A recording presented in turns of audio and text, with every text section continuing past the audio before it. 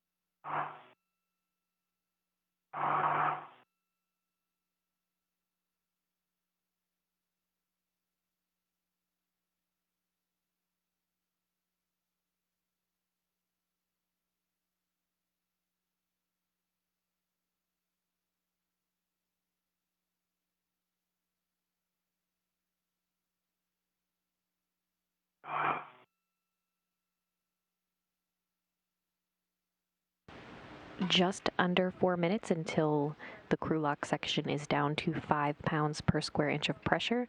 Again, they'll pause to do a systems check, and then they'll resume depressurization all the way down to vacuum.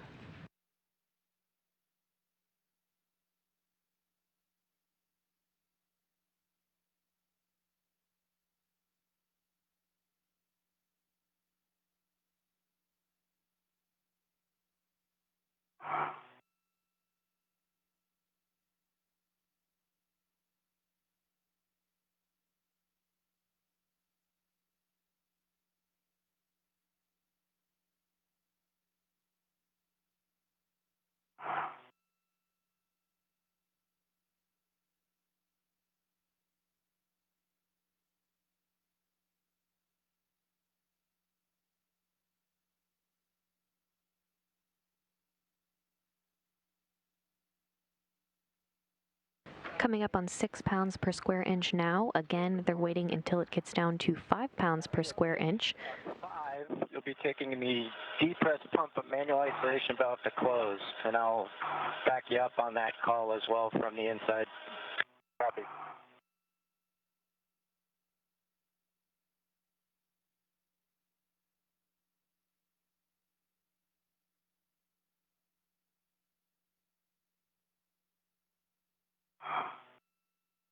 There's my tone at 6, as expected, a little behind, behind you. 0.3 like it was before. Yep.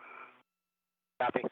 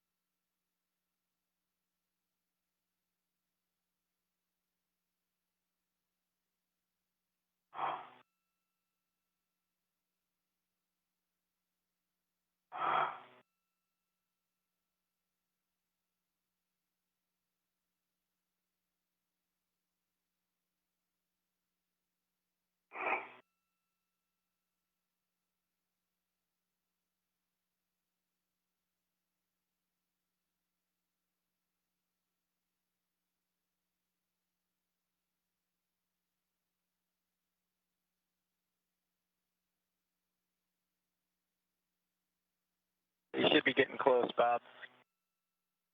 I'm showing 5.1, 5.0. Okay, we heard the valve. Okay, on both of your DCMs, move your status until you get leak check displayed. Check displayed.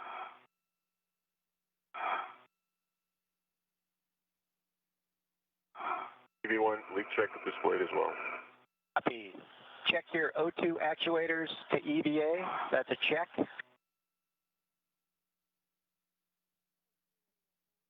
I think we have to get in the leak check. Yeah, follow the instructions.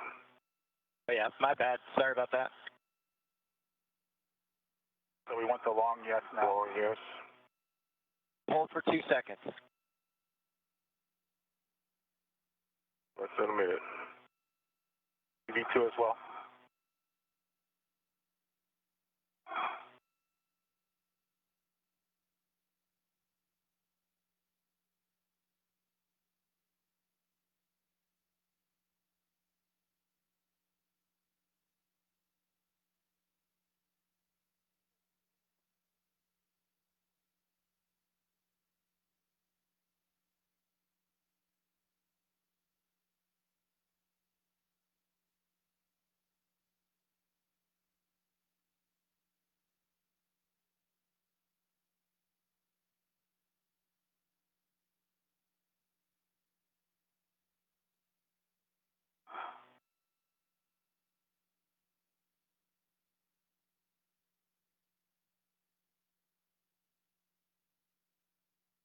EV1 leak check complete.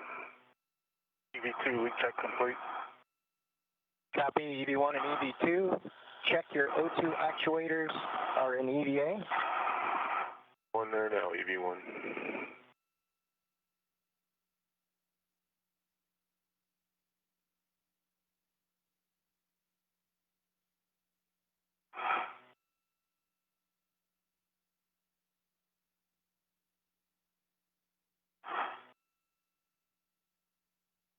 EV1.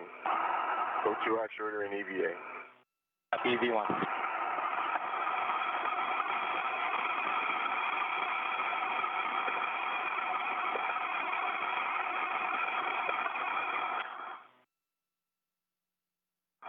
EV2 is in EVA. Copy EV2 and EVA. Okay, next step for you, Bob, depress pump manual ISO valve to open. Expect an alert tone. Depress pump manual isolation valve coming open.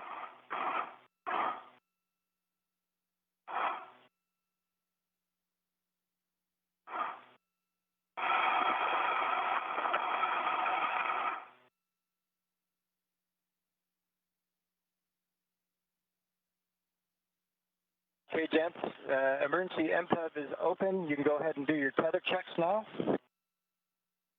All right, copy. Bob, you want to start from structure? Yep, starting from structure.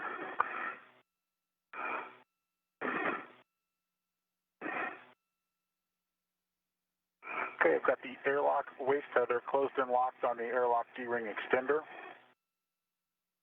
That large hook from the airlock waist tether is closed and locked onto my left waist tether. Hook on my left waist tether, the large one is closed and locked, and the small one is closed and locked on my D-ring extender on my left side.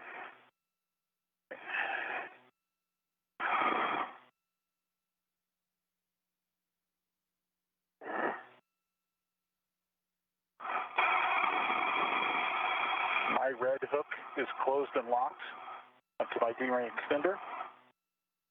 Green hook is attached to the red reel. Yellow hook is closed and locked onto the green reel. And then I see that the hook on that green reel is closed and locked onto your red hook. Okay. And both reels are verified unlocked. Copy that. Picking up your hook that you just confirmed. It is closed and locked on my red reel. The red reel, my red crew hook is closed and locked on my left D-ring extender. That completes our current load path. Back on my two reels, red Irkham body has a yellow hook, large yellow hook closed and locked on the green Irkham body. The green crew hook is back onto the red reel. It happens to be locked also. And the large white hook on the green reel is temp stowed on my mini workstation. Both of the Irkhams are in the unlocked reel position. I've got a dry hat, and I've been looking at my gloves for a while, and they're pristine. I also have a dry hat,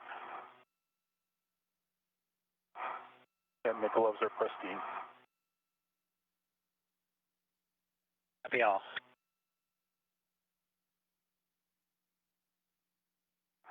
Coming up on 2 PSI. Copy, concur. When you get to 2, you'll take the depress pump manual ISO valve to close.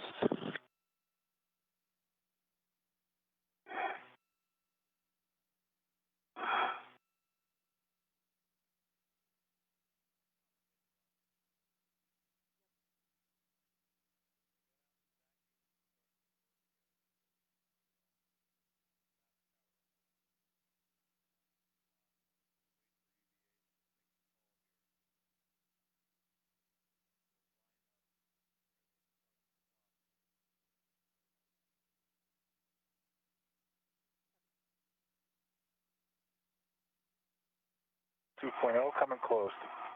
Okay.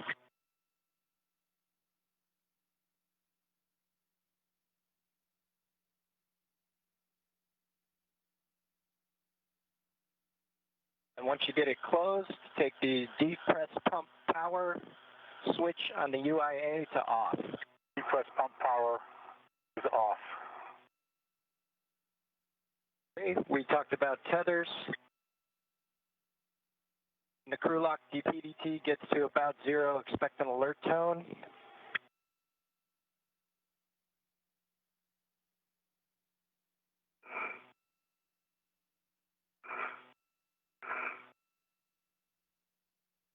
And then when EV hatch delta P is less than 0.5, you can open and stow the EV hatch.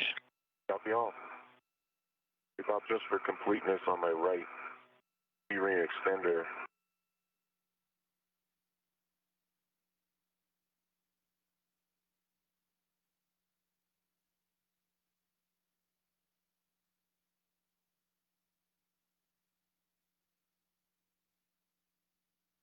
And we're in a quick handover between satellites right now, but we should be regaining those communications here shortly.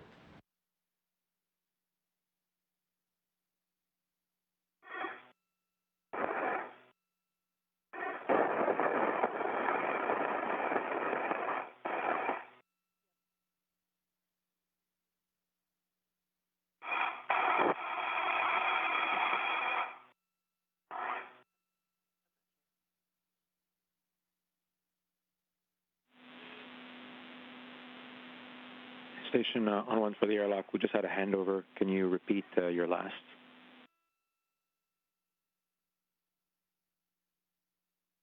Hello, Debbie. I was just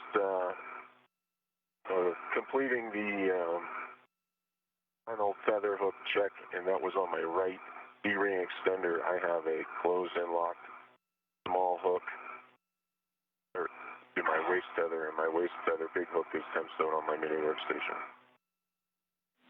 Okay. Copy all. Good config. Thanks.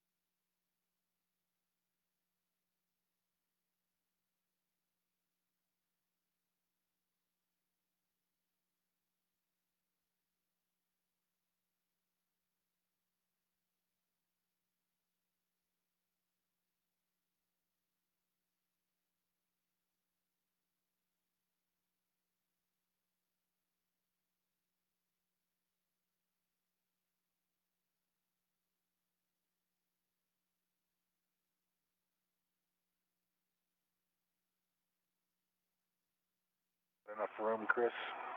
I think so.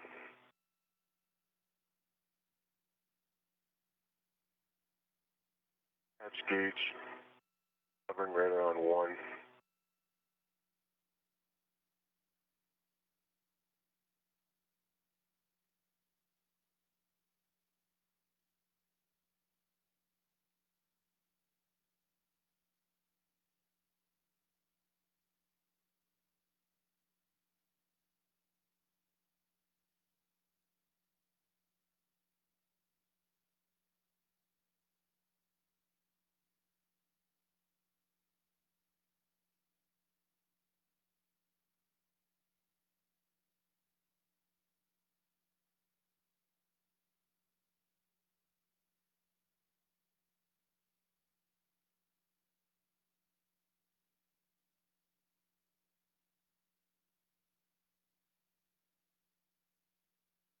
Is my SCU interfering with your crew lock bag area? That's good. Good. That's why I took the bag before you stowed your, I got it out from underneath the CU, so I've got access to it. Copy.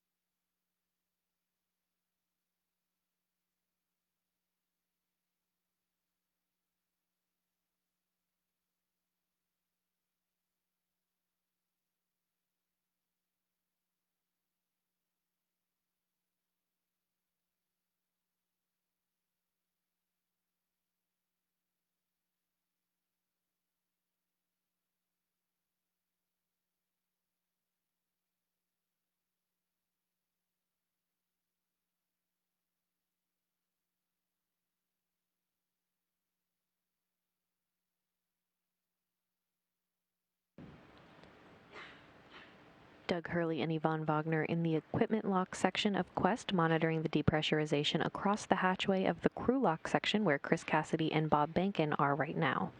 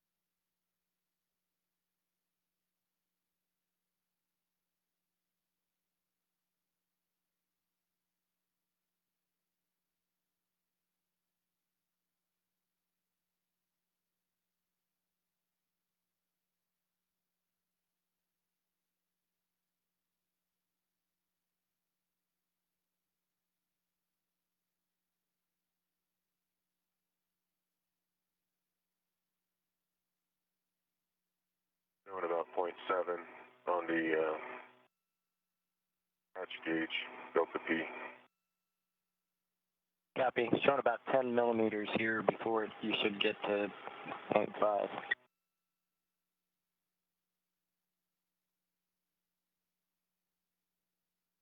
It is slow as you briefed.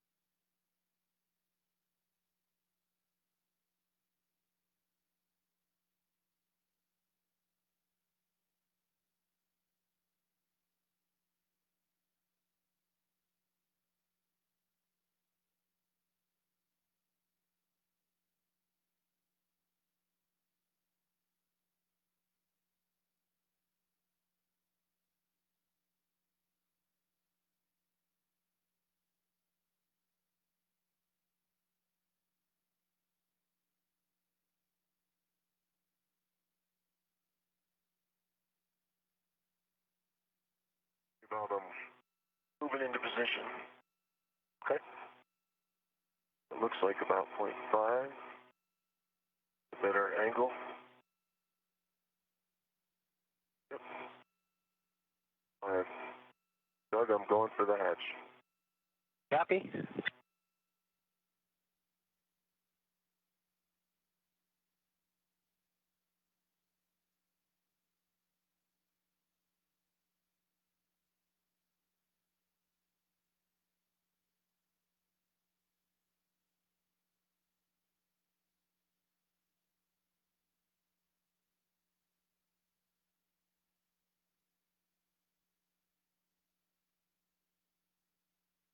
Like free time.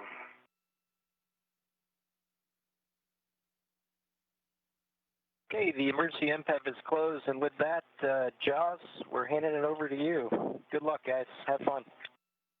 Thanks a lot. Thanks, Doug and Yvonne. Thanks for your work getting us set up so well. Got us right on timeline. We appreciate it. Chris and Bob, good morning. Good morning. Good morning. Okay, with that, we'll step into the post-depress. Staggering your switch throws, switch power to bat. Expect a warning tone.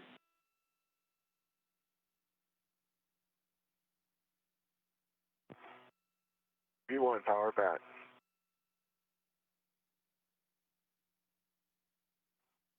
Power bat. Both of you check your display switches are functional.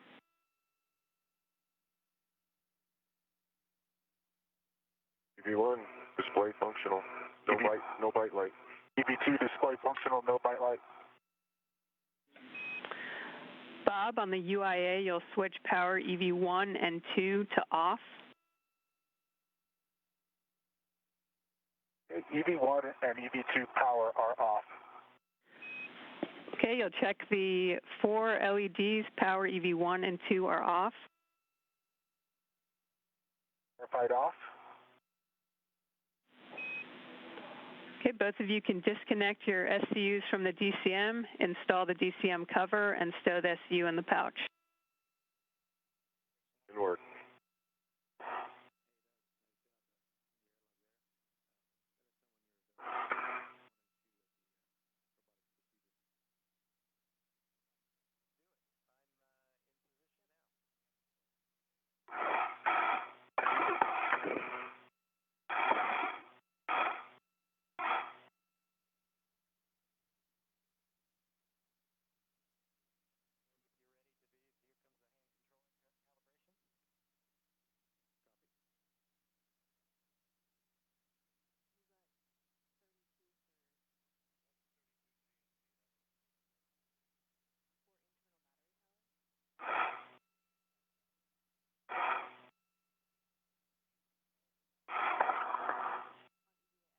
Complete for EV2. EV1 complete as well. Okay, Bob, on the crew lock, check the depress pump man ISO valve is closed. Depress pump man ISO valve is closed. Both of you can take your temperature control valves to max hot.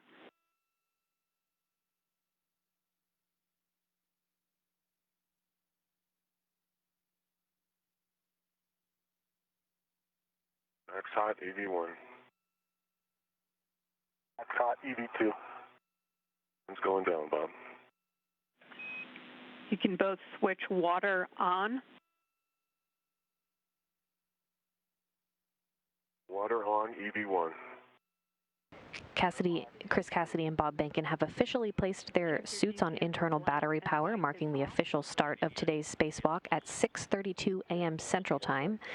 This will be the first in a series of spacewalks to complete the upgrades to the Starboard 6 truss power system on the International Space Station. To the desired position, please let us know what they are.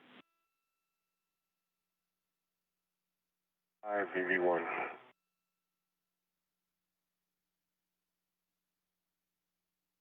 And EV2 set to 5 as well. Copy. Check your suit pressure gauges and report. 4.3 EV1. 4.2 EV2. Copy 4.3 and 4.2. You can set your visors as required. It's just the beginning of a night pass now.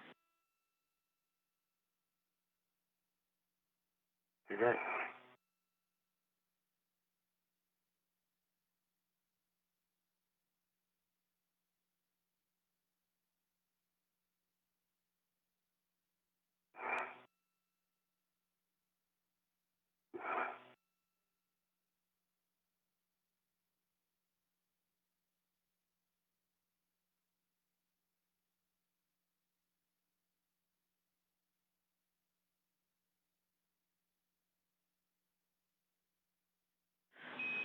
Okay, with that, Chris, if the thermal cover isn't open, you're good to open it and egress the airlock with your medium ORU bag.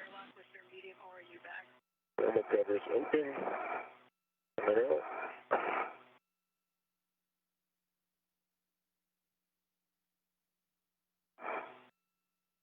And we have confirmation the thermal cover is now open.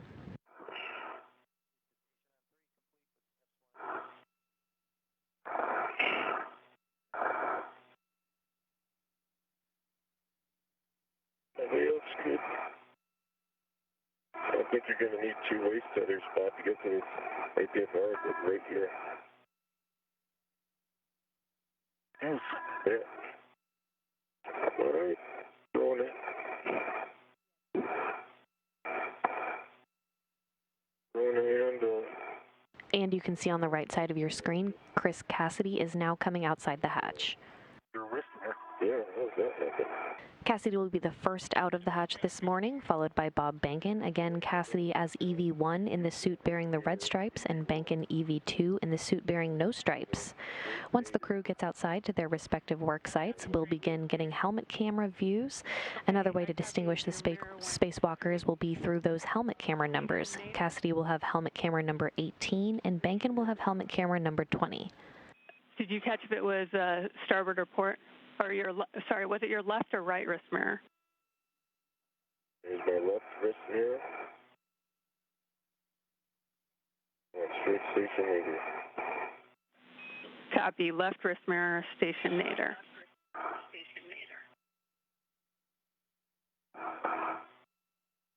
All right, Bob, moving out. My manual isolation valve is down, and my zipper deploy handle is down. So,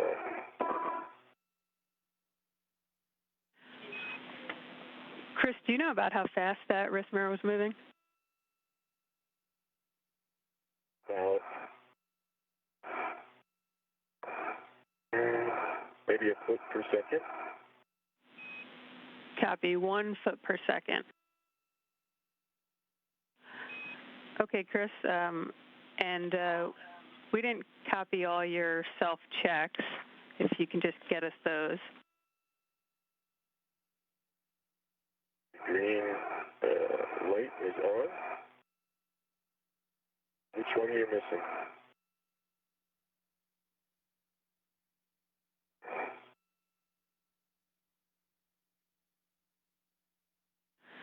Jaws, which step you missing? And Chris, we didn't copy both your safer handles. Can you just confirm your safer handles are both down? That's affirmative. The deploy handle is down, and the manual isolation valve. I'm at 3410 right now. Okay, firm 3410. Down box spare lead. And Charles, I have a go to egress the airlock. Okay, from Bob, you have a go to egress. And you'll be bringing the crew lock bag with you, and that'll be going to the airlock with 11. I have the crew lock bag with me. And Bob Bankin now making his way into the vacuum of space. Arrived at the APFR. Copy, Bob, and we'll take self-checks from you as well when able. Jaws, was there anything else you missed on the steering on the self-check? We'll want the tabs once you get to the safety tether location. Okay. And for I'm on phase 1, moving starboard. Yeah, I can verify my right safer handle is down.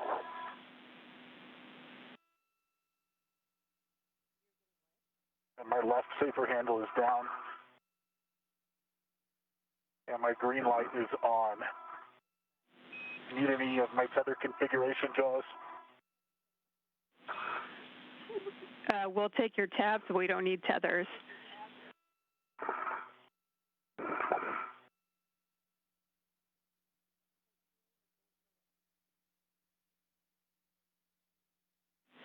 And I have my left tab is down. Copy. My left tab is up.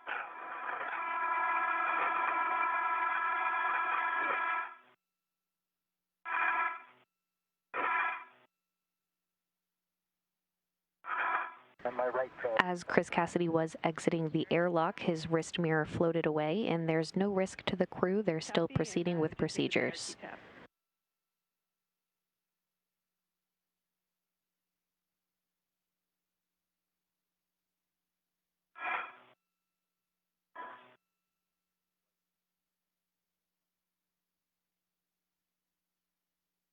The RT tab is up as well.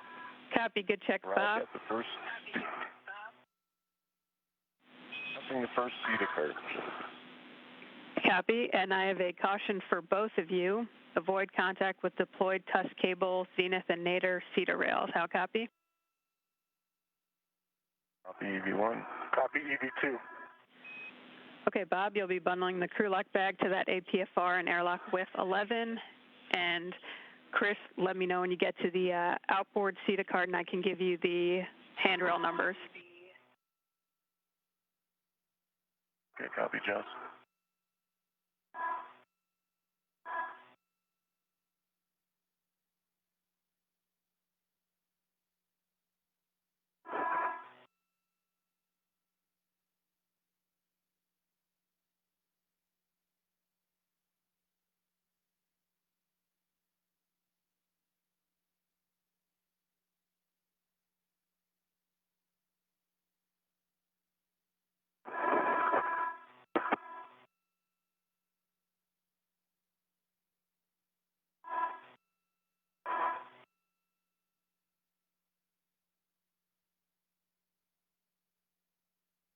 Okay, I'm underneath the outboard cart. I'm looking at 3061 as a handrail.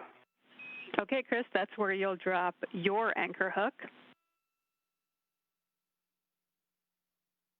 My anchor hook is closed. Slider is in the lock position, double checking. Rails are unlocked. Copy, good config. 3V1. And just beside that, you'll see handrail 3060. You'll attach Bob's anchor hook there. Copy all.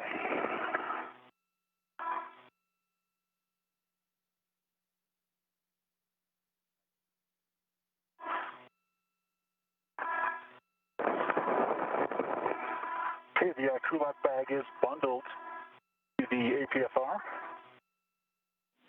Copy that, Bob. You'll retrieve the bundle with the APFR. You'll leave the whiff extender there.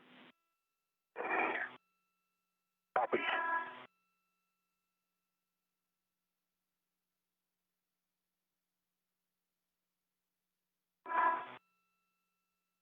Okay, I'm tethered Bob's hook. Breaking JAXA.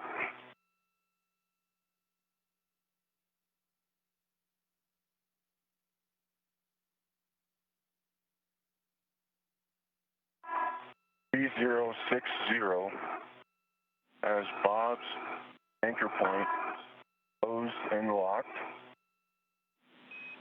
Copy that. Bob, Good. Ross concurs. You're free to unlock your waist tether. Copy. From we concur. And Jaws, the BRT is closed on the APFR, and it is tethered as well. Copy, Bob. And Bob, if you can just check your reel is unlocked, you are go to release your waste tether from the airlock waste tether and close the hatch thermal cover. Copy. Okay, the APFR is on my BRT. Copy. And Chris, you'll be translating on that CETA cart to WIF 5 and bundling your ORU bag to the APFR and retrieving it. Okay, in work. And Bob, I'm on the CETA cart. Copy.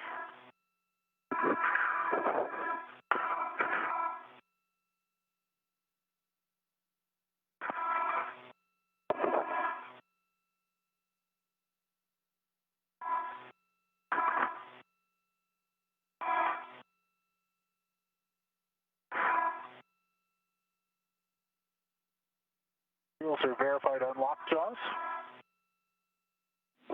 Copy, Bob.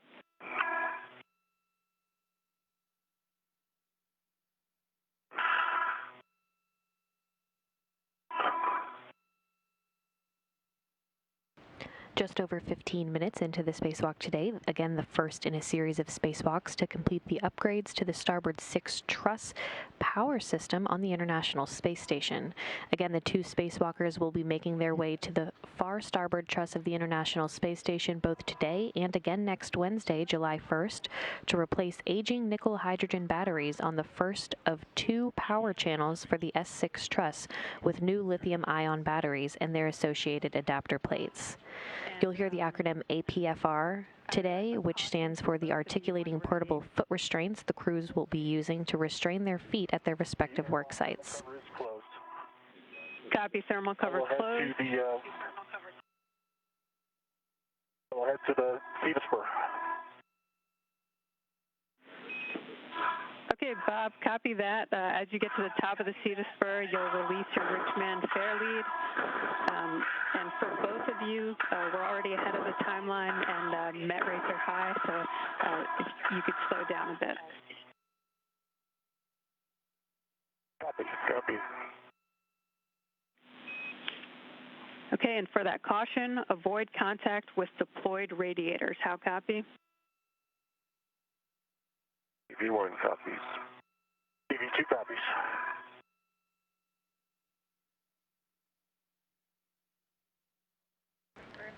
And we're getting helmet camera views. Of course, this one number 18 from Chris Cassidy. I'll have you check your gauntlets in place and check your 3 tabs as well, please. Okay, you bet. Now's a great time. So both gauntlets are in place and tab checking in work. Copy. First order of business for Chris Cassidy this morning will be to set up their tether anchors away from the airlock to enable them to go farther outboard. Cassidy will then head to the external pallet, or EP. The external pallet is held by the robotic arm and houses the new batteries launched from Japan on HTV-9 in May. BRT tab up and 2 mini workstation tabs are also up. All 3 tabs up. Copy, Chris. Good config.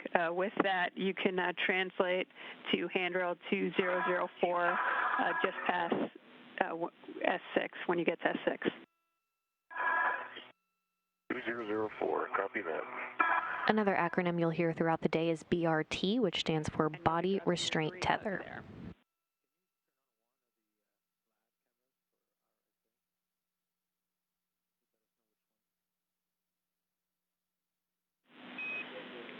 What did he ask for? Jaws have arrived at the 3410.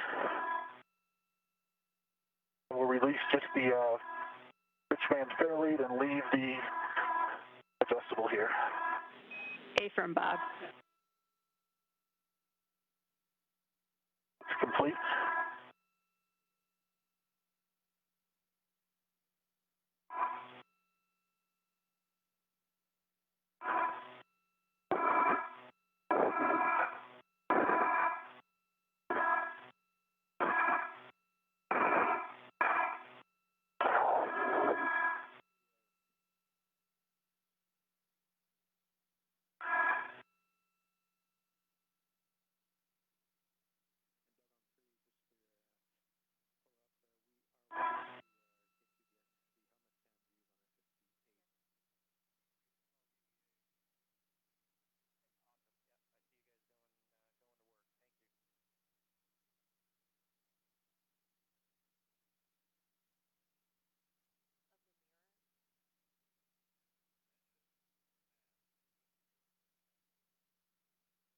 I've reached the forward face of S0.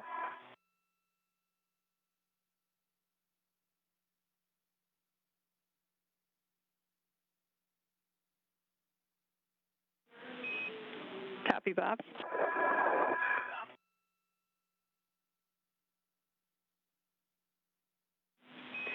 And Bob, you'll be heading all the way outboard on S6, and as you approach the Sarge, if I can just get a check for gauntlets in place.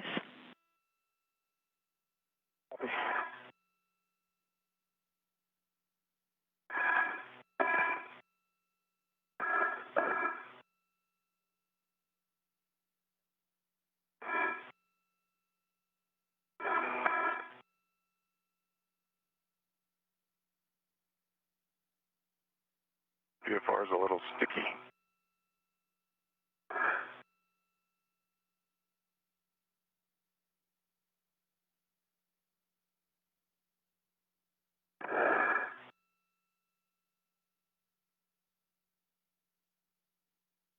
Yeah, as I got the APFR out, but just as a note, it was release mechanism was a little. Copy that, Chris.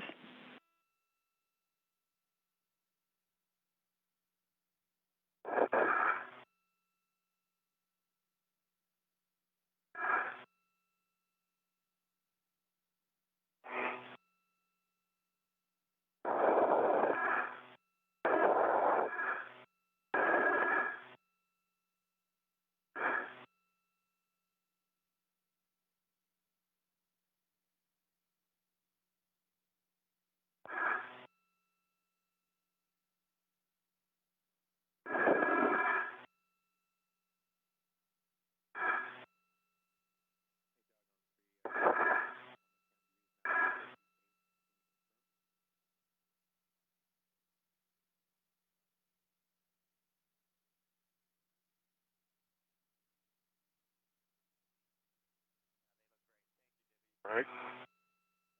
Moving out from Cedar Cart and heading outward. Where are you at? I am at the Cedar Cart. Copy that.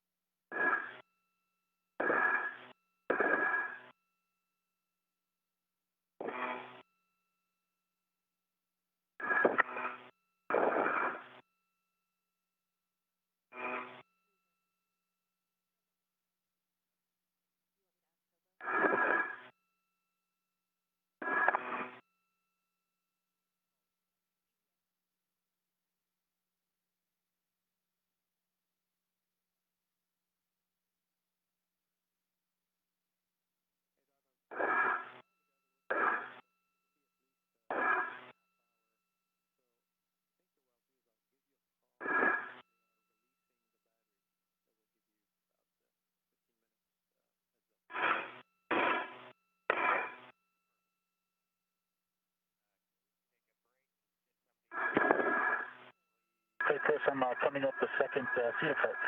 Copy that.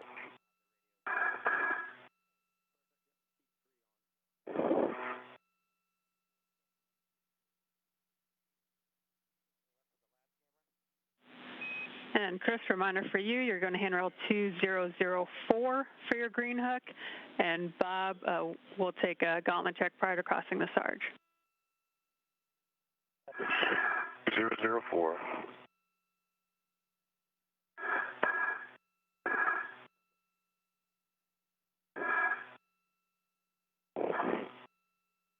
Both of my gauntlets are up, covering my arms. Copy, Bob. I'm at 2004. Okay, Chris, you'll drop your green hook there. See that green hook coming here.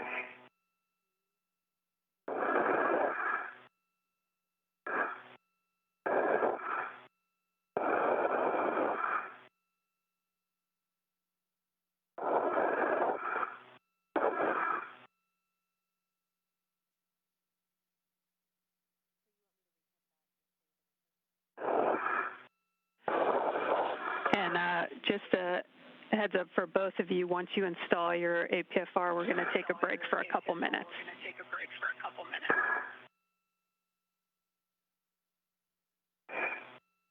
EV2 copies. EV1 copies. All right. Green hook is node, and it's also locked on 2004. Copy, your green hook's down at 2004, Chris. You'll be installing the APFR into WIF 4 with a clocking of 6. 4 clocking 6.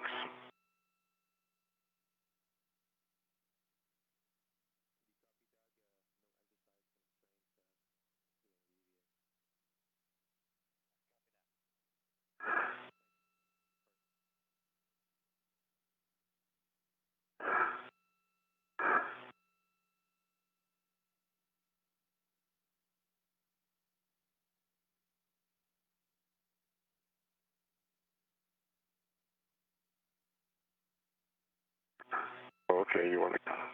I'll just hop up here, Bob, and you can... No, I'll pause here if Jaws is okay with that. Oh, okay.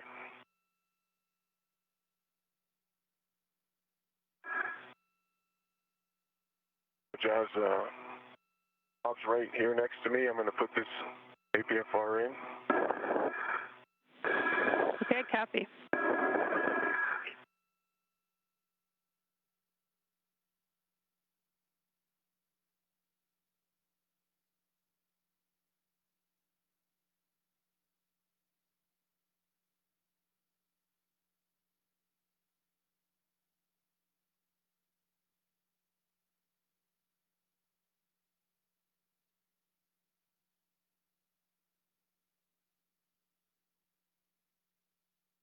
Jaws, what are the rest of the settings besides 6?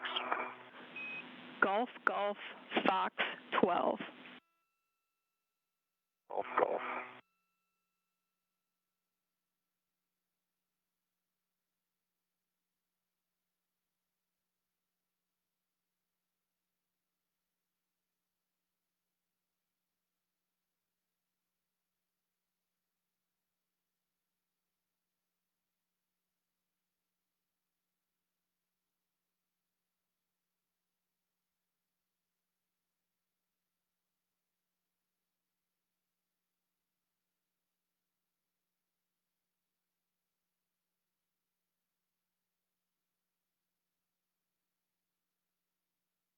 Okay, the black lines are lined up.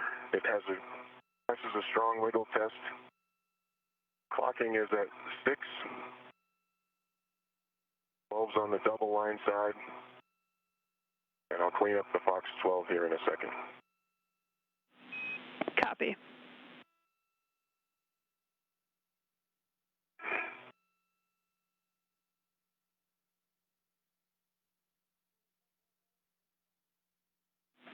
And while we're taking this break, now's a good time for me to read some warnings and cautions for the external pallet. The EP wheels are no touch for pinch points. The EP PVGF grapple shafts and curvic coupling teeth are no touch. Translate only on handrails. Do not impart loads into any ORU on the EP. No sudden movements on the pallet. Maintain less than 0.45 foot per second translation speed. Wait until pallet motion dampens out before imparting any loads. How copy? EV1 copy. EV2 copies. Tom is a little garbled. Me at this. Do you hear the same thing, Bob? No, the combo's okay for me.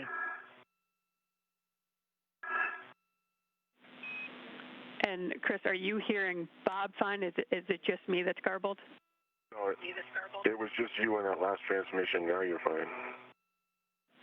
Okay, great.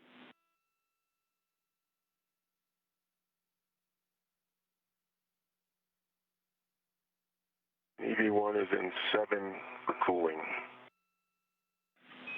Copy, Chris.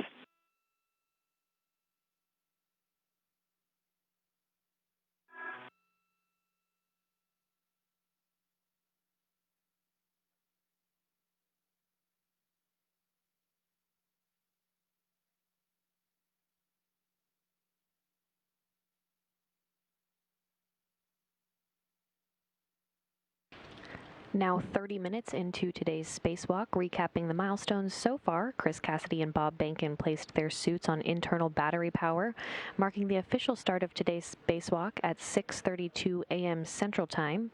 Chris Cassidy's mirror on his left wrist became detached on his way out of the hatch, and there was no risk to the crew. The dimensions of that wrist mirror are 5 by 3 by 0.75 inches with a mass of 1/10 of a pound. Chris Cassidy and Bob Behnken are now headed to their respective work sites to begin prep activities.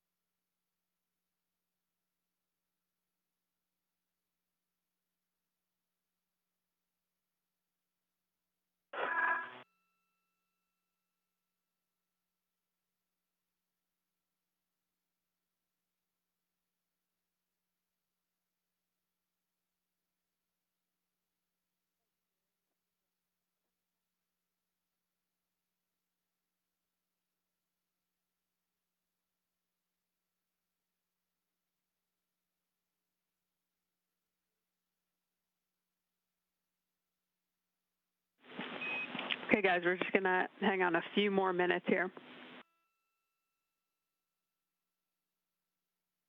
Copy.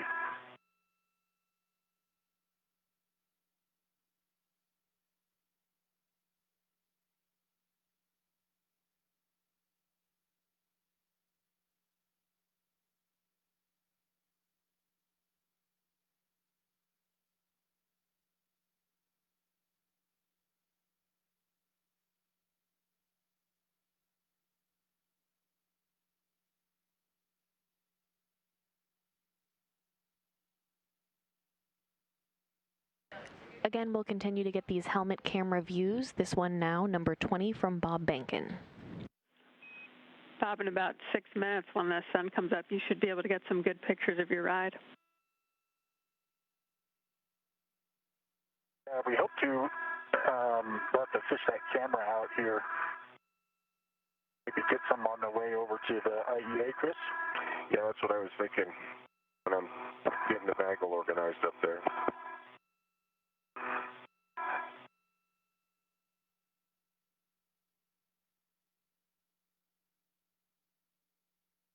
Thanks, if you see any other good opportunities, let us know. Will do.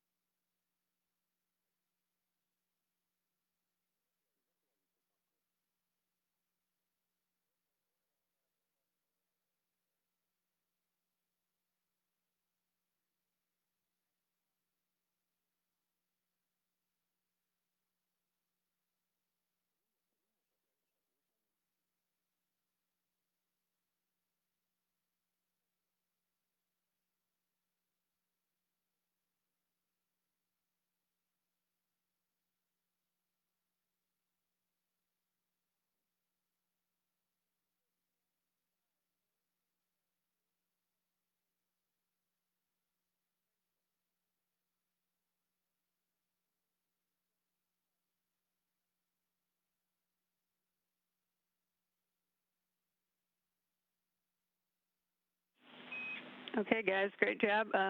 We're going to pick back up slowly. So, Bob, you can continue outboard, and Chris, you can complete the Fox 12 settings on the APFR. All right, let me get out of Bob's way.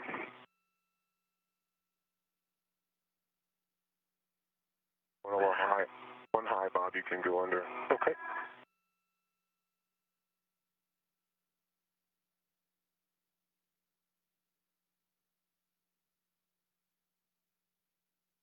Room.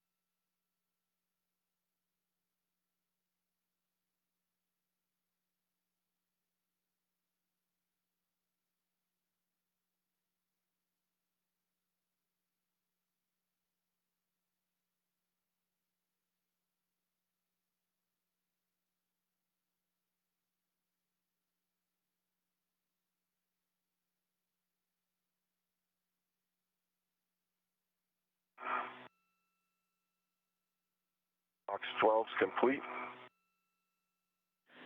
Copy, Chris. And can you just confirm the pitch knob has popped out? It is. I'll put another set of eyes on it. Just confirmed, popped out in the locked position. Copy. Thanks, Chris. You can retrieve your RU bag from the APFR, and you have a go to translate onto the external pallet. All right, copy that.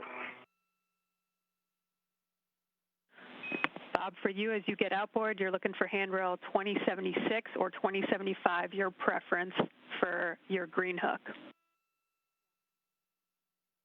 Copy 2076 or 2075. Good words.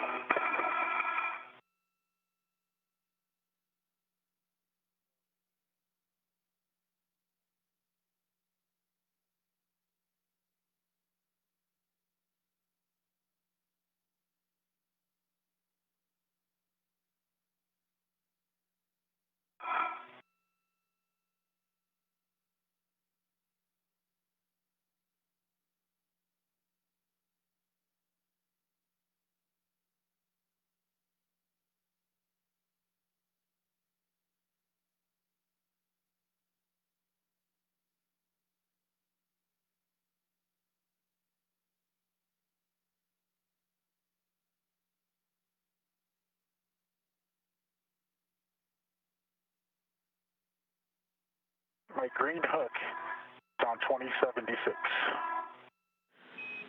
Copy 2076.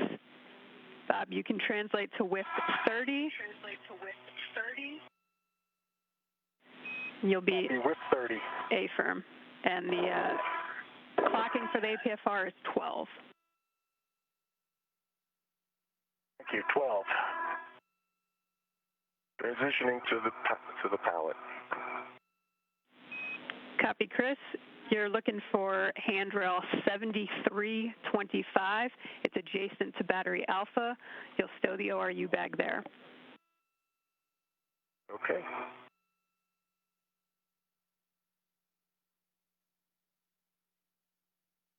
$73.25.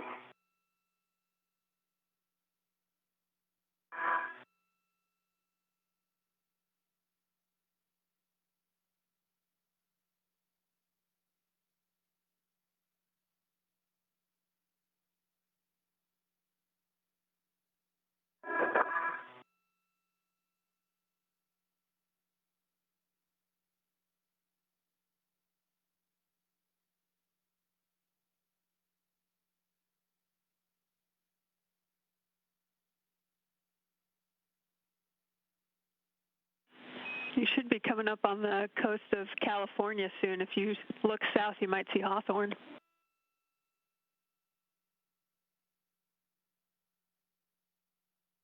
Cool.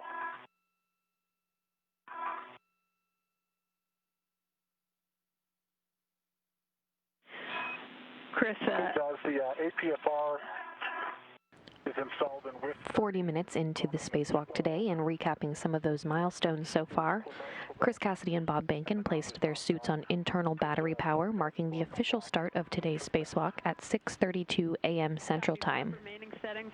Chris Cassidy's mirror on his left wrist became detached on his way out of the hatch, and there was no risk to the crew. The dimensions of that wrist mirror are 5 by 3 by 0.75 inches, with a mass of 1/10 of a pound.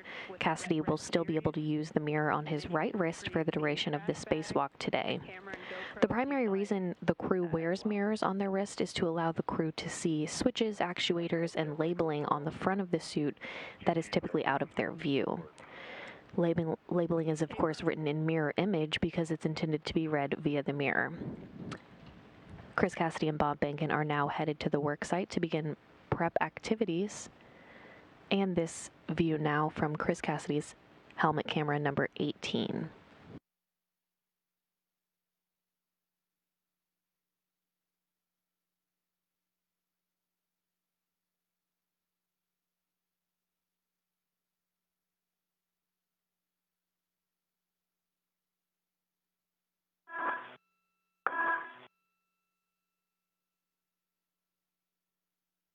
Foxtrot 12 is set on the APFR. Copy, Bob. You can grab your crew lock bag from the APFR and head up towards the radiator side.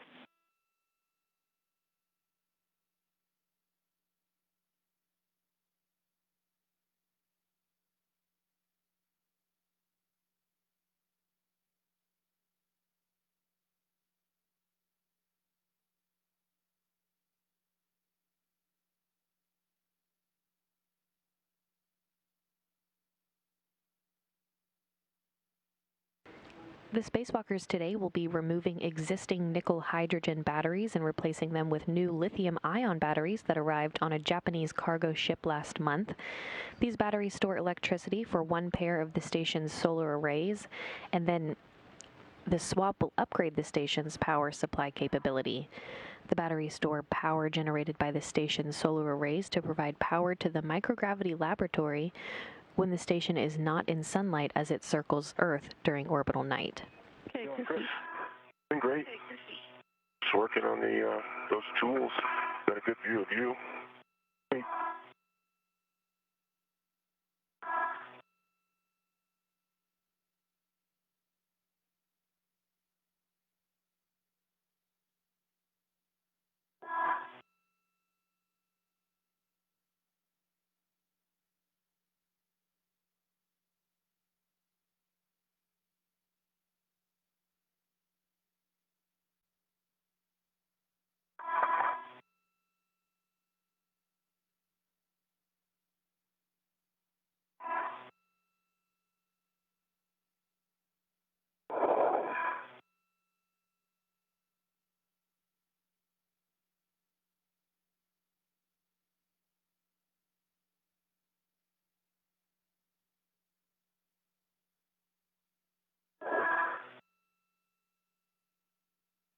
Were you going to say something? Negative. Okay.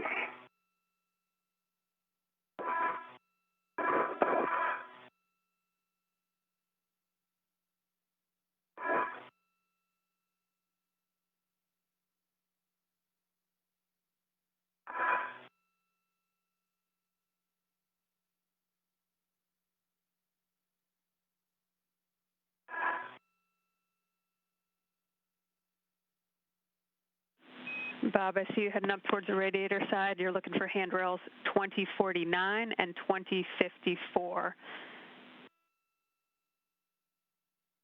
Copy, I've arrived at 2054.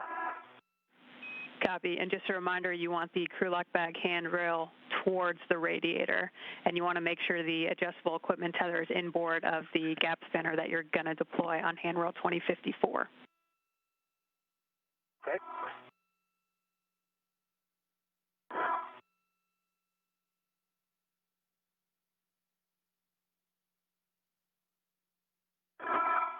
Okay, the crew lock bag is tethered to 2049. Copy.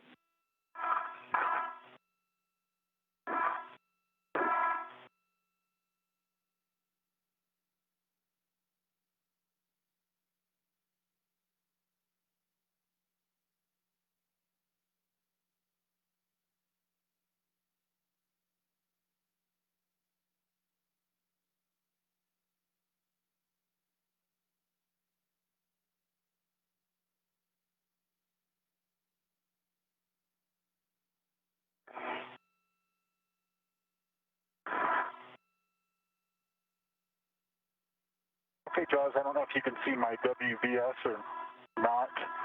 I want to make sure you're happy with that crew lock bag configuration.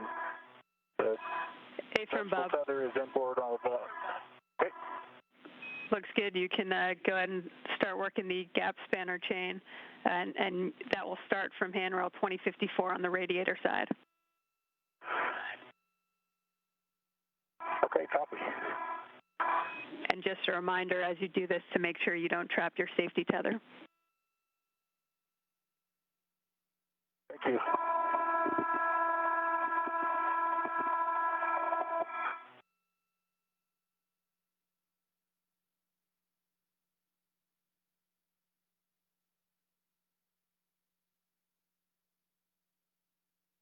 And like we talked about in the briefing yesterday, I'm going to put a couple of scoops out first.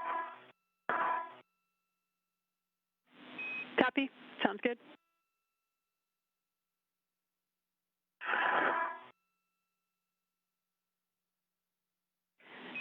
And Bob, did you want to go to battery 1 first?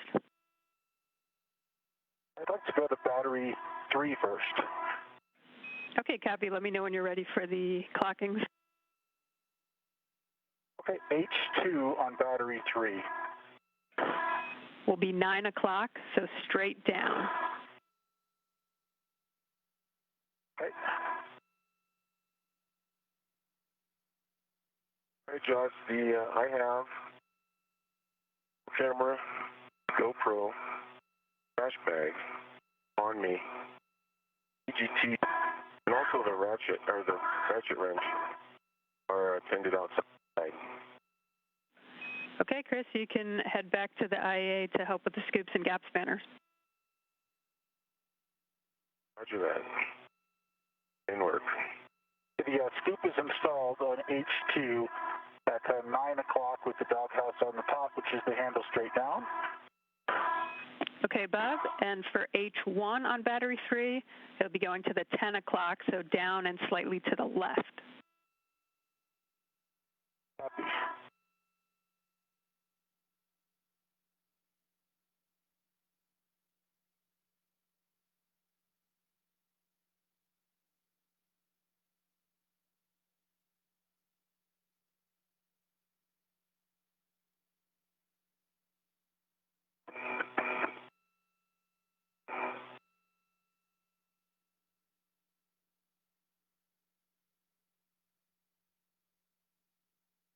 Okay, on H1, I've installed it at 10 o'clock, so down and slightly to the left. Copy, Bob. Let me know which battery you'd like to do next.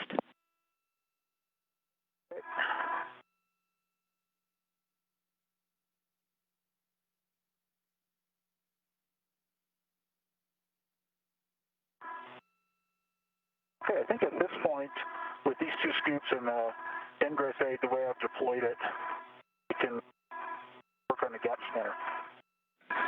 Okay, copy that, Bob. So you're going from handrail 2054 on the radiator side. The 2054 on the radiator side. Good words.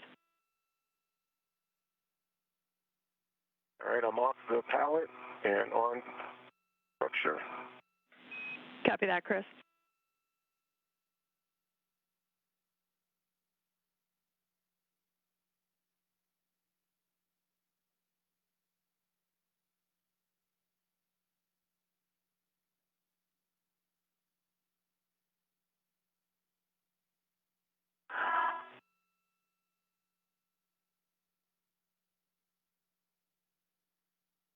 Jaws, I'm actually going to leave the GoPro camera right here in Bob's future happy place. Right Okay. on handrail 2005, which is adjacent to the APFR. Copy, handrail 2005.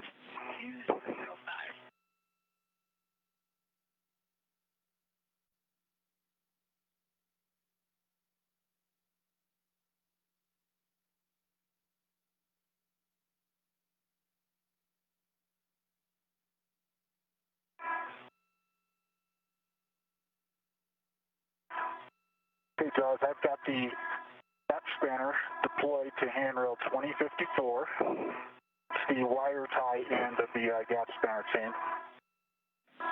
Copy, Bob. The other end will be going to handrail 2012. Copy.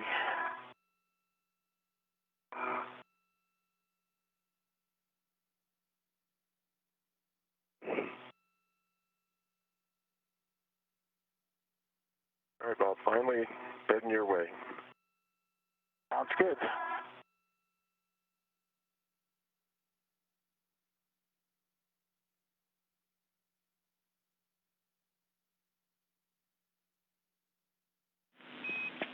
And Chris, if you wanted to start with the gap spanner, the non-radiator side handrail is handrail 2010. 2010. Copy. Nice timing. That's exactly where I am.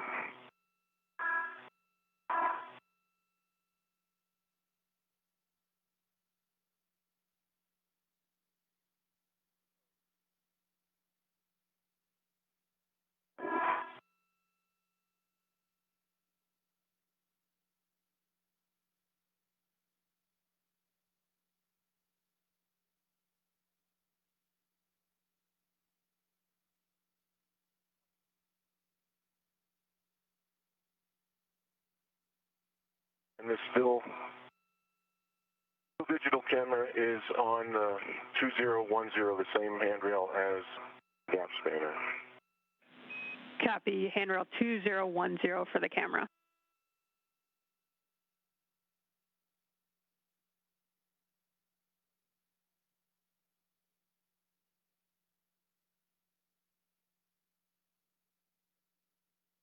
Working on the gap spanner.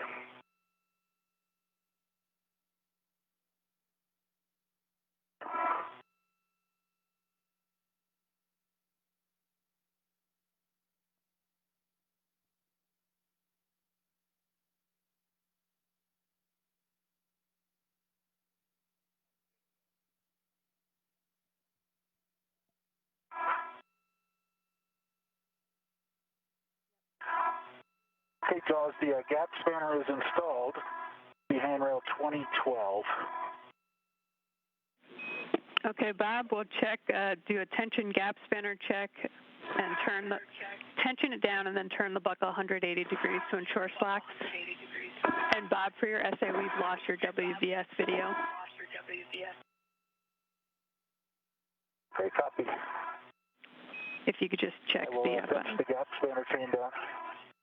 Okay, let me get to this gap spanner being snugged up, and then I'll do that if that's okay. That's good with us, thanks.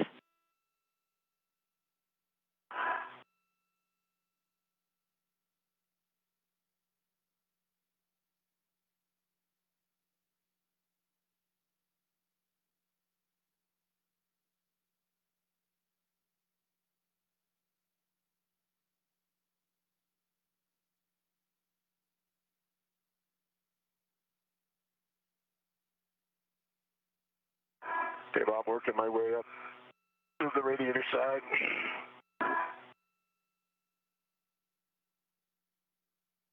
Copy.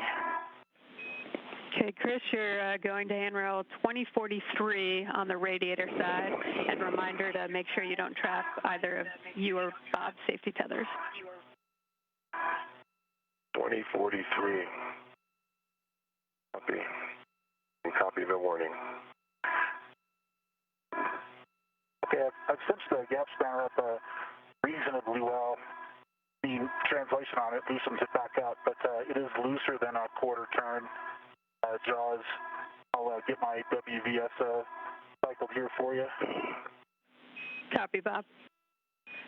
And Bob, it should be a full 180-degree turn. Okay, copy. It's a little bit looser than that, but I really can't snug it much more.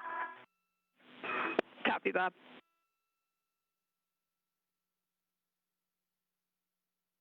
All right, 2043 has my radiator end deployed, and I'm working on the same tensioning steps. Copy, Chris.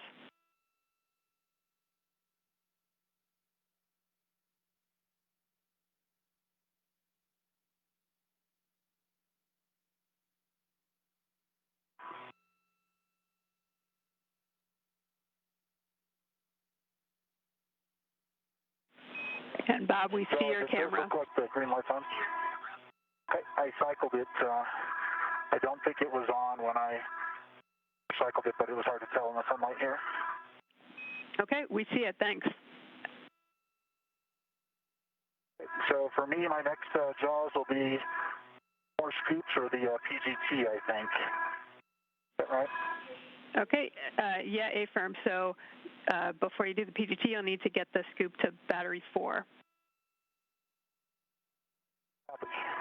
All right, one full 180-degree turn on the buckle. Copy, Chris. And if you want to... a little loose, like Bob was saying, but... Yeah, I think we've heard that from the previous ones as well.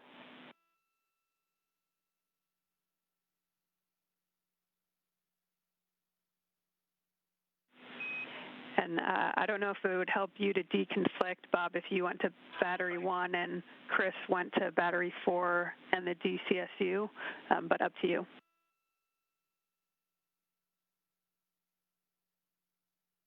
That works.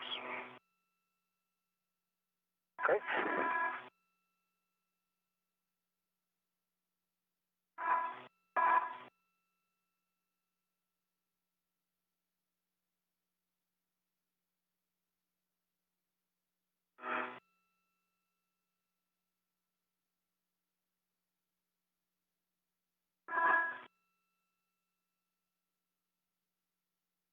Okay, Todd. H2 on battery 1. H2 on battery 1 will be at the 3 o'clock, which is straight down.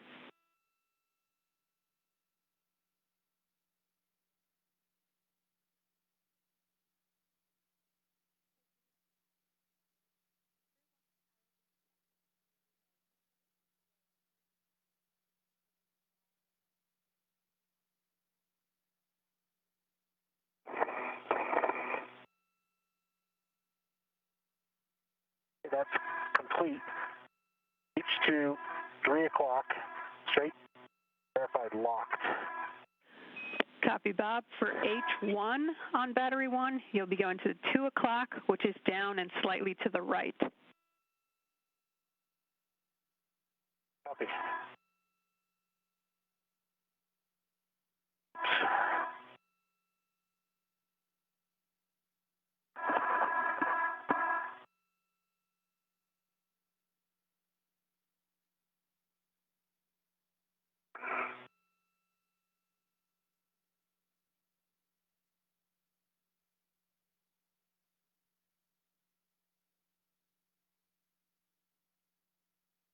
Copy.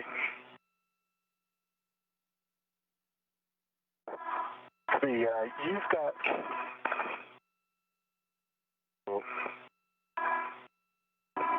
scoops as well, huh? Yeah. Okay. If that makes sense, I can, I'm right here at battery 4.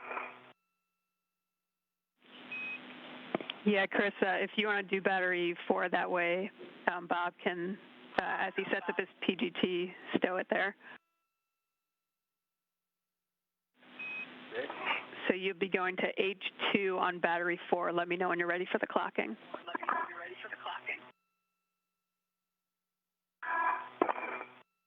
H2 on battery 4.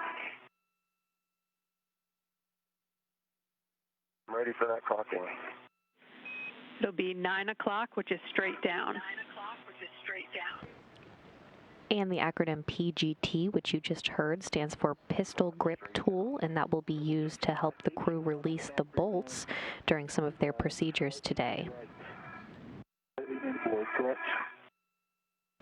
Now 1 hour into the spacewalk today, recapping some of the milestones so far. Chris Cassidy and Bob Behnken placed their suits on internal battery power, marking the official start of today's spacewalk at 6:32 a.m. Central Time. Chris Cassidy's mirror on his left wrist became detached on his way out of the hatch, and there was no risk to the crew. The dimensions of that wrist mirror are 5 by 3 by 0.75 inches with a mass of 1/10 of a pound.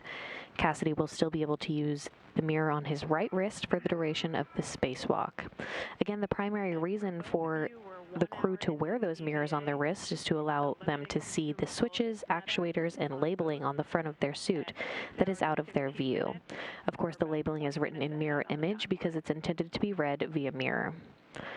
Chris Cassidy and Bob Behnken have now arrived at their work sites to begin setting up. Just for size reference on the batteries and adapter plates the crew will be handling today, the adapter plate is 40 inches by 37 inches by 8 inches with a mass of 75 pounds. The aging nickel-hydrogen batteries being replaced are 40 inches by 37 inches by 19 inches with a mass of 364 pounds.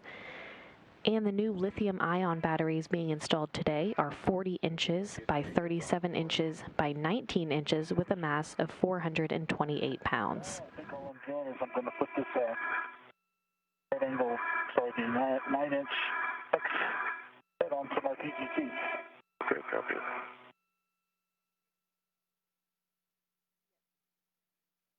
All right, Josh, DCSU. You're going to H1 at 2 o'clock, which is down and slightly to the right. Down and slightly to the right, I'm on H1 of the DCSU. 2 o'clock, it's in the locked position, good wiggle test, scoop is installed. Copy that, Chris. So we've got all our scoops installed. And Chris, if you want to hang out by the H2 scoop of battery 4, once Bob configures his PGT, he can hand off the adjustable equipment tether for you to stow it on that. Okay.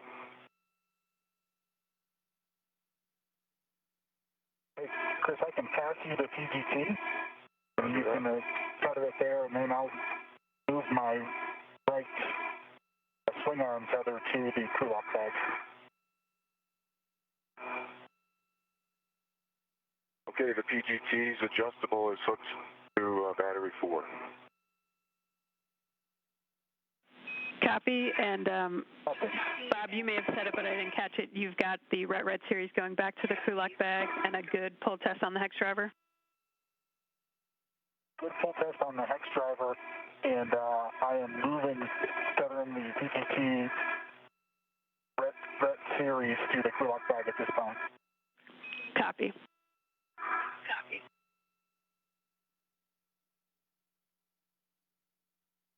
That's complete. I'm going to go ahead and close up the crew lock bag with everything but the ratchet wrench, I think. Okay. You can get it.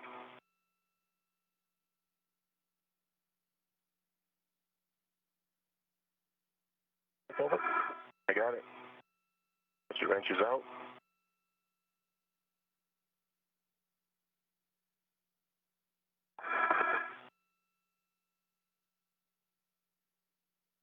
Jaws, am I heading to the APFR?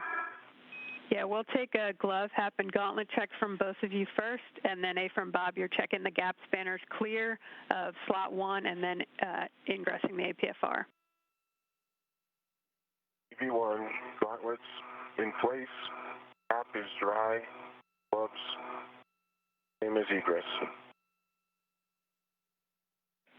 And Chris, since that mirror got knocked off, we just want to make sure you check that hand extra carefully in case there was something that caught on it to cause that.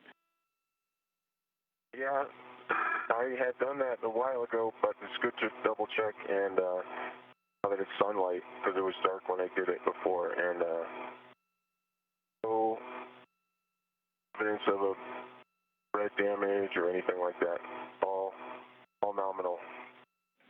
Copy. Good checks, Chris.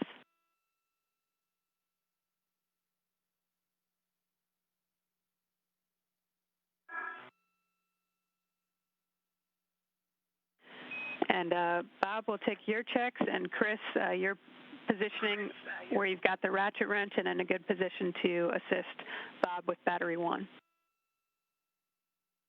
Okay, in work.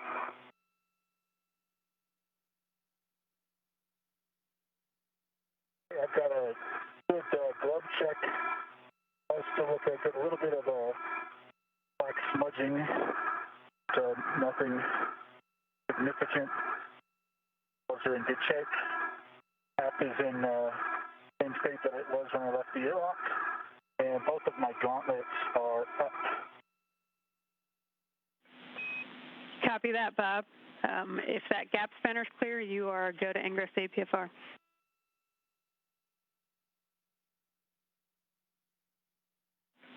And while you work that, I've got a caution for both of you. Once torque is broken on an H-bolt, do not impart loads into the corresponding microsquare. How copy? P1 copies. P2 copies. Another acronym you'll hear throughout the day is HAP, H-A-P. The HAP is the acronym for the Helmet Absorption Pad, which was installed in all spacewalking helmets in the wake of a water intrusion in the helmet of Luca Parmitano in 2014. The installation of the Helmet Absorption Pad, or HAP by the acronym, is intended to absorb water in the case that it has migrated to the back of a crew member's helmet. H2 side, if you don't mind me doing that one, otherwise I'll wait for Bob.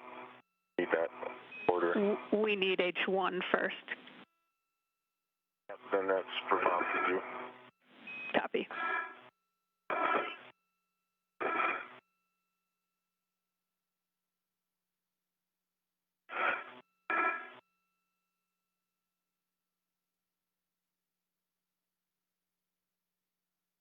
Just for brake and torque, you need the order?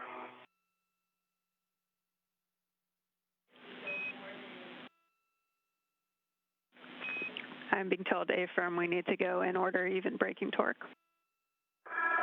Copy that. No problem.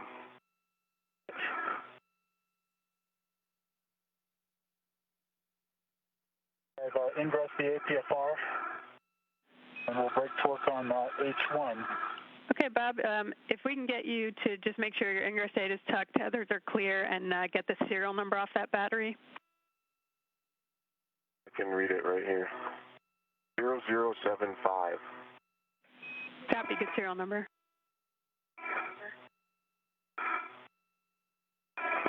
The red's a little stuck. You need it to suck back? Oh, it's okay. I'm going to go ahead and tether to the battery. We have that taken care of. And Go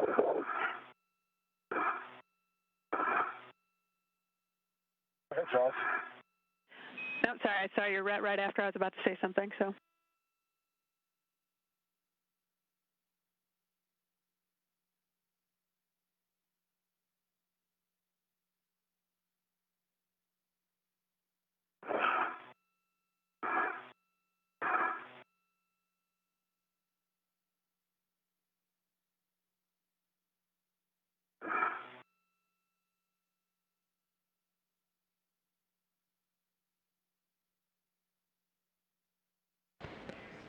And we've reached one of the main milestones in the spacewalk today, one of the many milestones.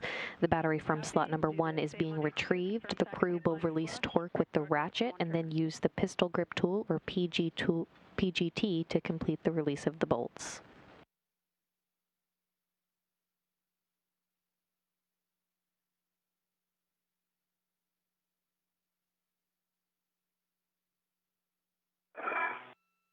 Torque is broke.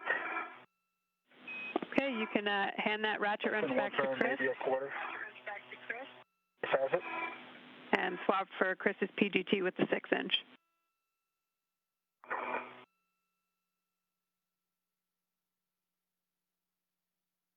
And now the pistol grip tool, or PGT, will be used to complete the release of these bolts. Settings are alpha 7, counterclockwise 2.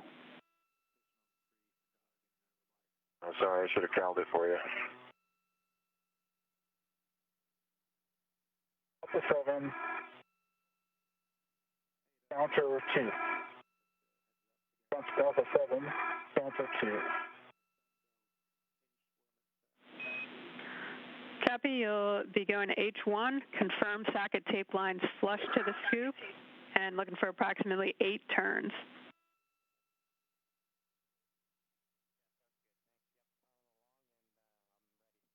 Socket tape line is flush, verified counter 2. 8 turns. Indicators moving.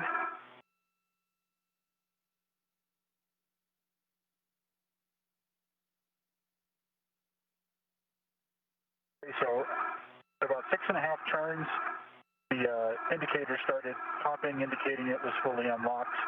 Gave it the full 8 turns.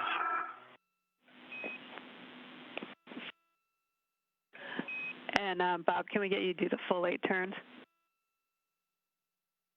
I'm sorry, guys. I did do the full 8 turns, but at 6.5, started to pop, indicating unlocked, so the indicator started to jitter. Copy. Thanks, Bob. Okay, same settings, alpha 7, counter 2 for H2, and confirm the socket tape line is flush, looking for approximately 19 turns. The socket tape line is flush. And understand 18 turns, Charles? 19 turns. 19 turns, copy. There goes.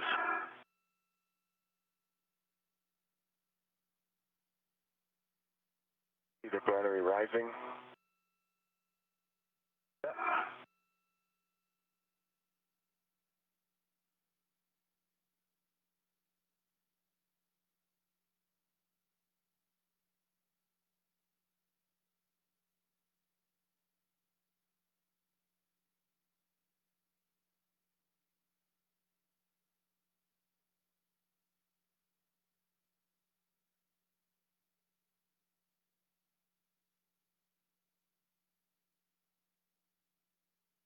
There's 19 turns.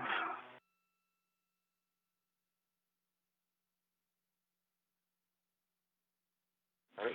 Got the PGT. Got it. And status indicators unlocked, Bob? Status indicator is unlocked. It has arrived there at about 17. Copy. Okay, I see you've handed the PGT back to Chris. Once Chris is in a good position to receive the battery, you can unlock the red and remove the battery. Sun going down.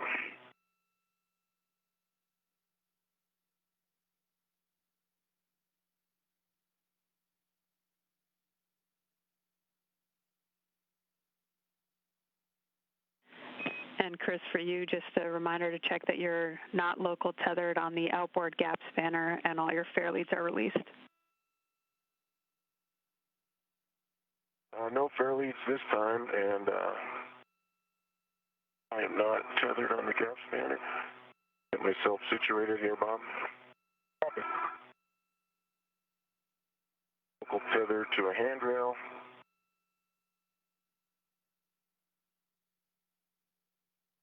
And I am ready. I'm all the way down on the lower edge, Bob. I think we can make it to reach. And Jaws, remind me which... You're handing off H1 to Chris. H1.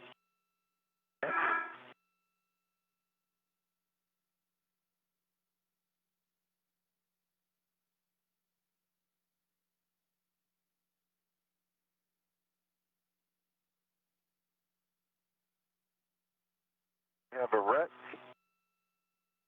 Have control. Okay. You have control of the battery, and I'm going to release my ret and egress the APFR. Copy that.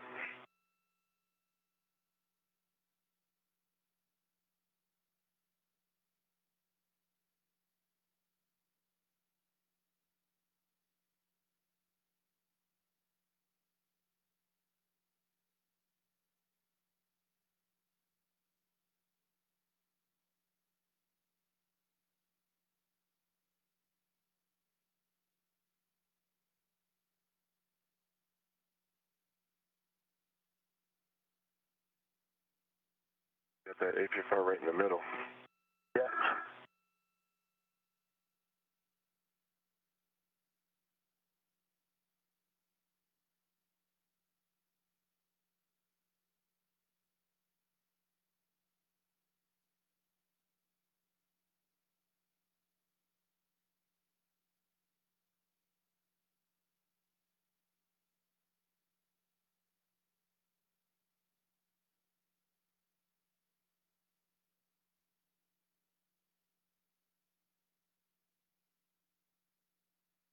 Right, I'm trying to get it to you. I have control of the batteries. You have control.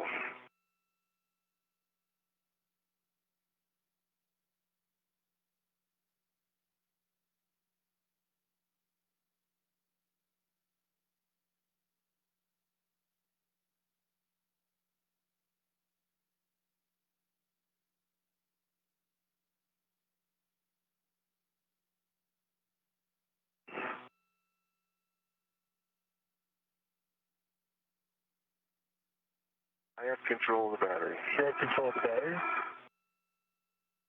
We've got the pin side out. Inside out.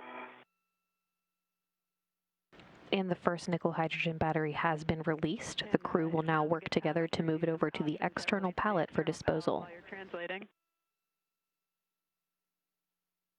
I think I'd rather you hold on just a minute. Copy. I've got the battery. You have control of the battery. You have control of the battery.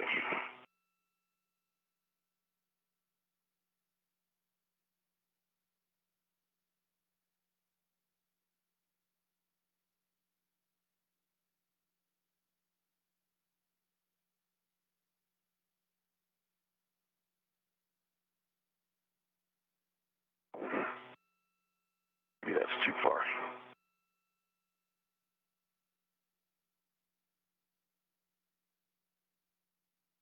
I have control of the battery. You have control of the battery.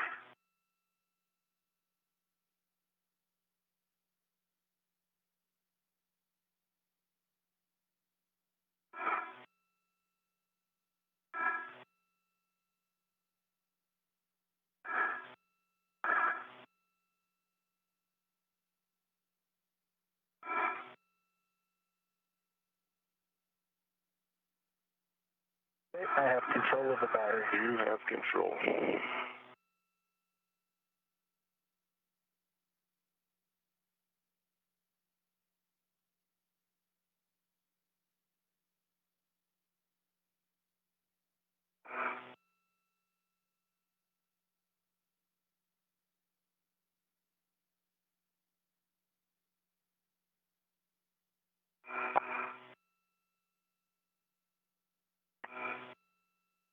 I have control of the battery. You have control of the battery.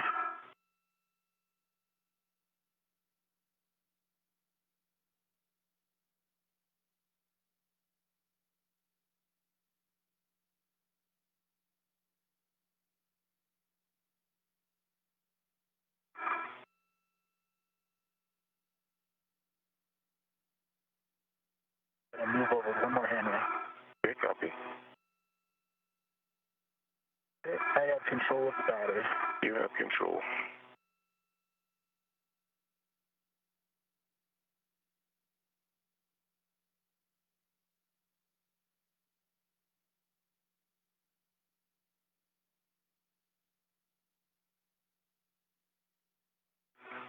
Move one more.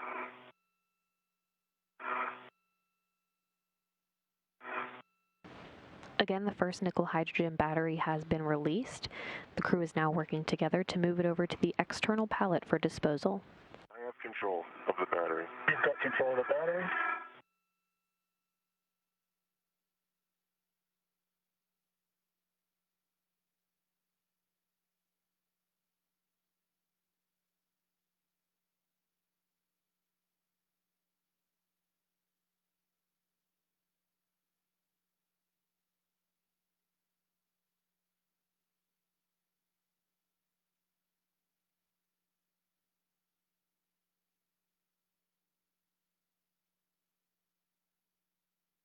I have control of the battery. You have control of the battery. Chris, a reminder as you Fines. get there that if you want to stow your trash bag in the medium RU bag, you can do so before you ingress APFR. Okay, copy, Joes. This will just be a short hop, Bob, and then I'll go to the other side. Okay. I have control of the battery. Okay, you have control of the battery.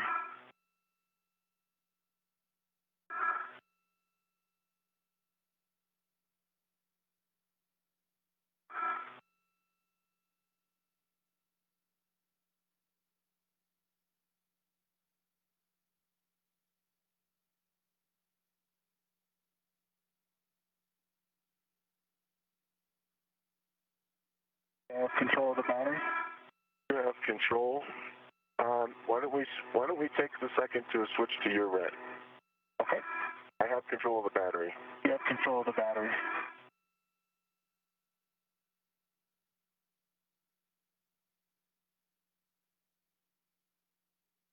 I have a ret to the battery.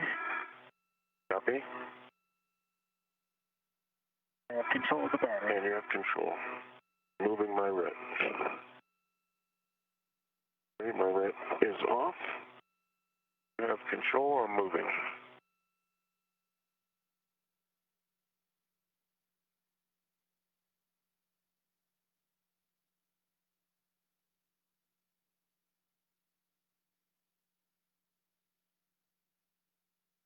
Tell me what you have the ability to get to your handoff position, or if we need a little one to set you up. I need to move one more handoff. Yeah, copy that.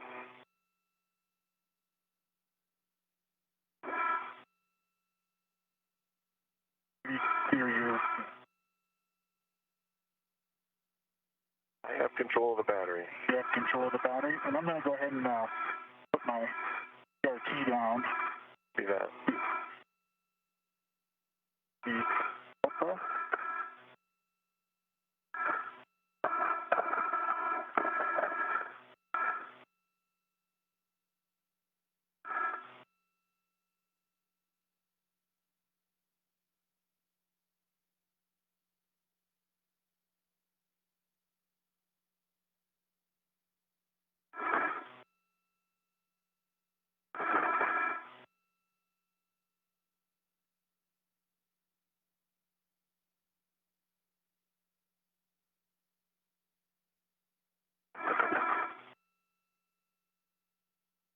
I have the battery. You have the battery. That. I'm going to ingress the APFR.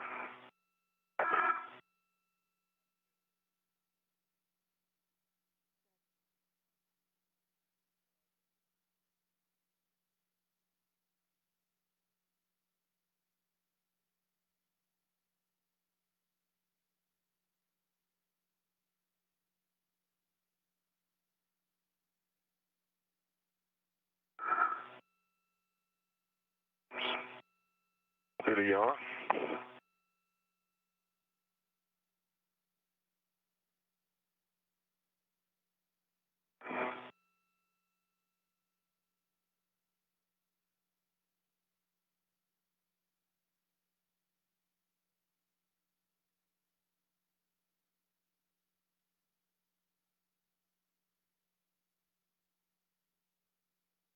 Look locked, Bob. To the yaw. It does look locked in the Yeah, feel in. Okay, Chris, we'll have you check your ingress aids tucked, tethers are clear, and end state. As Bob hands it off, you want H1 in your left hand, Chris, with you redded to H1. Okay, setting up for the transfer. All right, Bob? I'm ready. I'm ready. Let's see here.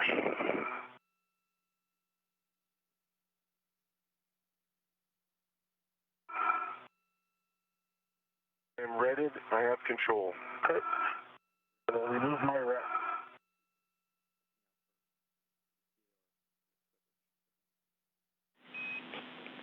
while you do that, I have 3 cautions I'm going to read before handover.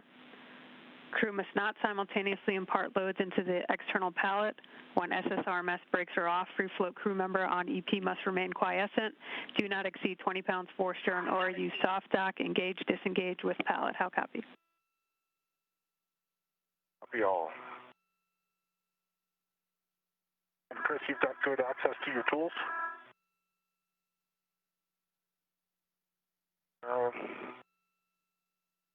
It's a little far over there to the left, but for right now, I'll just get this battery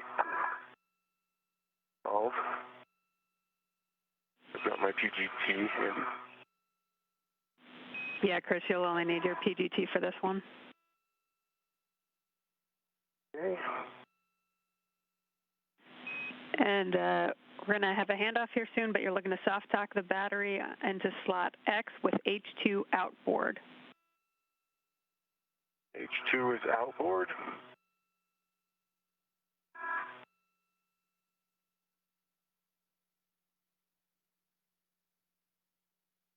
Looks like a lot of, there we go.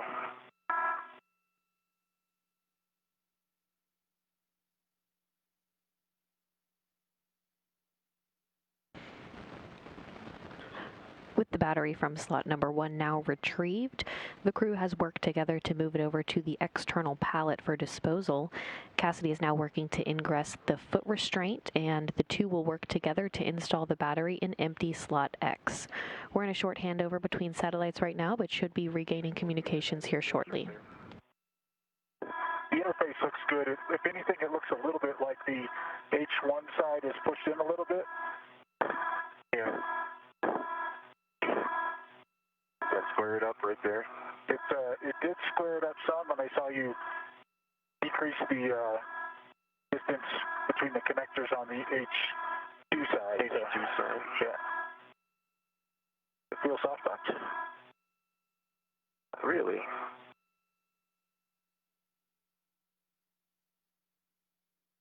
Yeah, I think that is right there. Not a huge confirmation feel, you know what I mean? Yeah. Chris and Bob, I'm back with you after the handover. Let me know when you're ready for PGT settings.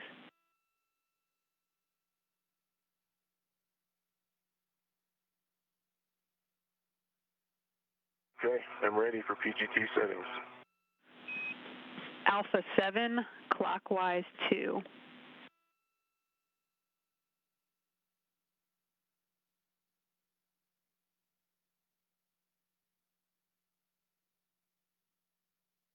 Okay, Alpha 7, clockwise 2 is set. Copy. You'll be going to the H2 scoop. Confirm the socket tape line is flush, and you're driving a torque 16 to 17 turns.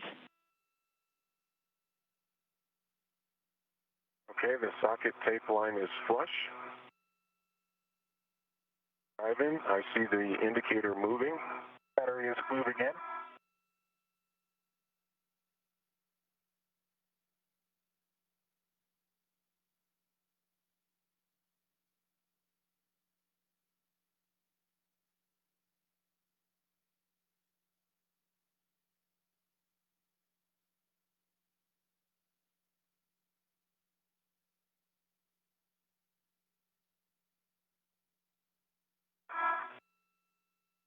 Seventeen turns. 9.5 foot-pounds, green torquing light, and the indicator shows locked. Copy, Chris. That's a good install. You can stow your PGT, and then we'll take a glove, hap, and gauntlet check from both of you. You can go first, Bob, while I get myself situated. Okay, my hap is still baseline. My right glove looks pristine. And my left glove has got a little bit of a smudging as before, but otherwise pristine, and both gauntlets are up. Copy, good checks, Bob. And EB1. Copy, good checks, Bob. EB1, hap, dry. by, outlets in place, and gloves are pristine. I also have a little bit of black smudging, like Bob mentioned. Copy that, Chris. With that, I'm going to remove my red. Or actually, I'm taking these scoops with me, so. Hey, firm, you're taking the scoops with you, so you can leave the red on. So you can leave the red on.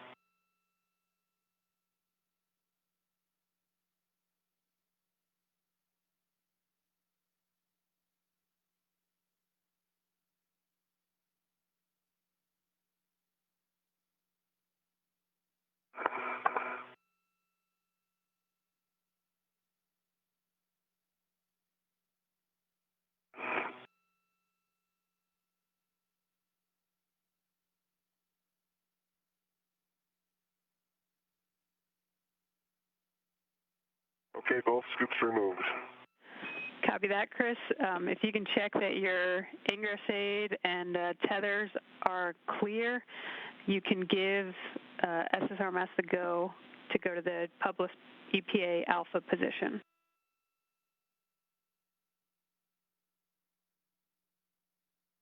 Okay, Doug, radio check. Loud and clear, Chris. All right, I am clear, tethers clear. Bob can double check me. I verify you're clear. And you have a go to your published position, Doug. Okay, copy. We'll put over to work site Alpha in work.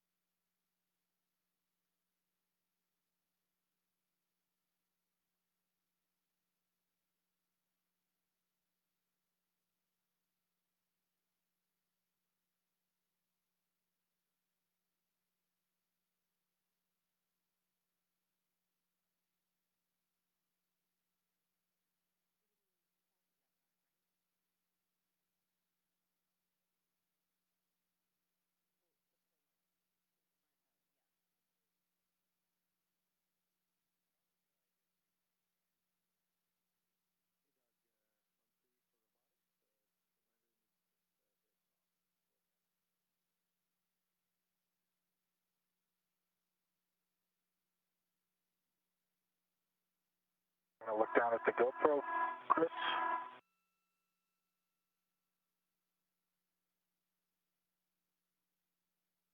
Got a bunch of scoops on your front. Yep. Now an hour and 33 minutes into today's spacewalk, recapping some of the milestones so far today. Chris Cassidy and Bob Bankin placed their suits on internal battery power, marking the official start of today's spacewalk at 6:32 a.m. Central Time. The first nickel hydrogen battery was released, and the crew worked together to move it over to the external pallet for disposal. And just a few minutes ago, the battery from slot number 1 was installed in slot X on the external pallet for disposal. Good motion.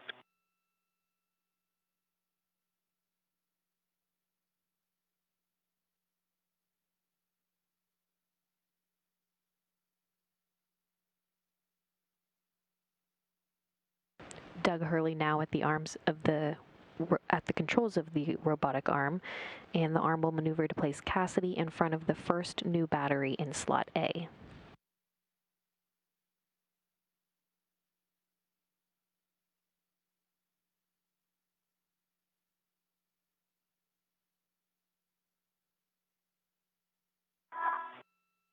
Again, there's NASA astronaut Doug Hurley at the controls of the robotic arm.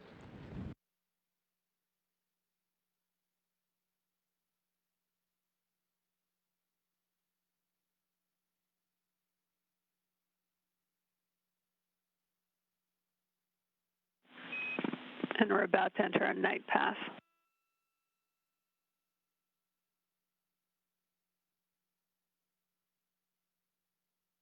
Just.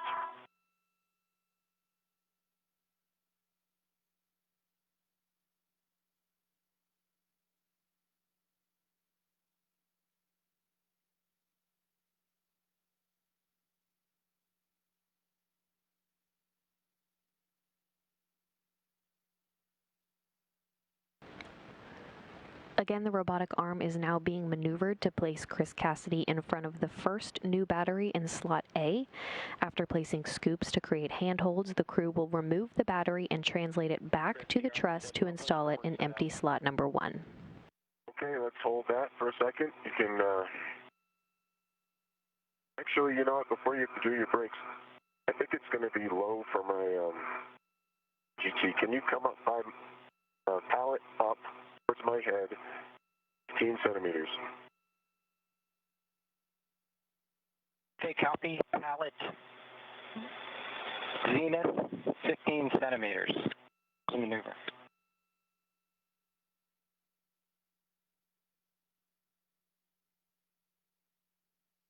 That's a begin GCA. Copy, begin GCA. Here comes the maneuver.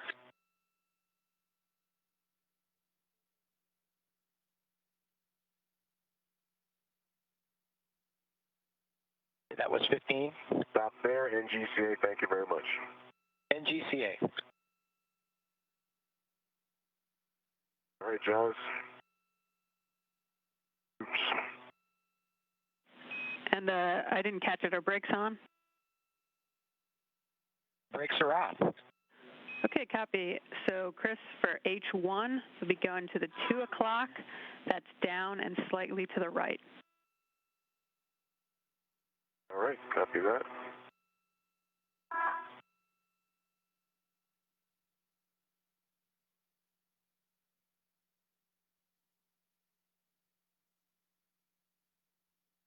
Confirmed locked. H1, 2 o'clock, down slightly to the right. Okay, for H2, you'll be going to 3 o'clock, which is straight down, and you'll stay redded to that scoop.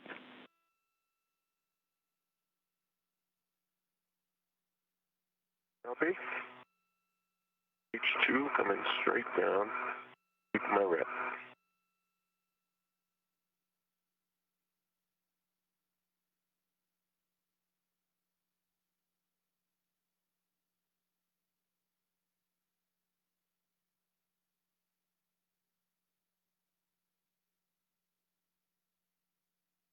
Confirmed locked. H2, 9 o'clock straight down. Or 3 o'clock straight down. Copy. And can we get the serial number on that battery? 0025. All right, good serial number. You can break out your PGT. It'll be Alpha 7 Counter 2.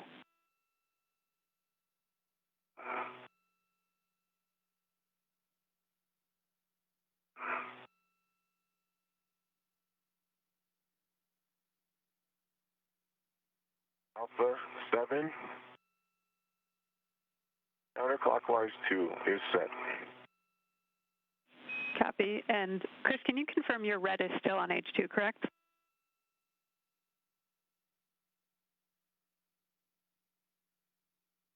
It is not.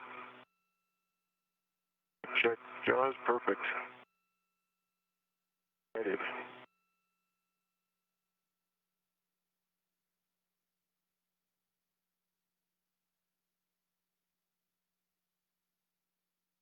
Tape is seated.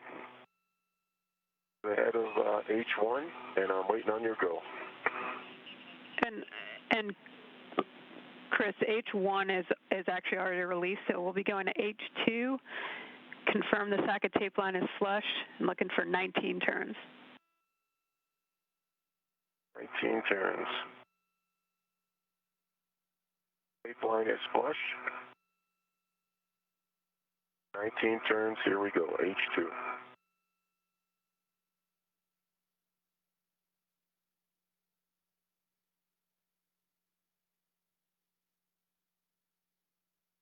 I see the battery moving out from the pallet.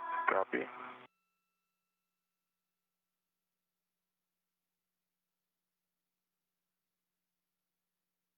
It's 10 for 19.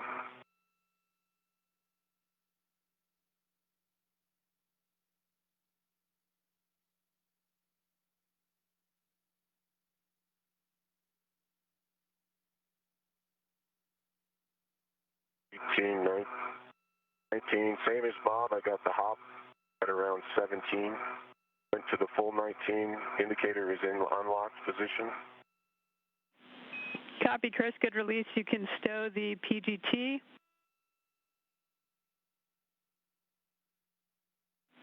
And end state, as you hand this off to Bob, you're going to want to hand off H1 to Bob, and Bob, you'll end up redded to H1 in the red swap. Thanks, Jess. Copy all.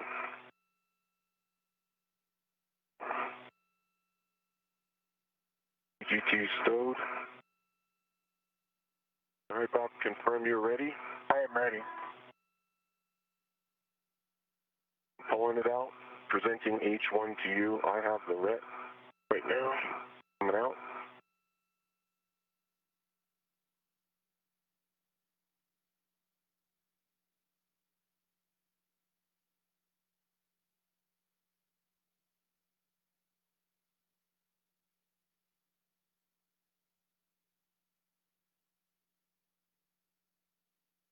You're clear.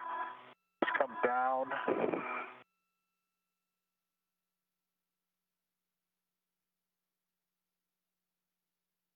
If you could stay redded to it. I'm ready to it. Okay. I have control. I have a ret. Okay.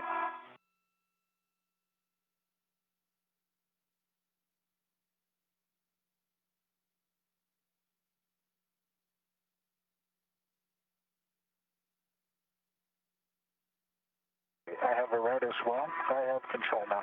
You have control. You have the ret. Removing my ret.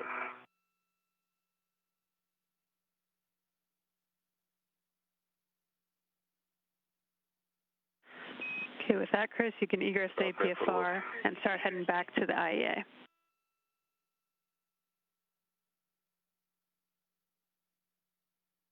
All right, copy that.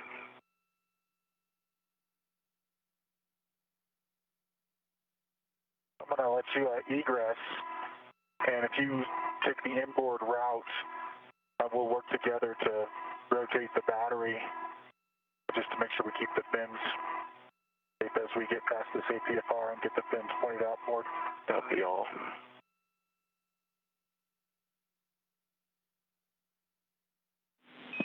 Chris, we've lost your WDS. Before you take the battery back, could you check the button?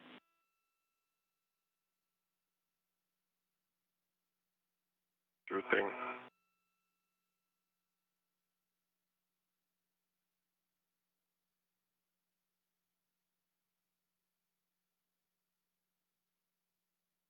Green light.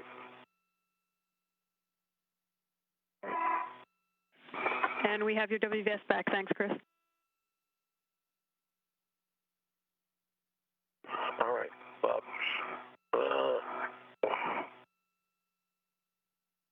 And the crew has now removed the new lithium-ion battery from slot A and will now translate it back to the truss to install it in empty slot number 1. All right, my wrist is going to run out of... And I've got control of the battery. You've got control. I have control ready to rotate. Just want to get it down below the P. Copy that.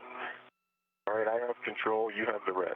Okay, I have control. Or you have control. I have the ret, and I'm going to come off my BRT. Copy that.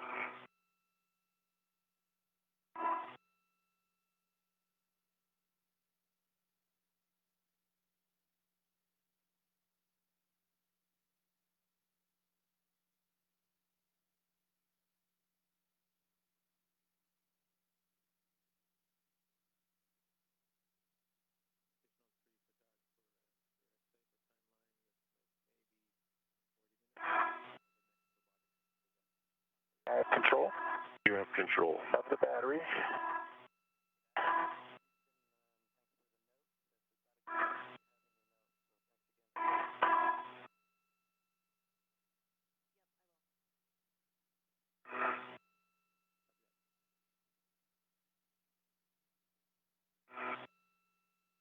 Connector cap doesn't help. No, it doesn't. I have control. Do you have control of the battery?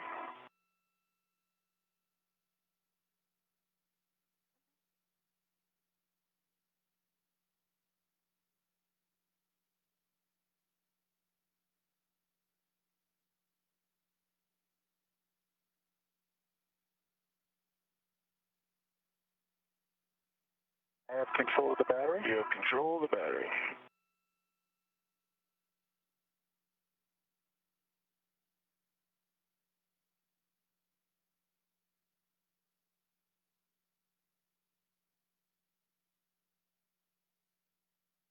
I have control of the battery. You have control of the battery.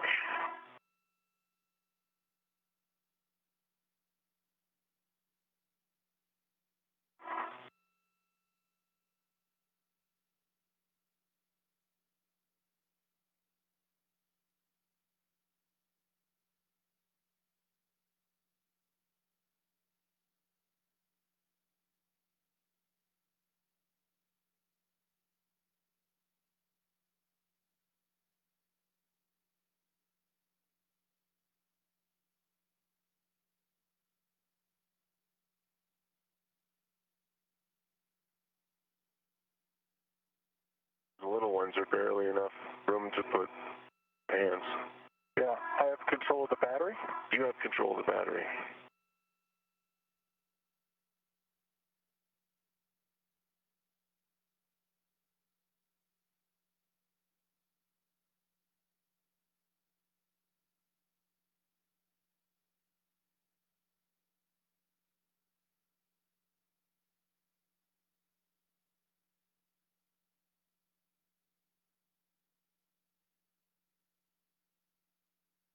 I have control of the battery. You have control of the battery.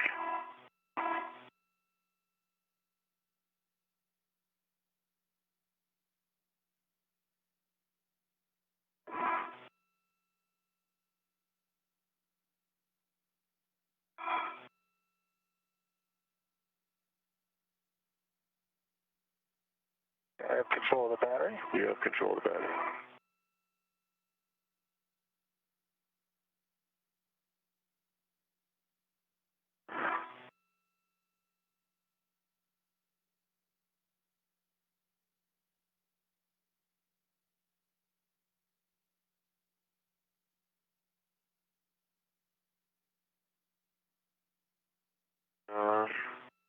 Evaluating It went up on top there to 2032. yeah, that's the risk going. Yep.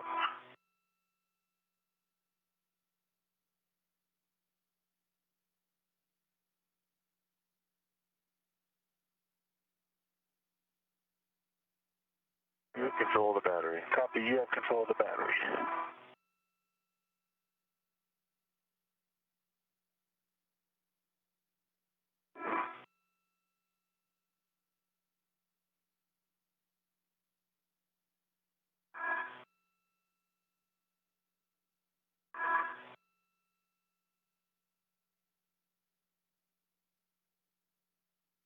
Okay, I have control of the battery. You have control of the battery.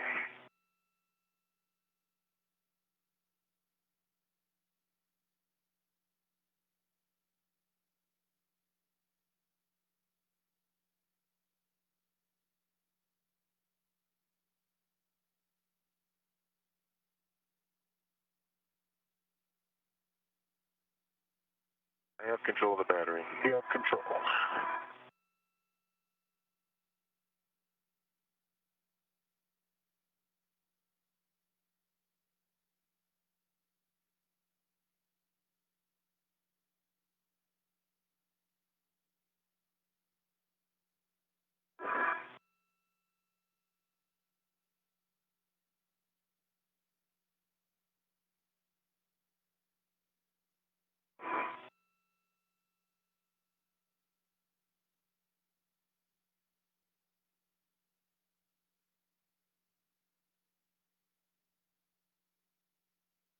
And the crew is now in process transferring that new lithium-ion battery from slot A back to the truss to install it in empty slot number 1.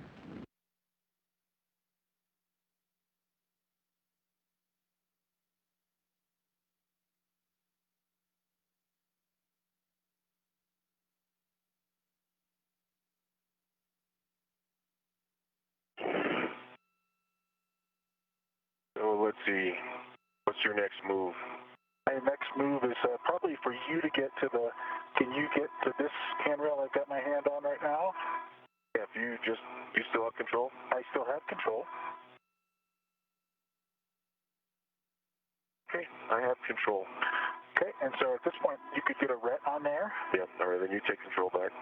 I've got control. Okay.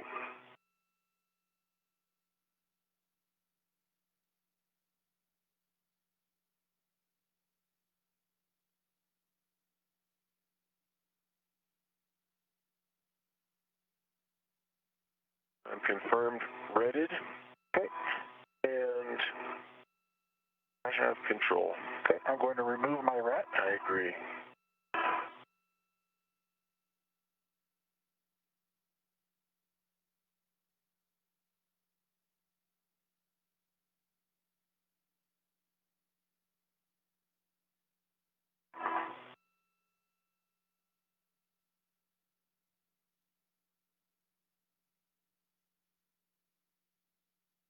Okay, do you need to do anything before I ingress the APFR?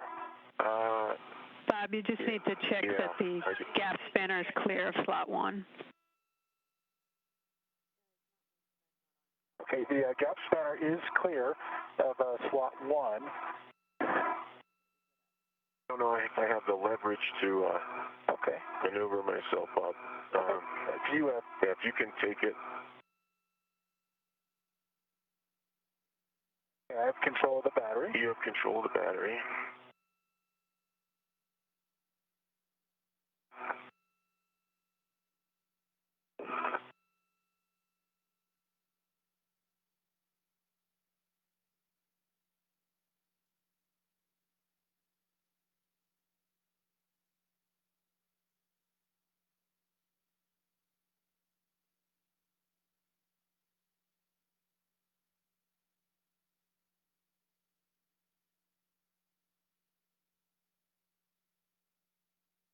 Both tabs are out.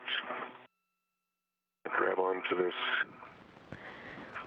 You'll continue to hear the acronym RET throughout the spacewalk today. RET stands for Retractable Equipment Tethers, and those RETs are used to hold varying equipment in place while the crew works through spacewalk procedures. Good, nice, perfect. Okay, well, the gap spanner is clear. I'm ready to ingress the APFR. Copy, Bob.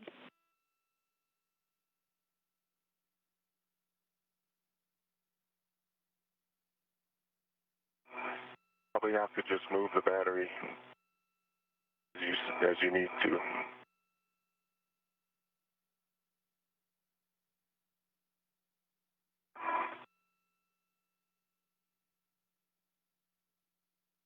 Am I putting your arm in a Roscosmos? I'm still good. Okay. You got room? You'll have the best view.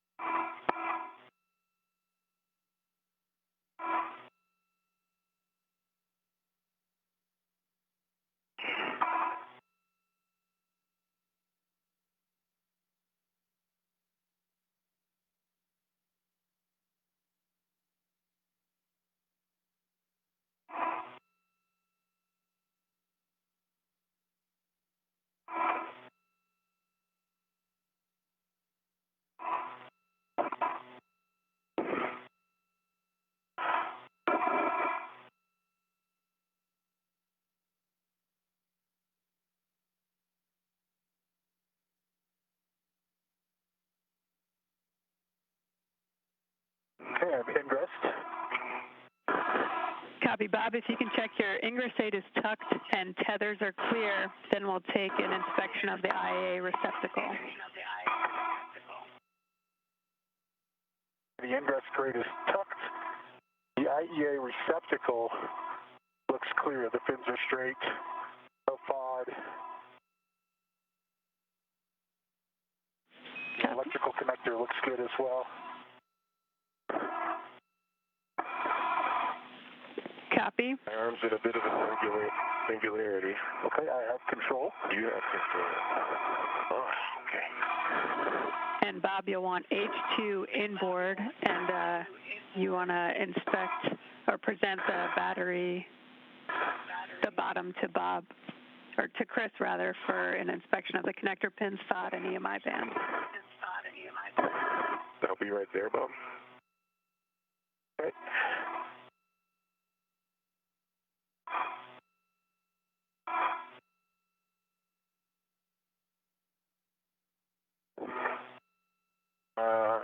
Let's see. Connectors have no FOD.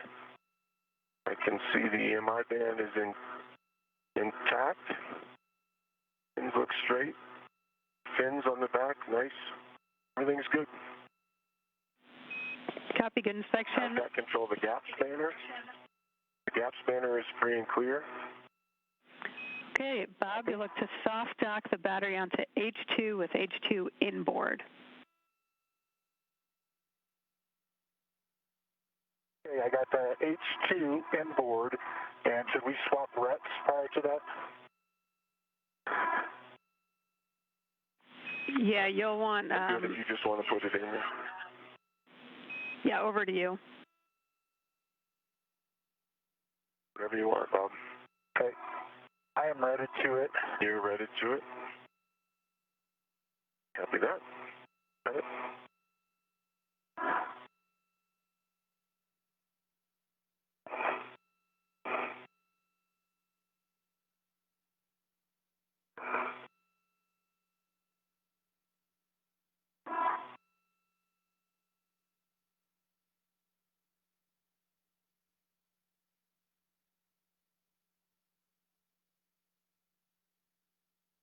I believe we're a soft dock.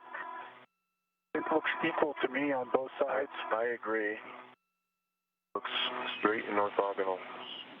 Okay, great. Chris, you can transfer your PGT with the 6-inch to Bob. Bob, settings are alpha 7, clockwise 2.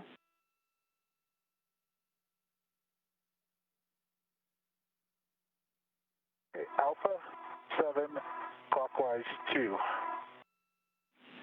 Good settings. You'll be going to H2, confirm the socket tape line is flush, and drive 16 to 17 turns. Okay, I'm on H2, tape line is flush, and 16 to 17 turns. Here we go.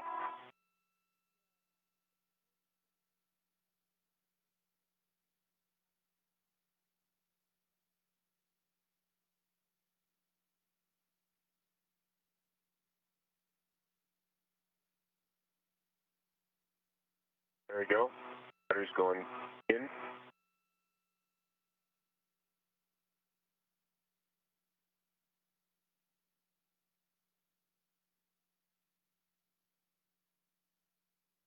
Looks like it's going in smooth. The indicator was a little bit jumpy.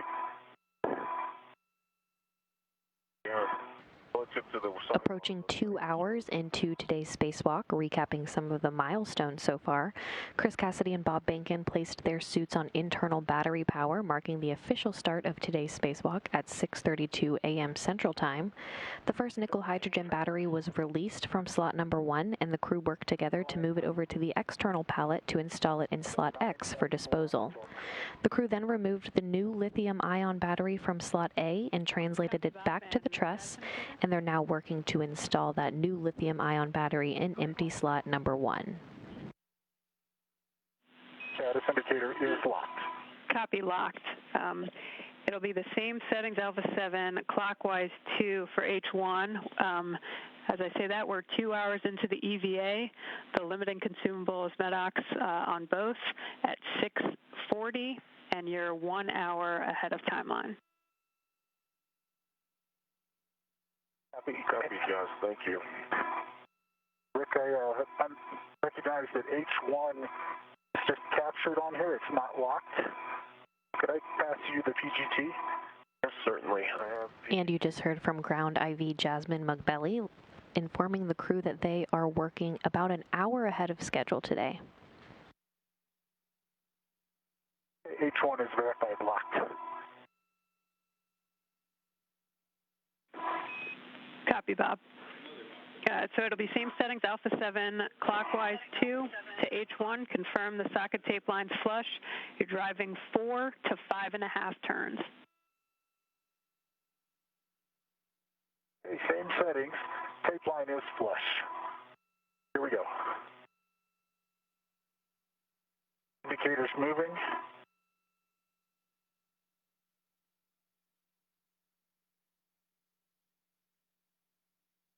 About 4.5 turns. Indicator is just, the black line lines up with the lock on the indicator here, not the white line or the metal piece. Green light, 9.1 on the torque. Got it? Rick? Got it. Flashback to... Yeah, Rick. Okay. Copy, Bob. You can hand that PGT back to Chris and release the RET from the scoop.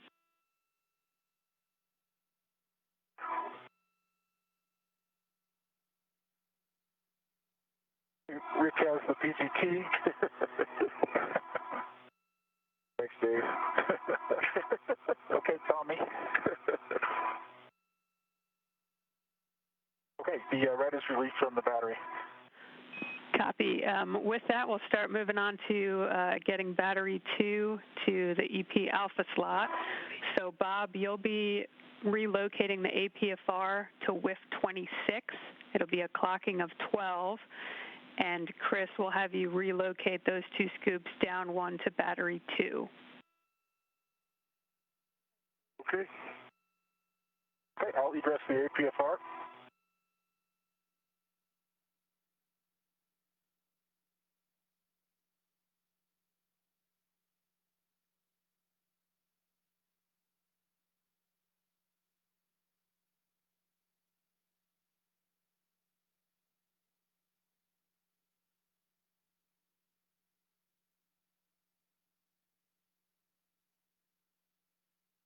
H1 clock, scoop clocking.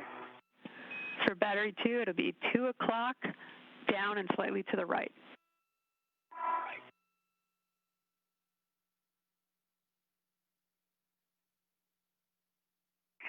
Okay, that is in and clocked at 2 o'clock, and I can visually confirm that... And the new lithium-ion battery from slot A has now been installed in slot number 1. The crew will now work to remove the battery in slot number 2 and translate over to the external pallet. And for the scoop to H2, it'll be at the 3 o'clock, straight down. Roger. As I am tethered to the APFR, I'm going to release it.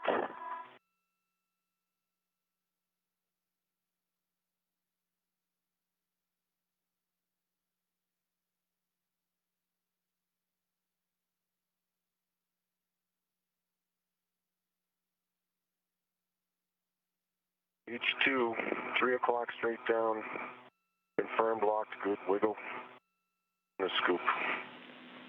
Okay, Chris, with that, you can retrieve the ratchet wrench and position yourself, we recommend, on the outboard edge of the IEA to assist with PGT ops.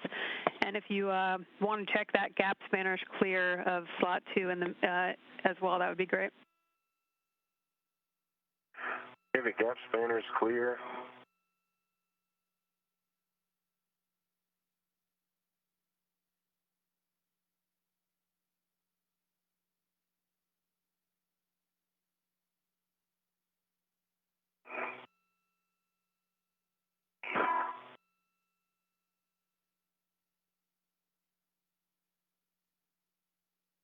Okay, Jaws, the APFR is relocated to WIF 26. Black on black, good pull test, good twist test, and the pitch knob is verified out. Copy, and settings 12, Quebec, Quebec, Juliet 12. 12 on the clocking, Quebec, Quebec. Coming to Juliet now on the roll.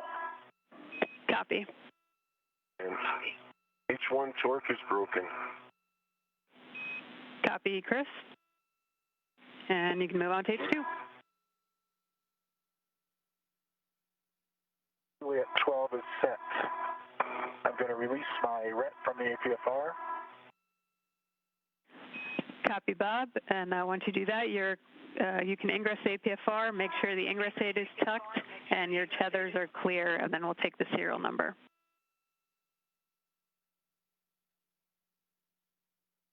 H2 torque broken, serial number 0076. Copy H2 and good serial number. Thanks, Chris. Bob, if you agree, I'm going to not go to the outer edge, kind of hang over here. Chris, do you think? Daddles? I think it's going to be fine for you. Yeah, I think so too. Most important thing is for you to get a good, stable position. Yep. And I've got a BRT. Based on our knowledge now of your APFR, we don't have to hop around it. I'm going to stay up here a little high. Okay. And we'll see if you can get on the other side of it. Copy. And Bob, just ensure you have a ret to H2. Will do. Hold the PGT. I've got it. Okay.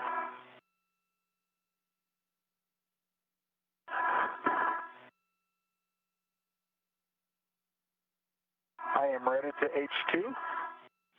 Okay, copy. I see you've got the PGT settings are Alpha 7, counter 2. Alpha 7, counter 2, H1. Hold on, it's stuck on the PGT battery. There we go. Affirm. Here's the battery. Go ahead, Joss. Oh, no, sorry. I was just saying, yep, H1. You'll confirm socket tape line flush and looking to release with about 8 turns. Copy.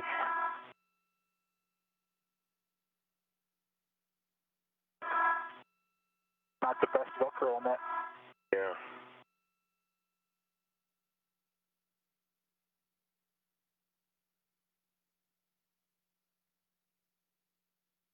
Okay, the socket line is flush. Alpha 7, counter 2 for H1. Here it comes.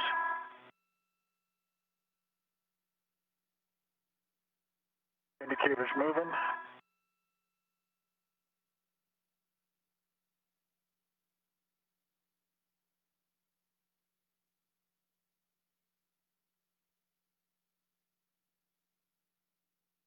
It popped out and unlocked at a little over 5. So I put 8 turns into it. The indicator shows unlocked. Copy. Same settings for H2, Alpha 7, counter 2. You'll confirm the socket tape line flush and release H2 approximately 19 turns. Okay. Here comes 19 turns on H2. The tape line is flush. Indicators moving. I see the battery jacking out. I agree.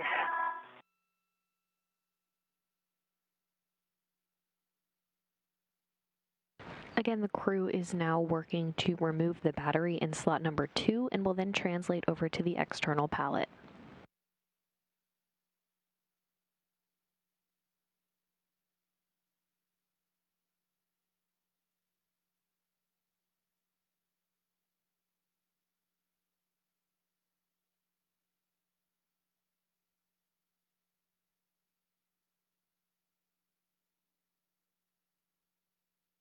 There's 19 turns.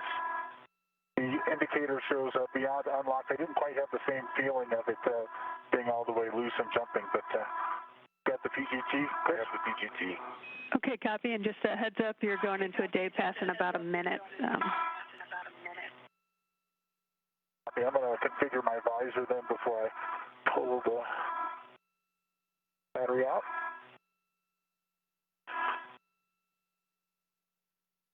Thanks for that call. And the battery has officially been removed from slot number 2. All right, let's see. Trying to assess how big of a reach, which scoop I want. tethered to H2, so I kind of need to give you H1. Okay. Which is the far one, so I'm going to have to pull it out and spin it. All right, I think I'm in a good config. BRT. I think my tether can't be on the gap spanner. Is that true, Joss? Yeah, A-firm, and you'll want to make sure any fair leads are released. No fair leads exist. And, all right. I'm ready, Bob. Okay, here we go. Yeah, not much of a soft dock on this one. And Bob, you'll want to hand off H1 to Chris. Copy.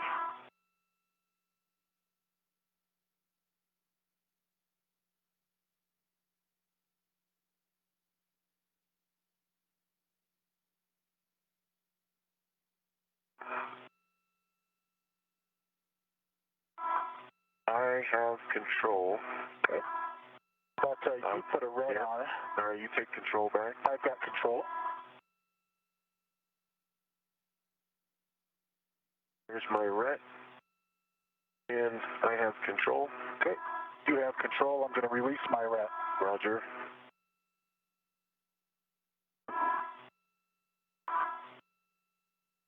Okay. I'm going to egress the APFR. Copy that.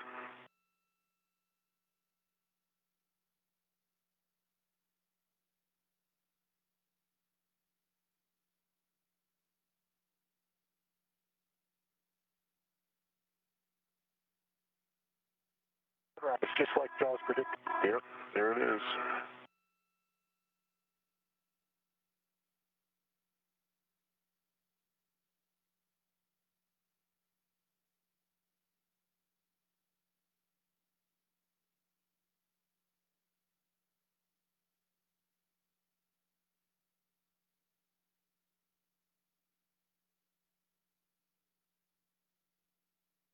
And a max reach here.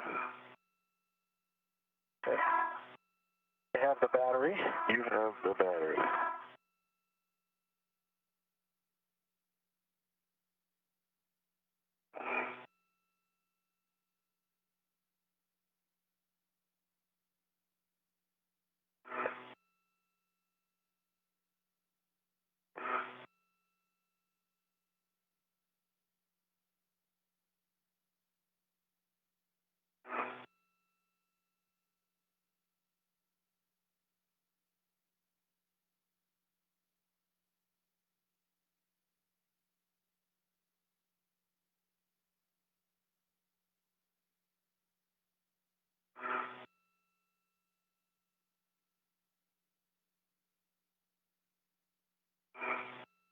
Local tethered. Setting up myself.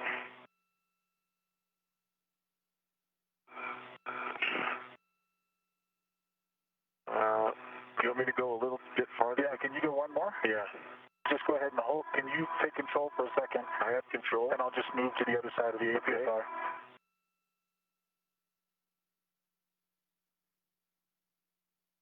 There you go.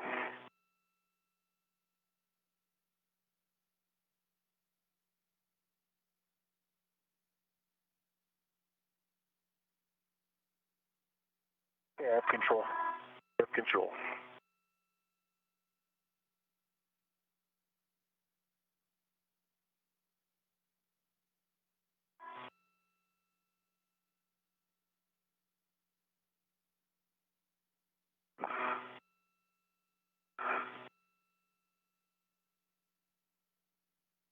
I have control. Okay, you have control.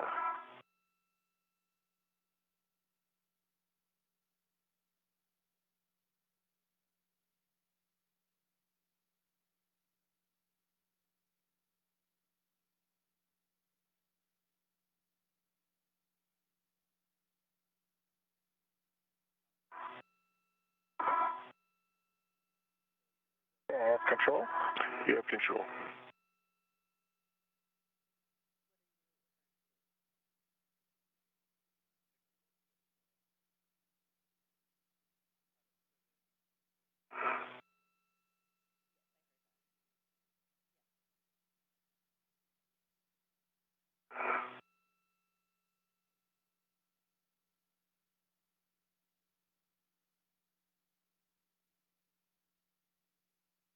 be nice to move that adapter plate in the daylight.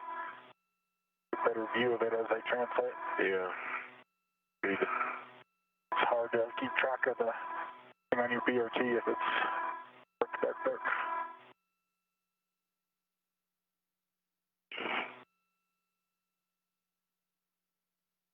I have control. You have control of the battery. Can't go very far.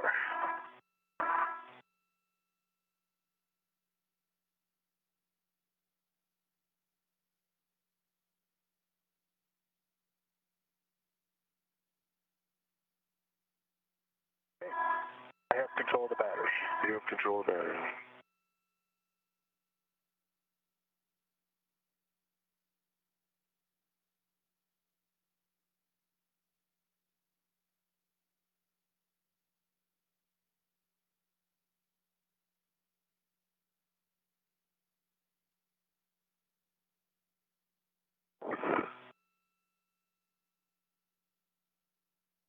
I have control of the battery. You have control of the battery.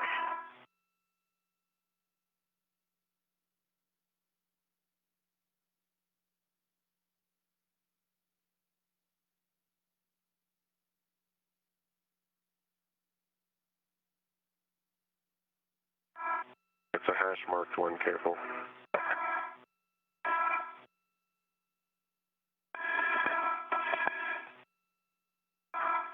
Okay. Yep, that's secure, nice. I have control of the battery. You have control of the battery.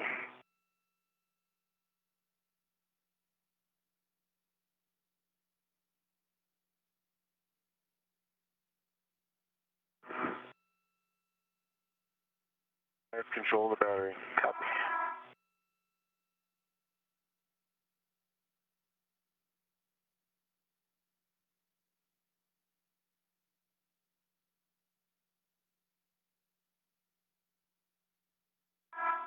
A little wonky wrist angle here. Okay. Yeah, I have control of the battery. Okay, you have control of the battery.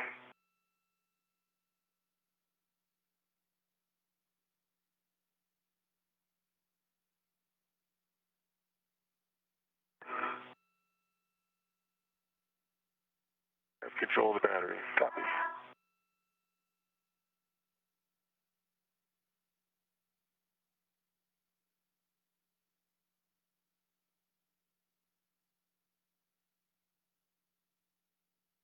I have control of the battery. You have control.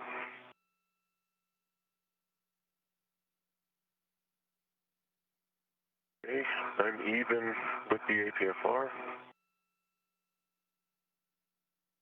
I have control of the battery. Copy. You have control of the battery.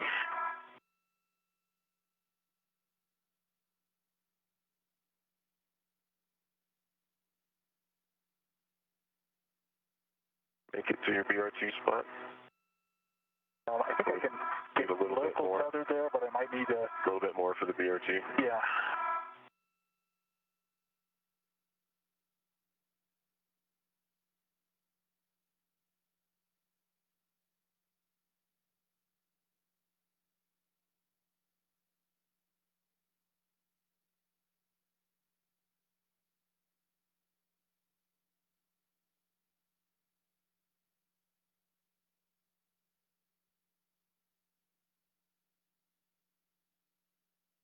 And we're in a short handover period between satellites right now, but should be regaining these communications here shortly. For size reference on the batteries and adapter plates the crew will be handling today, the adapter plate is 40 inches by 37 inches by 8 inches with a mass of 75 pounds. The nickel hydrogen batteries being replaced today are 40 inches by 37 inches by 19 inches with a mass of 364 pounds. And the new lithium ion batteries are 40 inches by 37 inches by 19 inches with a mass of 428 pounds.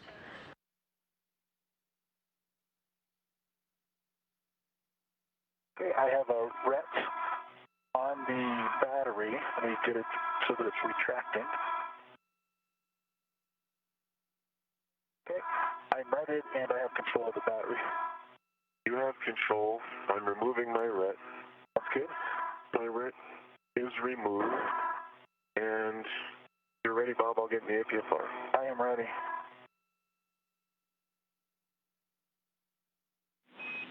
And Chris, while you work that, I have one caution for both of you if you're ready. Ready. When braking What torque... would be helpful, Rick? I'm sorry, Jaws. Could you pause for a second, Jaws? Chris, could you move your waist tether, like, fairly a little bit? The waist tether? Sorry, your safety tether? Let's see here. Yeah, you kind of were taking mine with you at the same time, so that's what I was seeing. Okay, it's in a good config. Is it? Looks like it's wrapped around my leg. Yeah, take both your legs forward, and you'll be clear. Good? Clear. Roger. Sorry, Jaws. No worries. And Chris, also a reminder that you wanted to make sure your access to the Ratchet wrench and PGT were good as you ingressed. Great reminder. And for that caution, when braking torque, apply less than 55 pounds force. How copy? 55 pounds of force. Less than. Okay, I feel in. Okay, you look into me. Look into you. And I'm preparing my RET. Okay, Chris, just a reminder to check your ingress aids tucked, tethers are clear, and you're going to end up with your BRT RET to the battery tether point. Okay. I'm going to take the workstation for just a second.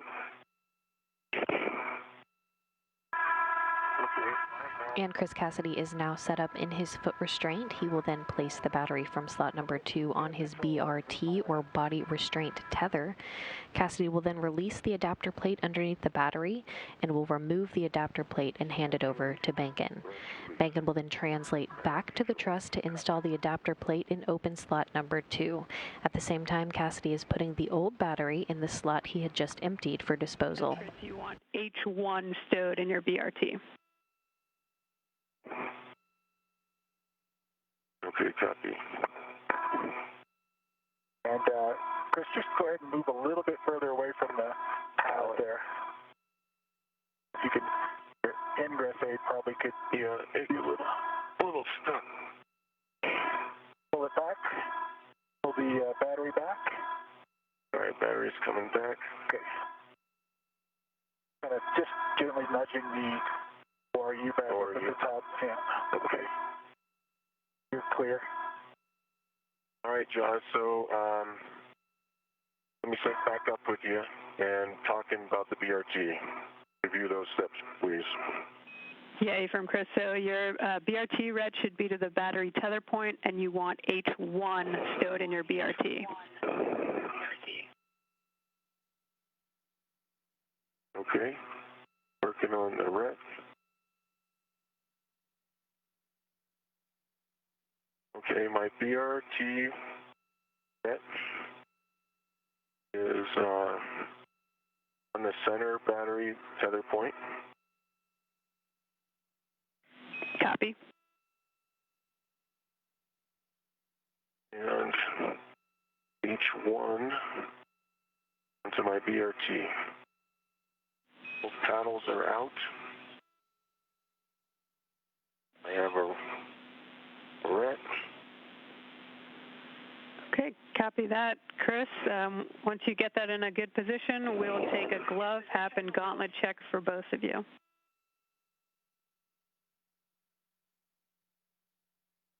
Okay, copy.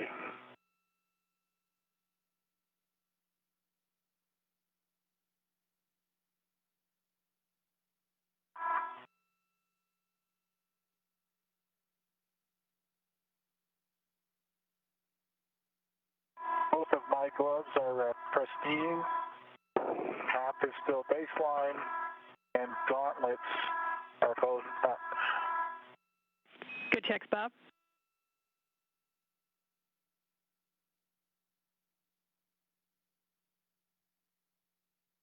Okay. I have dry baseline.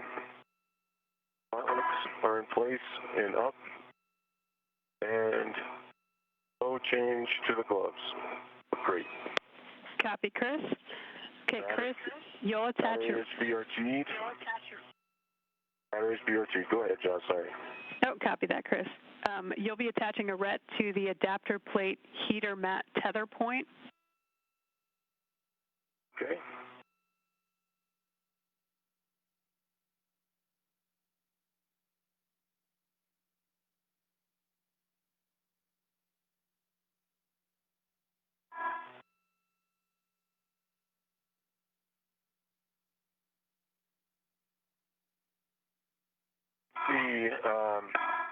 Doug, you there?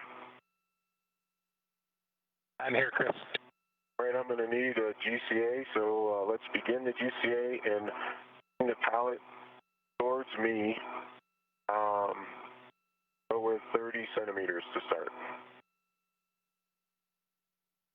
Okay, towards you, 30 centimeters. We'll need good clearance with your APFR.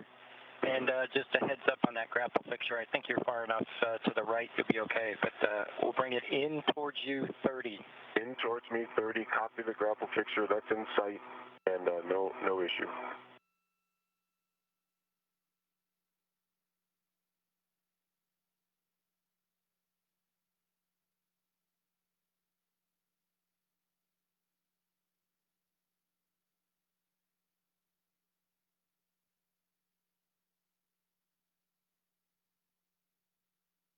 Okay, here comes motion in 30.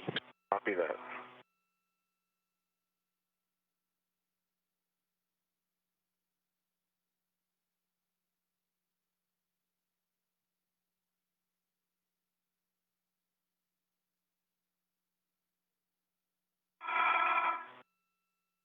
Understand good motion? It's hard for me to perceive it now. I see it. Good motion. Copy, good motion.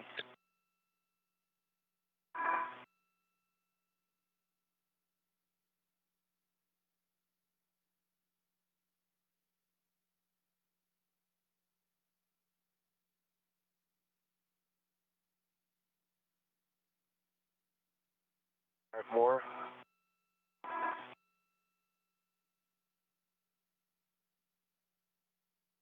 Okay, Doug. Okay, motion stopped. Let me assess before we end it. Okay. All right, that's good. NGCA. The NGCA, brakes are coming on. Brakes are on, you're clear to maneuver. Copy that. All right, Josh, my tether is on the adapter plate. Copy, Chris. You'll grab the ratchet wrench with the hex driver, and you'll be going to H1 first.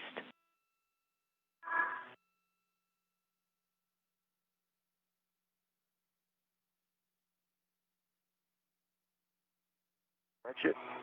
H1 on my left.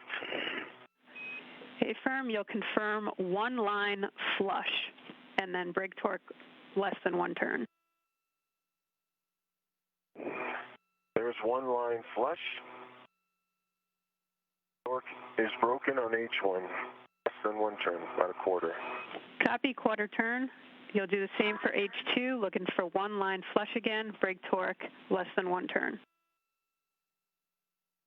There's one line flush. Now 2 hours and 30 minutes into today's spacewalk. Recapping the milestones so far, Chris Cassidy and Bob Bankin placed their suits on internal battery power, marking the official start of today's spacewalk at 6:32 a.m. Central Time. The first nickel-hydrogen battery was released from slot 1, and the crew worked together to move it over to the external pallet to install it in slot X for disposal. The crew then removed the new lithium-ion battery from slot A and translated it back to the truss where they installed it in empty slot number 1. The new lithium-ion battery from slot A was installed in slot number 1. The crew then worked to remove the battery in slot number 2 and translated it over to the external pallet where they are now.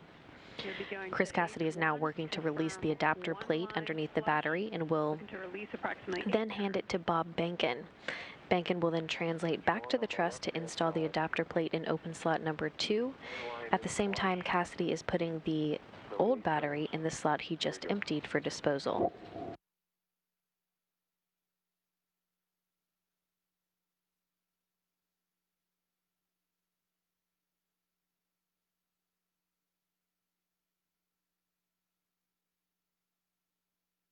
There's 8 turns complete. Bolt was hopping on the shoulder the last 1.5 turns. Copy. Same settings, Alpha 7, counter 2 for H2. Confirm 1 line flush.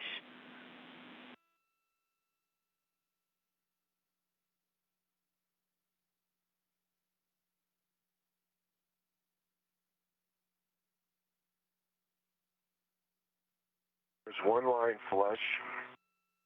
Alpha 7, counter 2 is set.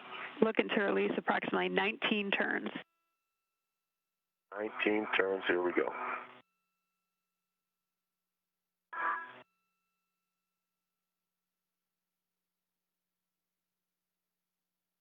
I see the adapter plate moving away from the EP. I concur.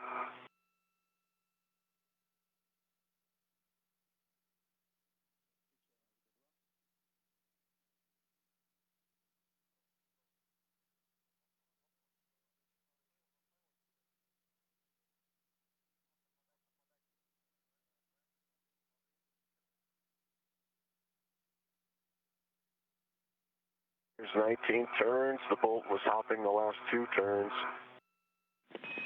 Copy, Chris. Released. With that, you can switch the PGT power off, that's to the left, and stow it back to the ORU bag. GT power is off. And just a heads up, as you remove this adapter plate and transfer it to Bob, Bob, your RET is actually going to go where Chris's currently is. It will fit too, but Chris, your RET may be extended pretty far, so just be cautious of that as you hand it off. Copy that. Ready, Bob? I'm ready. And Bob, you'll want your BRT RET to go to that tether point. And Cassidy is now removing that adapter plate to hand it to Bankin.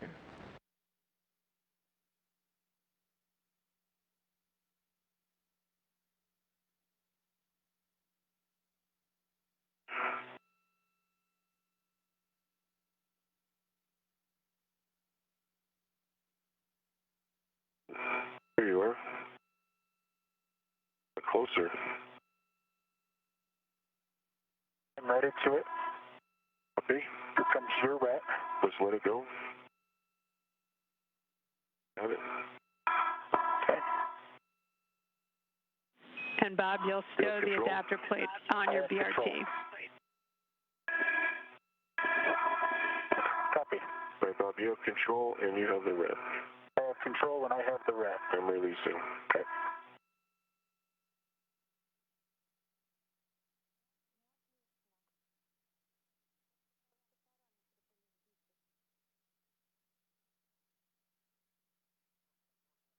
I'm going to need to verse the GCA with Doug, so Jonathan, Bob, when you guys are synced up with talking, then I'll take the comm with Bob, with Doug.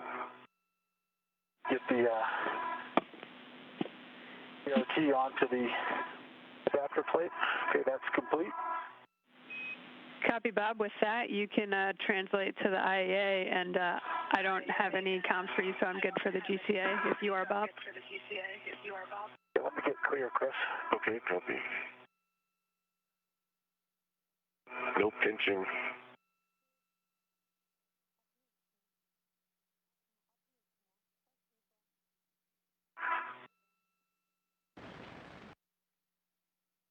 And the adapter plate just taken out by Chris Cassidy is now in the hands of Bob Bankin, who will now translate back to the truss to install the adapter plate in open slot number 2, while Cassidy installs the old battery in the slot he just emptied for disposal.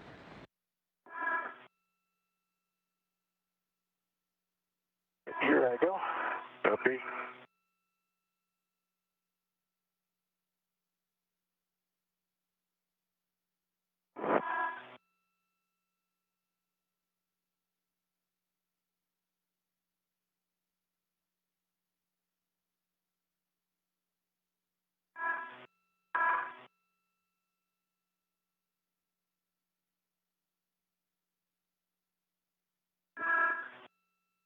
Does it help me get ahead anything if I put stuff in the ORU bag now for that rotation if we end up going that route? Checking.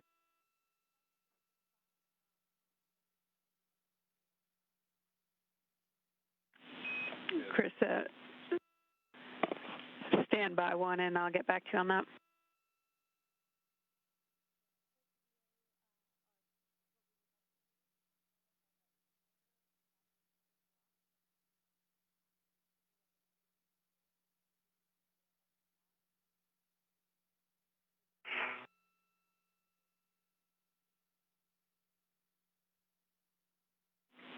Okay, Chris, to answer your question, how we're proceeding on timeline, it looks like we'll be able to go to that first portion of EVA2 entirely. So with that, we would not need to rotate the EP, so you should not need to do anything. Okay, copy. And I did just put my trash bag into the ORU bag with the ret. Copy.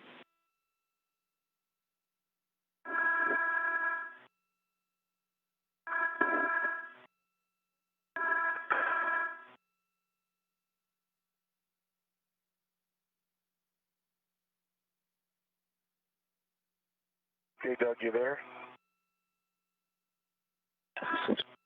We're going to reverse that GCA and go away from me like 30 centimeters. Okay, copy that. You want motion station forward or pallet away from you 30 centimeters. Stand by. Stay firm.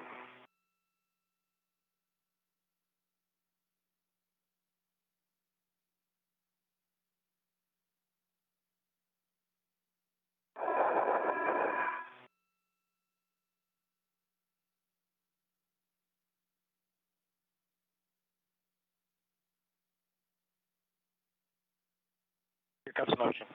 Copy.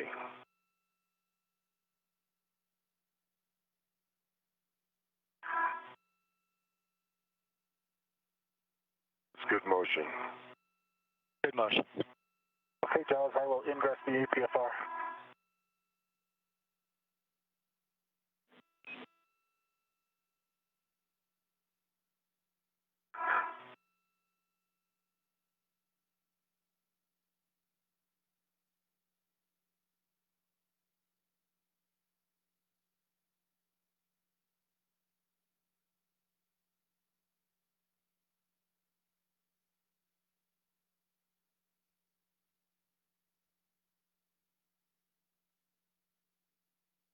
Okay, that maneuver is complete. Anything else? Yeah, hold that. I might need it. I just want to assess the battery. We removed the adapter plate, so the distance is a little different. Copy. Standing by. Brakes are still off, so no working on the pallet. Copy that. Chris, you get free to pass a couple words to Bob. Yes, NGCA for now. Copy. NGCA. Don't do your brakes yet. Okay, Bob, I see you're getting in the APFR. You just want to make sure that the gap spanner is clear, slot 2, and you can reach the PGT with the hex driver as you do that. Thanks, Jaws. Gap spanner is clear.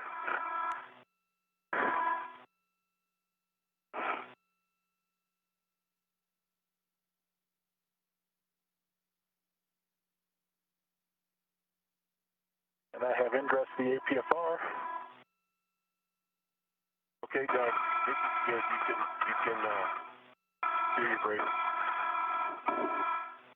Okay, copy that. NGCA. Brakes are on. You're clear to maneuver. Copy that. Coming in.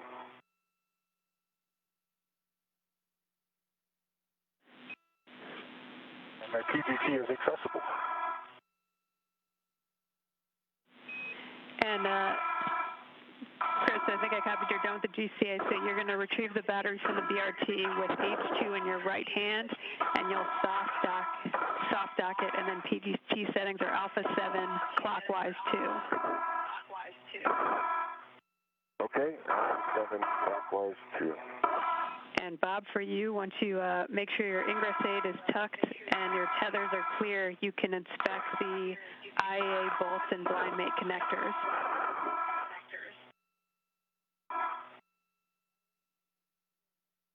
The IEA bolts look clear to me. There's a little bit of scuffing on the H2 side. Maybe that's just a lubricant on the outer housing.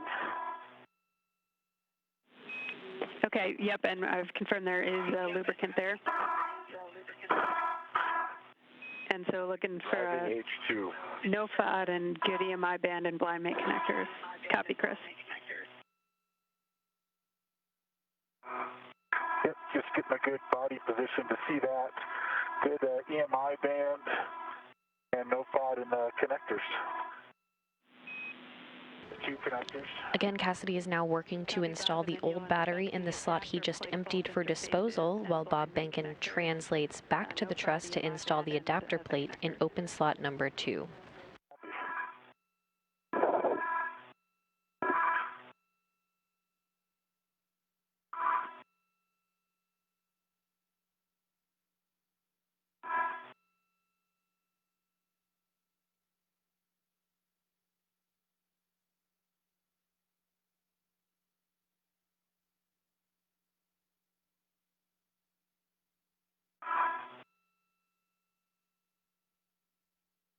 Okay.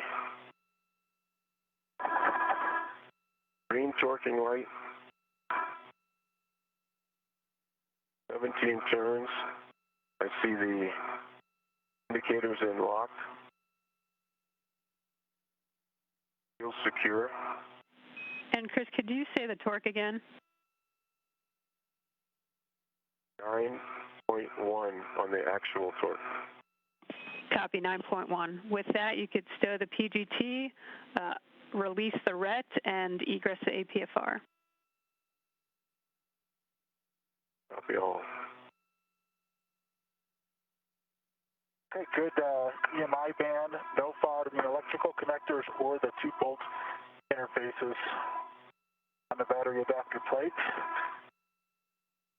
On the Copy, Bob. flip it over to the downside. You want the blind mate connectors oriented station inboard, and you'll soft dock the adapter plate into slot 2.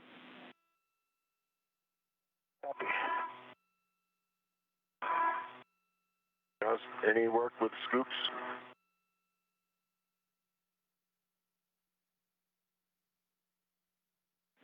Checking.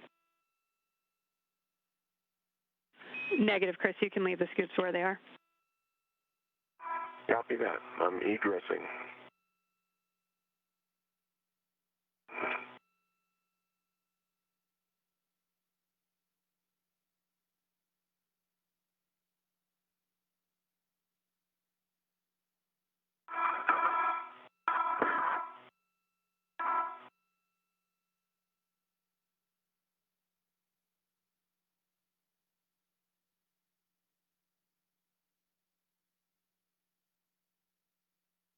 Okay, the adapter plate is soft docked. Copy that, Bob. You can retrieve the PGT with the hex driver. That's the one that's on battery 4, and settings will be alpha 7, clockwise 2.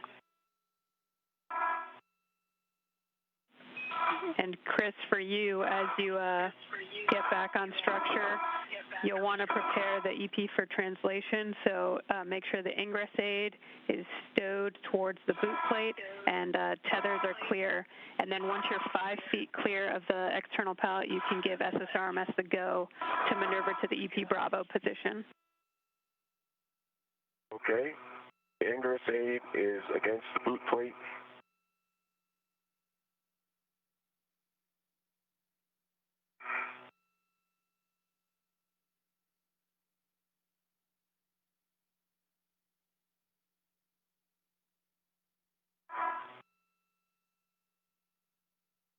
Okay, Doug.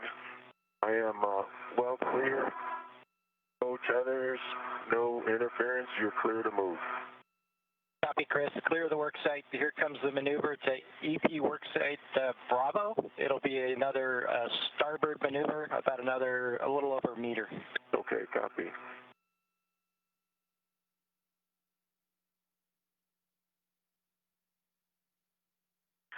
Okay, Jaws, I've got Alpha 7 set and clockwise 2 set.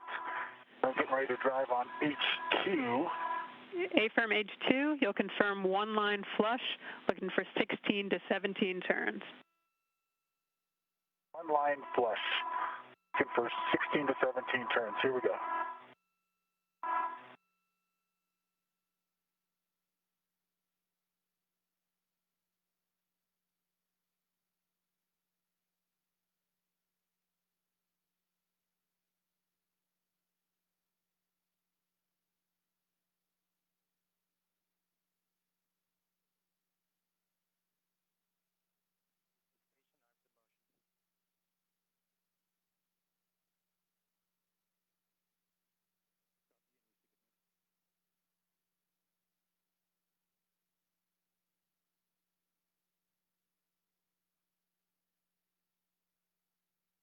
Okay, 17 and a half turns, green light, 9.6 on the torque for H2.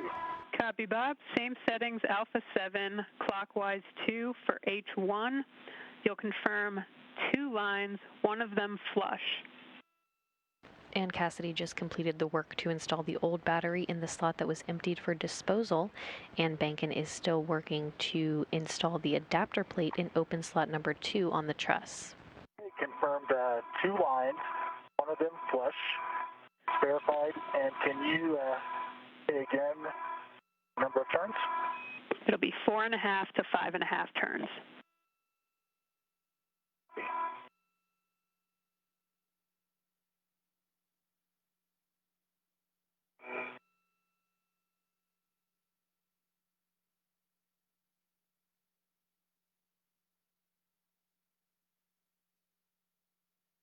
Okay, so 5 turns, green light, 9.0 on the torque.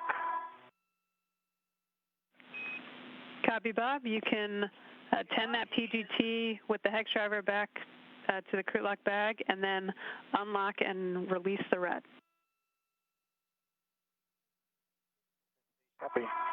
And Chris, I had to leave the adjustable on the battery there, so to move over here, I couldn't reach that other hook, so I'll let you take this. Got it. And it's adjustable. Thanks, Chris. Yeah. And then that could go to the crew lock bag, is what Jaws said. Rig coming off of battery 4. Yeah, adjustable. And Jaws, can you verify we removed the adjustable from with the PGT to take it back to the crew lock bag? A-firm. You can remove the adjustable. Okay. So the adjustable stays with the PGT. Stays with the PGT. Yeah, you'll leave the adjustable on the PGT, so the PGT with the adjustable will go back to the crew lock bag.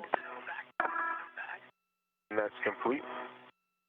All right, John, I'm just arriving at the work site and looking to tag out. Okay, copy, Chris. So next, we'll be working the TA clamps and the AP connectors.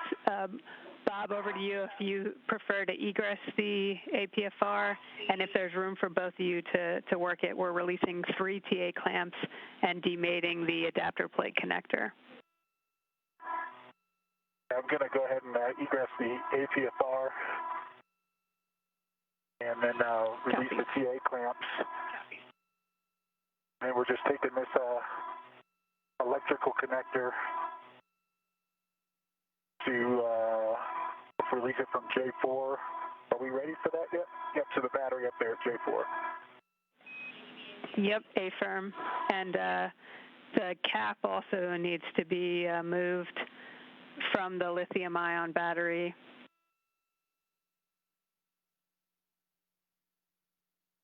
take the cap off, Chris. I'll get the TA clamps. Got the cap, and then I'll pass you the electrical connector. The port cap is removed. And that cap's going to be going to the adapter plate where Bob's removing that connector.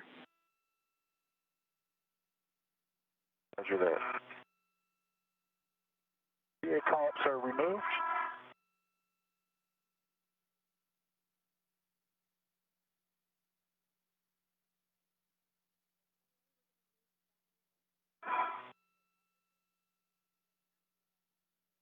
Got the electrical connector. I've got the electrical connector. Actually, can you hold it for a second? I need to get myself in a good position.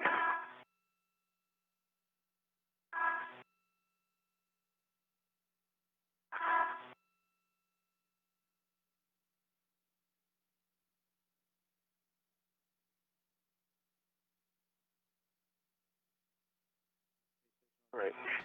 Just to recap the last task completed by the crew, the new lithium-ion battery from slot A was installed in slot number 1. The crew then worked to remove the battery in slot number 2 and translated it over to the external pallet, where Cassidy removed an adapter plate and handed it off to Bankin.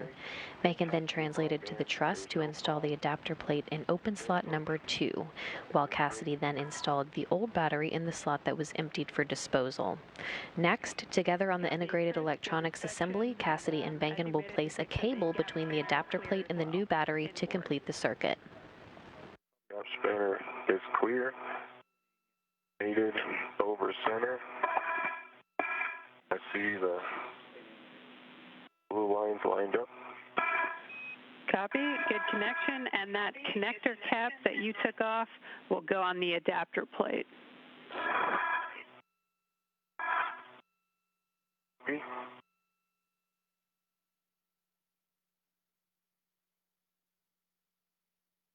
And the connector cap is reinstalled on the adapter, is installed on the adapter plate.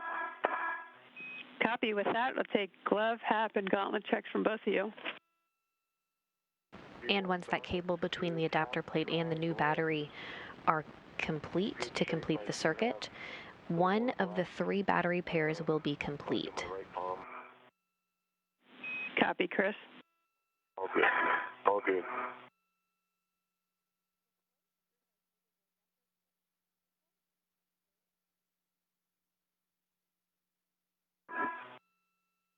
Gauntlets are up for EV2.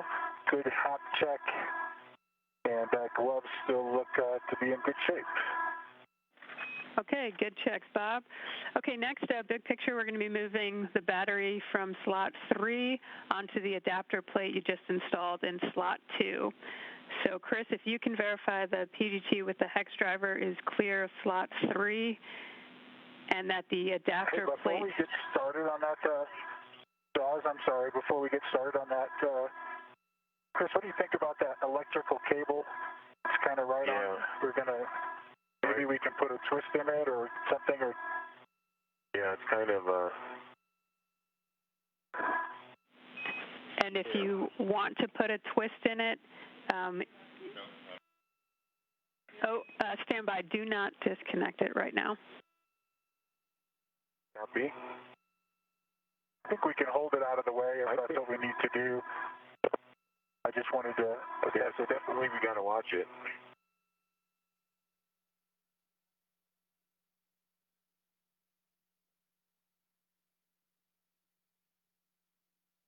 Could also just adjustable it out of the way there on the scoop there and clean that up later. Yeah, we see you're using the bumper right now. If that holds, you're good, or you can use an adjustable or whatever else you need to hold it out of the way.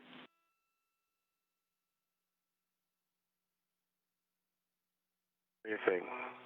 If you think it's good and we've got 2 people, we just may have to stay here until we get it locked. I think that's it. I think it's going to stay. I think it's going to stay. Yeah. Okay, I'm ready for APFR settings, Josh. Okay, you're going to roll the APFR to Foxtrot.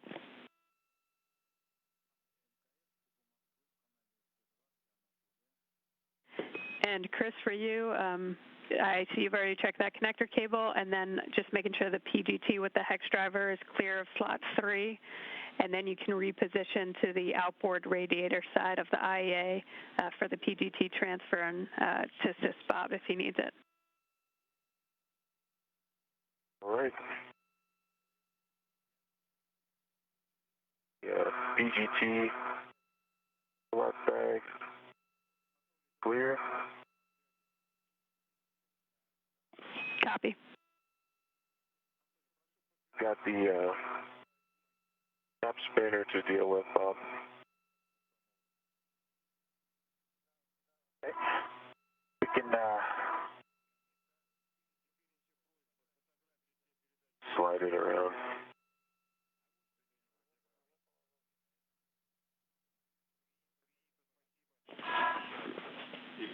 And I see, Bob, you're working that gap spinner, and Chris, we're going to want your RET attached to the battery tether point for the battery in slot 3. Okay. For the battery in slot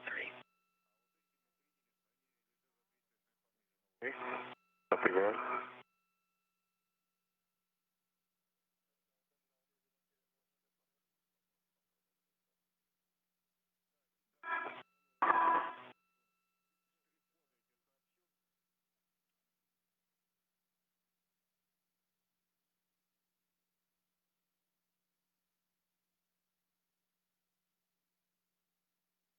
I have a RET. see that you're routed to the battery. Yep. Copy, Chris. And Bob, once you're ingress, make sure the ingress aid's tucked, your tethers are clear, and then we'll take a serial number. Copy. Ingress aid is tucked. Serial number is 0091. Copy, good serial number. Chris, you can hand the ratchet wrench to Bob. And Bob, you'll be going to H1 first. Right ahead of myself.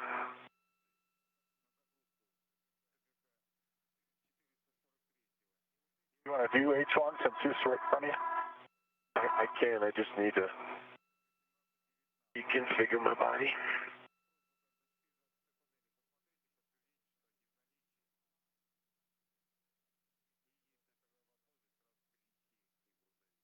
See, that tape looks place or down and seated. Good to me. H1 torque broken. Copy, H1's broken. Go to H2, same thing, confirm socket tape line flush, less than 1 turn. H2, socket tape is flush. Torque is broke. Copy, and with that, we're 3 hours into the EVA. Limiting consumable is Medox on Bob at 6:30, and you're about an hour and 30 minutes ahead on the timeline. So with that, we still expect to be able to get the first block of EVA2 done with battery A to EP Bravo and adapter plate Bravo to slot 4 on the IEA. Okay, we copy all. Thanks for that big picture. Okay, PGT settings are Alpha 7, counter 2. Alpha 7, counter 2.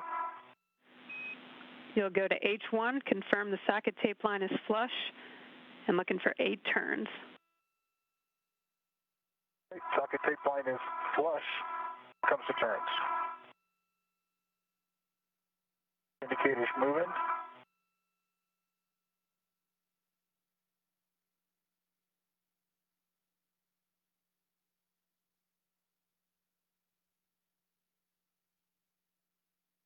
There's 8 turns. It started clicking about 5 turns, so it should be well released. Okay, and indicators unlocked? Indicator is unlocked. Copy, same settings, Alpha 7, counter. Now 3 hours into today's spacewalk, the crew is running an hour and a half ahead of the original timeline. With one of the 3 battery pairs complete, Bankin and Cassidy will now move to slot 3 to remove the next aging battery. This battery will be stowed on the adapter plate in slot 2, where it is no longer needed to function. And you just heard Ground IV Jasmine McBelly tell the crew they're considering tackling the first block of EVA 2, running this far ahead of schedule. Is this smooth?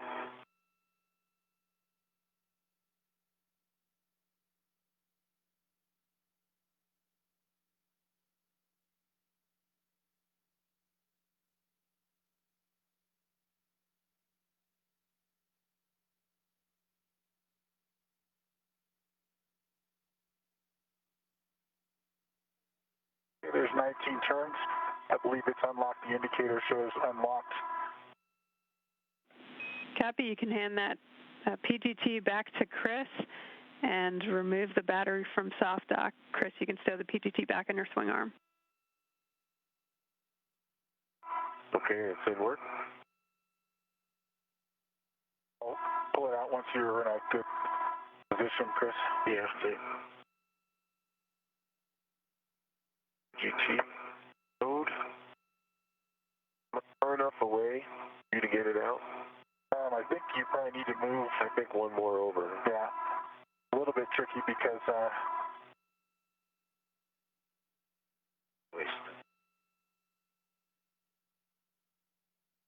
I'm kind of biased towards the H2 side with this APFR setting. I have to go there too far, but just enough to be clear. All right. Okay.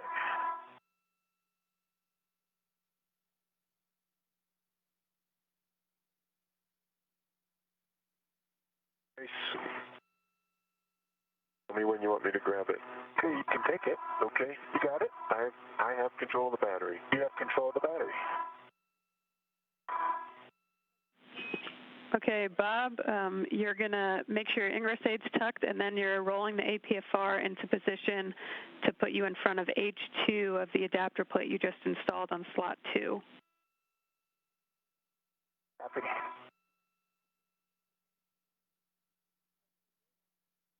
Cable come up? Yep.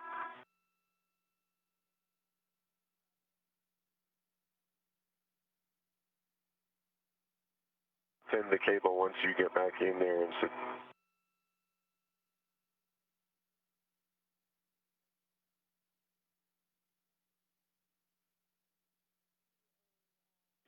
Okay, I'm back in. Bob, you'll check the gap spanner is clear and the ingress aid is clear of slot 2.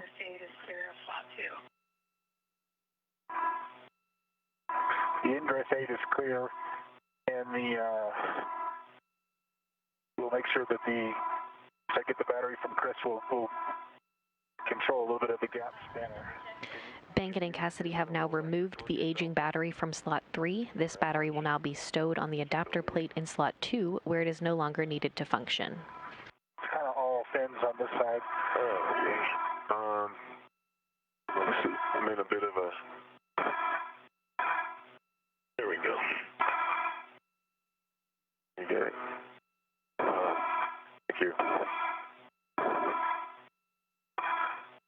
Okay, let me reposition you can come off. I've got control. You have control. If you can just take control for a second, I'll flip my wrist. Yep, I have control. You have control? Okay, I have control. You have control. Work into position here. And Bob, you want H2 in your right hand or station inboard. You're going to soft dock the battery onto H2. And for your essay, we're going to have a handover in about 30 seconds. All right, Bob, I've got the cable, I've got the gap spanner. Okay. All back. A little down. About 8 inches towards your feet. There you go.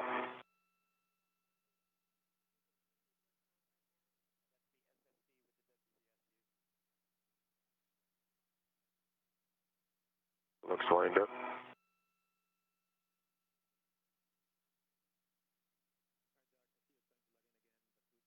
You're lined up.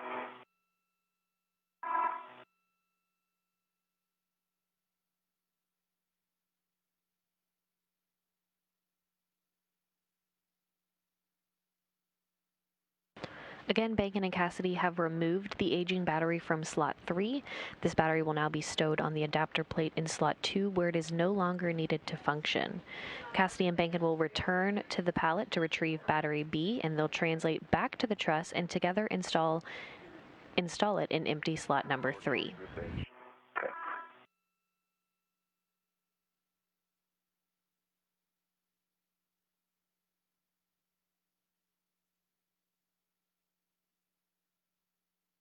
You know if you want me to put my hands on it and help, or I don't want to interact. Okay, I think that's lined up. That's definitely not going on. How about, can you BRT to that, BRT to the scoop? To that scoop? Yeah.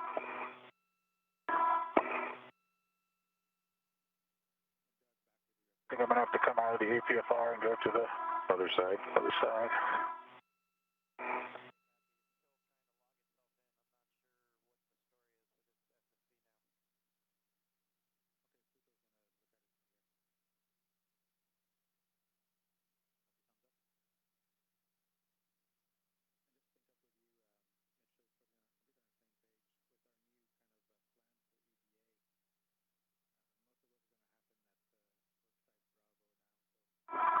Okay.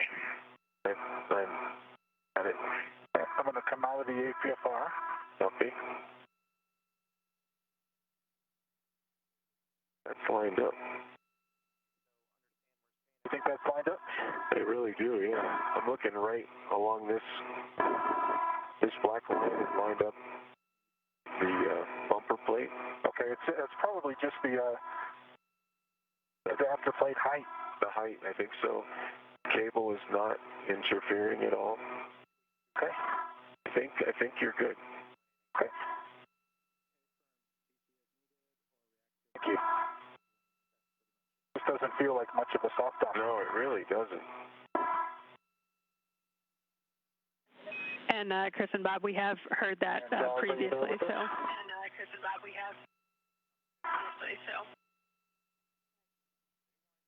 Okay, so I think I'm ready for the BGT coming your way. Okay, Bob's settings are Alpha 7, clockwise 2, and for your essay, the pair you just installed had a good checkout.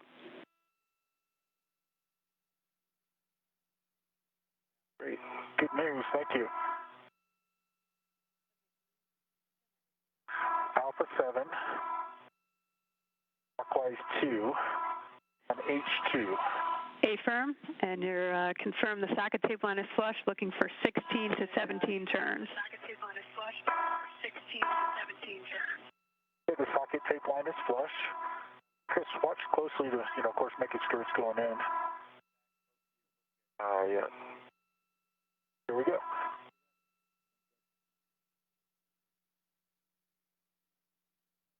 Torqued out immediately. Okay, copy, stand by. It's going in. Yep, it's going smooth. It's just been a little bit of a kink there. Yeah. And nice and smooth, going in.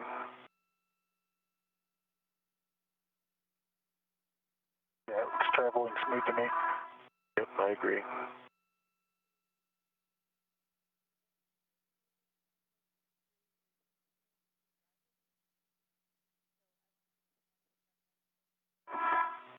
Okay, there's lock, torque out,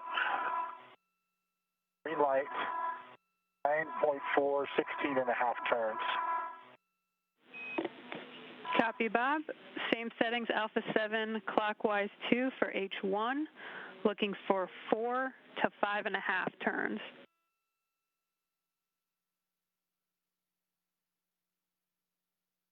Copy on H1, 4 to 5.5 turns on Alpha 7, clockwise 2. Here it comes.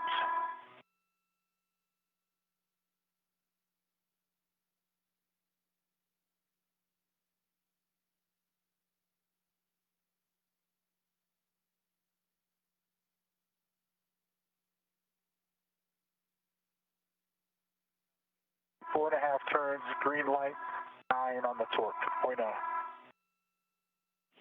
Copy, and status indicator? It is locked. Okay, you can hand that PGT back to Chris to stow on his swing arm and release the RET.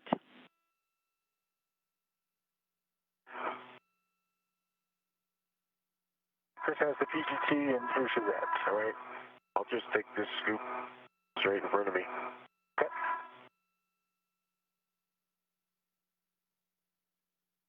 And shall I collect the scoop in front of me as well, Bess? We're taking the scoop from H1 only. And that's going to be going over H1 to only. the Okay. DCSU. I have the scoop from H1. You want me to put the scoop back on H2? You can move it to someplace. Checking? After I got the scoop, can I egress the APFR? Affirm, Bob, you can egress. We're going to be relocating that scoop to the DCSU and rolling the APFR to Foxtrot.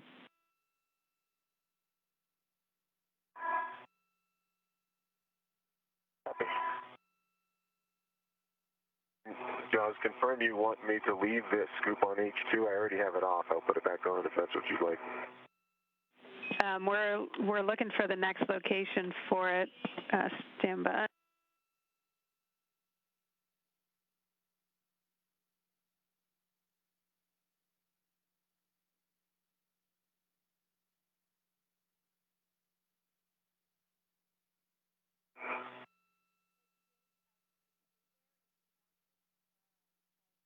That soft dock is a little bit, Yeah, it's kind of there, but it doesn't engage very far. yeah. It's not obviously. It's definitely not obviously.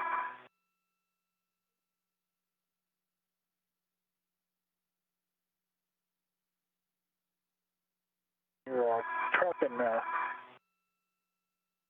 ingress aid there right underneath your belly. Oh, sorry about that. Oh, I moved it on you.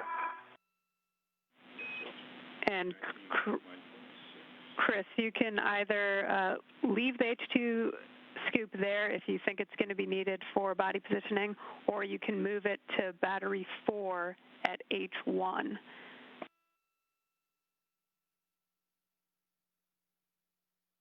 Okay, battery 4H1. It'll go 9 o'clock straight up.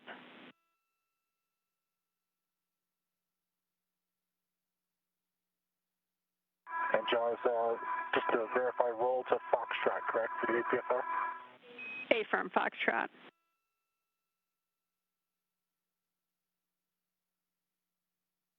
And then what's my next? The scoop, correct?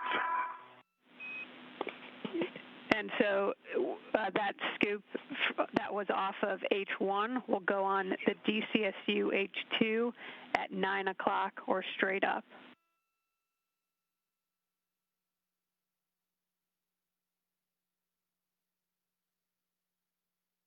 Up.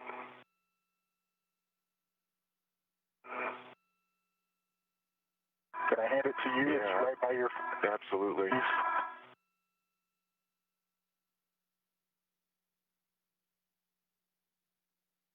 Straight. Straight up. I agree. I'll check the checklist.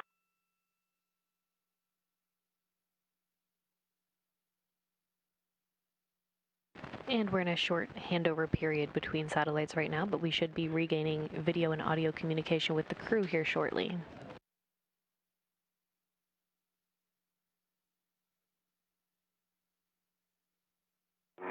It's straight up. Okay. 9 o'clock, relative to the doghouse, I think is down.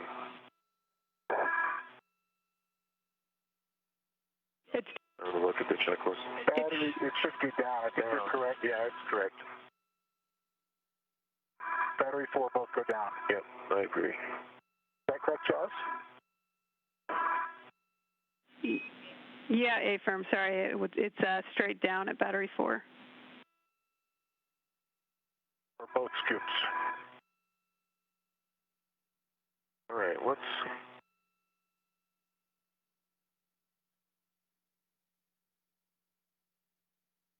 the next kind of big chunk, Jaws?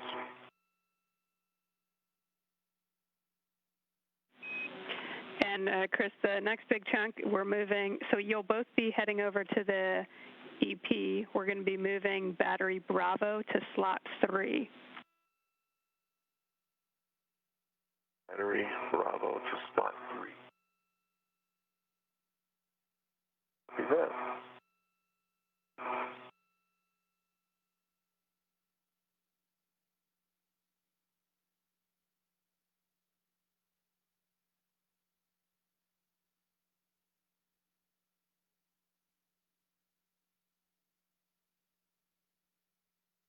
They're clicking.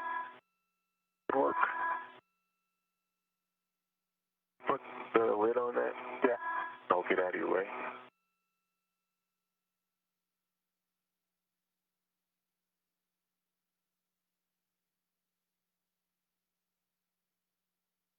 Bankin and Cassidy have now removed the aging battery from slot 3 and installed it on the adapter plate in slot 2, where it is no longer needed to function. Cassidy and Bankin will now return to the external pallet to retrieve battery B, and they'll translate back to the truss and together install it in empty slot number 3.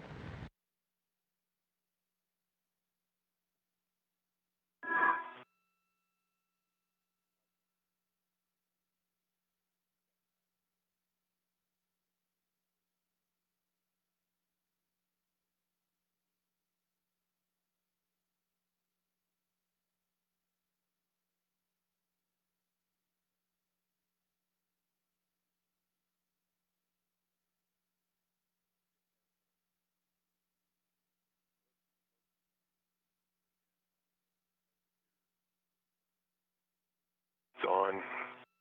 Yeah.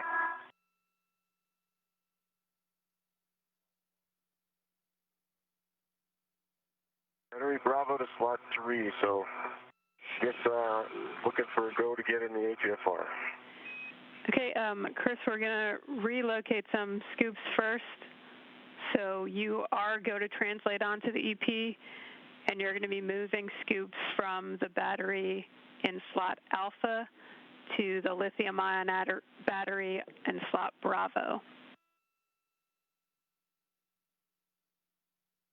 Alpha to Bravo.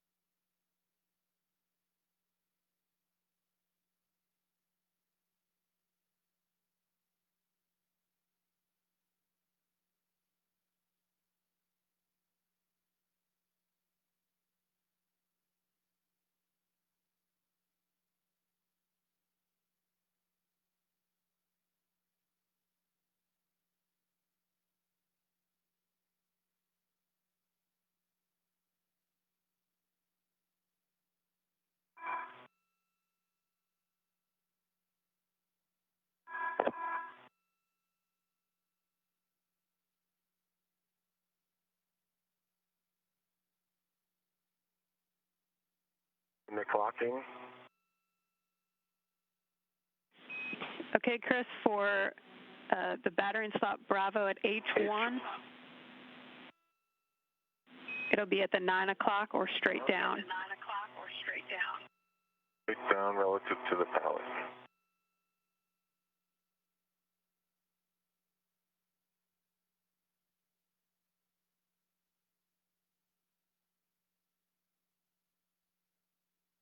H1 is in and locked. Copy, Chris. For H2, it'll also be 9 o'clock straight down. Copy, also 9 o'clock straight down.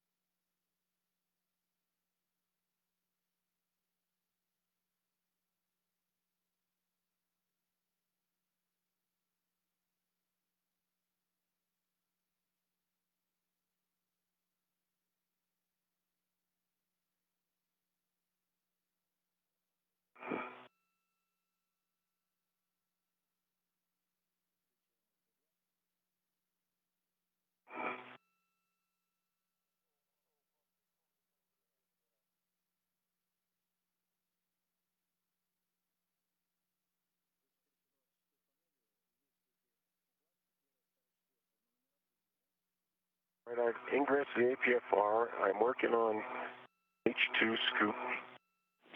Okay, Chris, can I have you just do a ingress aid check, tether's clear, and a serial number? Serial number 0024.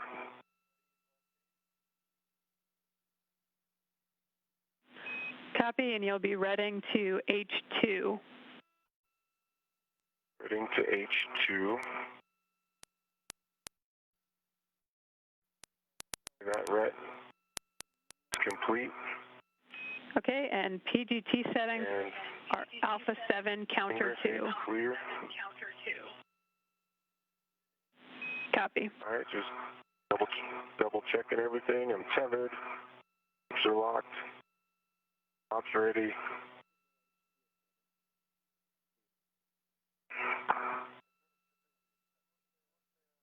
Alpha 7.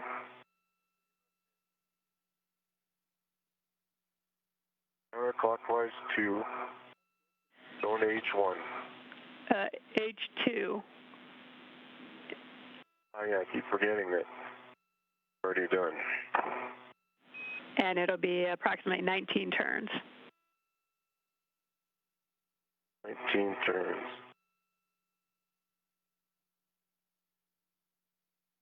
Okay, Doug, I'm doing some work on your pallet. You're clear. Brakes are on.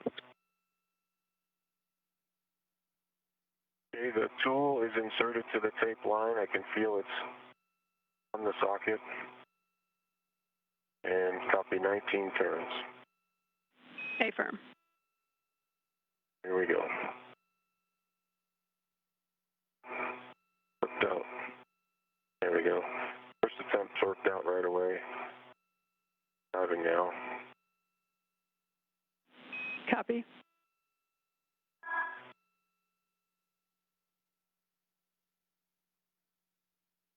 For 19.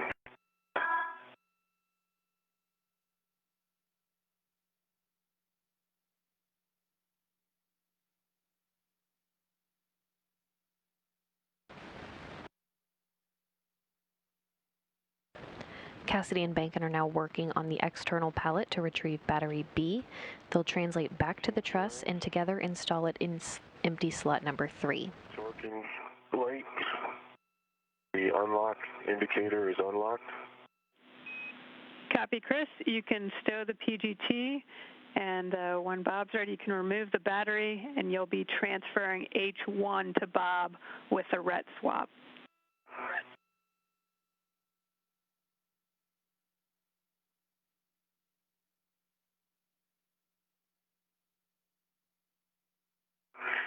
Okay, H1 to Bob with a ret swap. Affirm. We want Bob to end up redded to H1. Okay, copy. In just a sec, my BGT Velcro undone. Okay, BGT Velcro is secure. Ready, Bob? Ready. Coming out.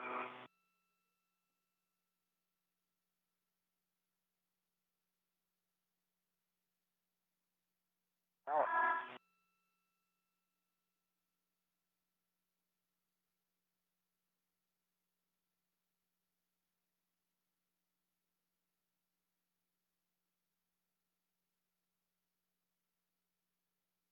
I'm going to put a red on there. Copy.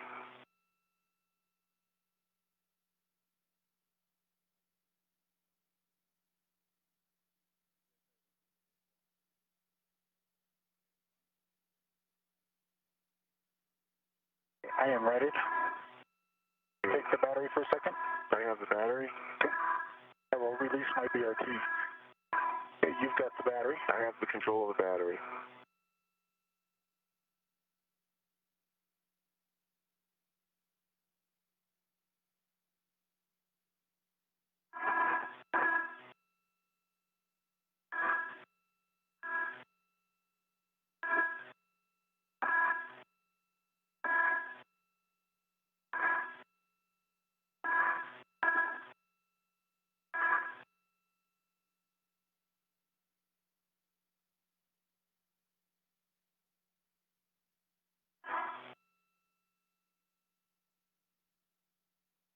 I have control of the battery. You have control in releasing my red.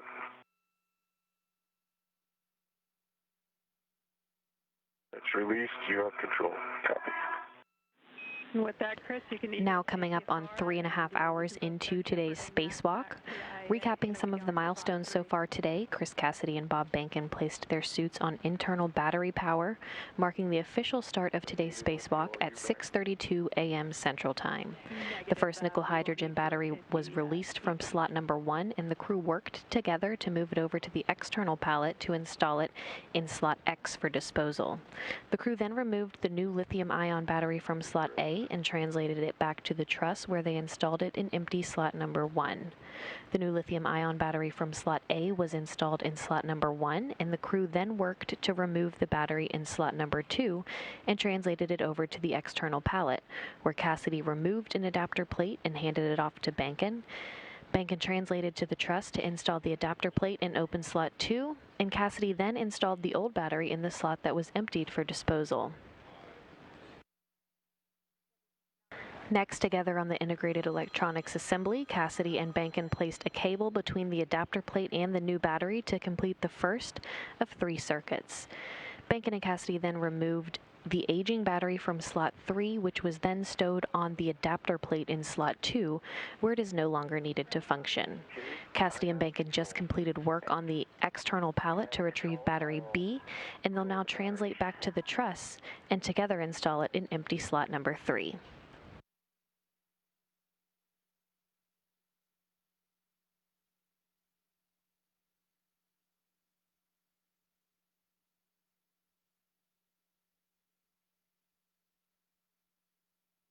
I have control of the battery. You have control of the battery.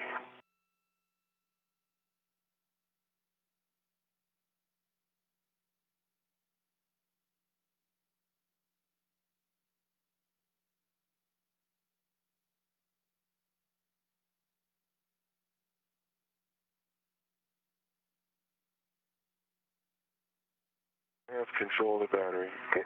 You have control of the battery.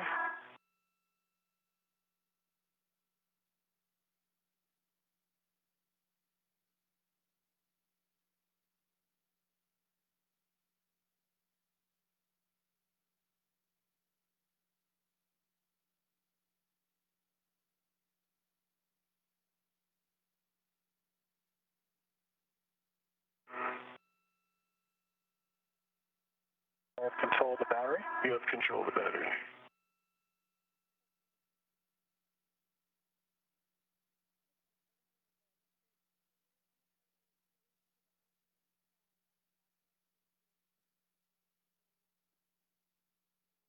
I have control of the battery. Okay. You have control.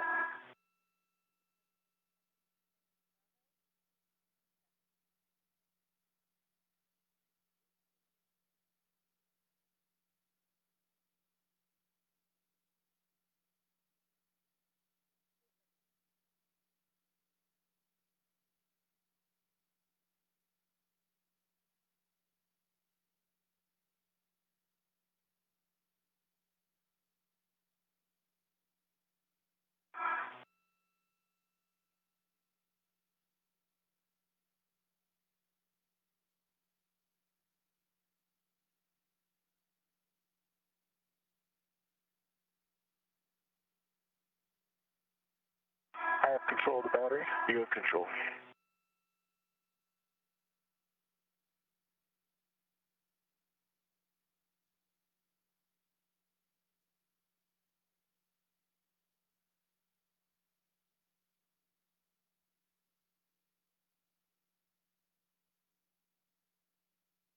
I have control of the battery. You have control.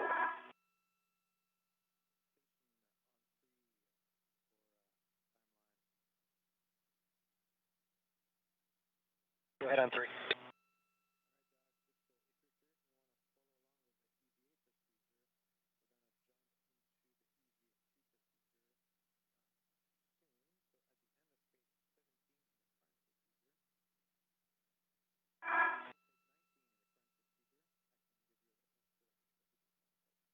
I have control of the battery. You have control.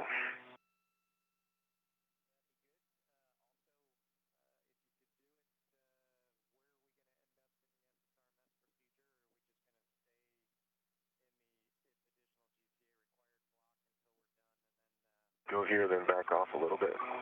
Good.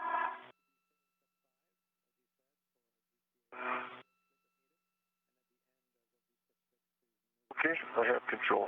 You have control.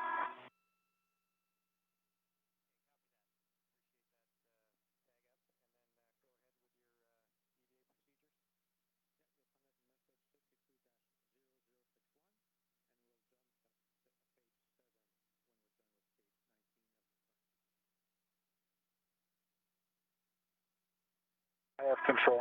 You have control.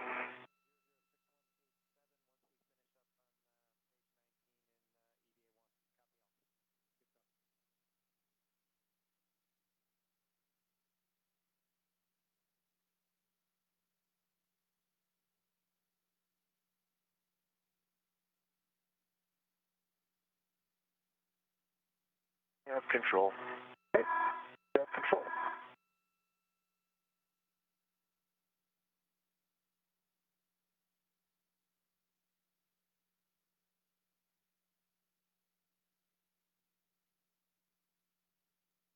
I'm going to put my local on the other side of the APFR. Roger.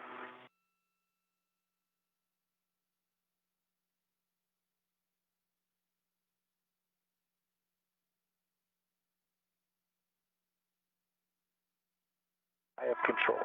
You have control. I think I can go onto the BSU. What do you think? Is that a good spot? Yeah, we need to get up there high, so. Yeah. Because this might be the one where you ingress your APFR next, right? Yeah. Going up there high.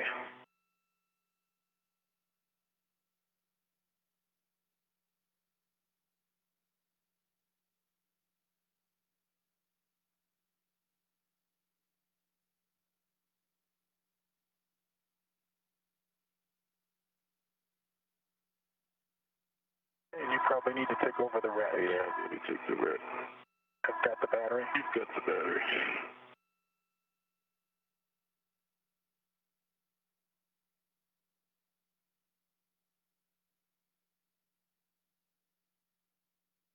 I have a ret, and I have control. Okay, I'm going to release my red. Copy that. And Bob, prior to ingressing the APFR, you'll want to check that the gap spanner is clear of slot 3. You have the battery and you have the red. I have the battery, I have the ret.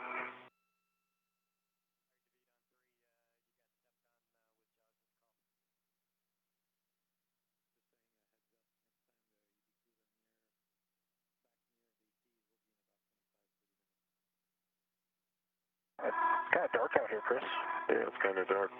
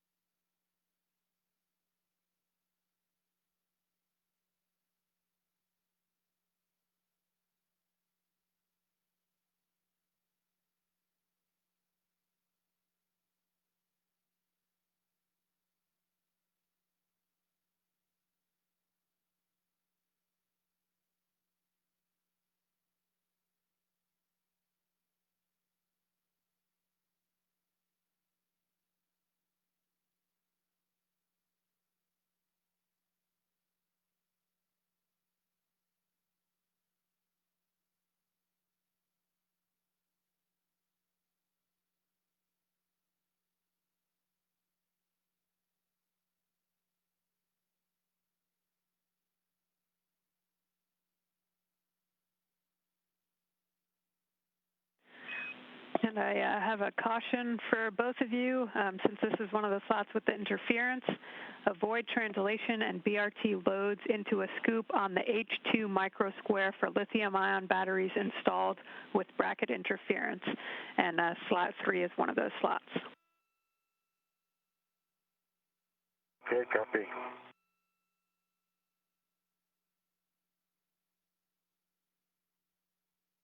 Okay, Chris.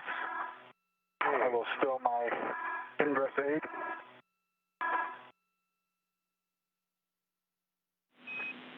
Okay, Bob, once you do that and check your tethers clear, we'll take an inspection of the IAA receptacle.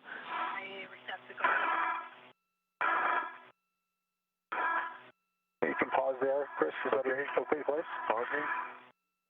We have the IEA receptacle. The electrical connectors are clear, no FOD. Pins look straight to me. There's a little bit of discoloration on the fins on the, I guess, aft portion, but it looks like just a discoloration in the center, about an inch long. I don't think it will be an interference. Copy that, Bob. And EMI band? EMI band looks good.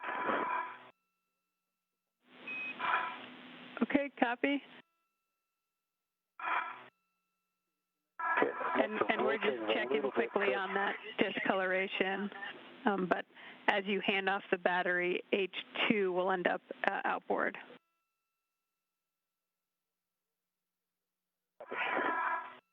Okay, and Chris will need to inspect the underside of the battery, is that correct? Yeah, Ephraim, you'll want to present the bottom to Chris for inspection of the blind mate connectors, FOD, and EMI band. Okay. Maintain control, Chris. I'll put a ret on it. I have control. Oh, you go ahead. You go for the ret.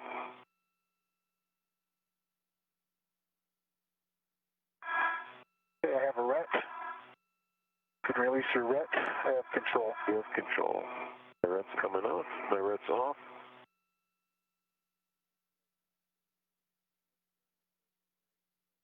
Are you taking it?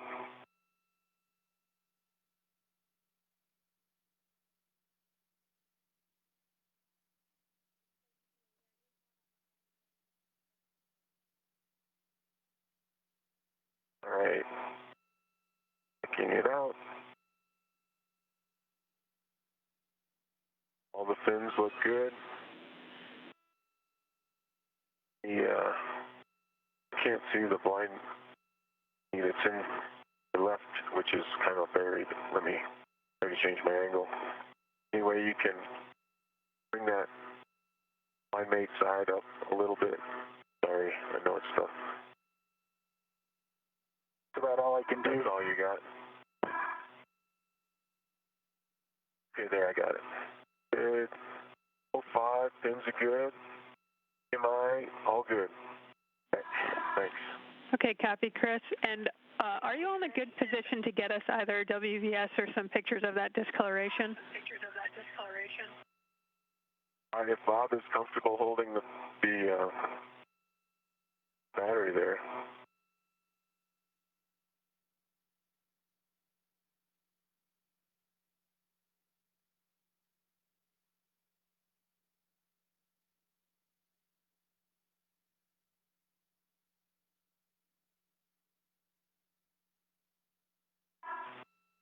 It almost looks like I took a Sharpie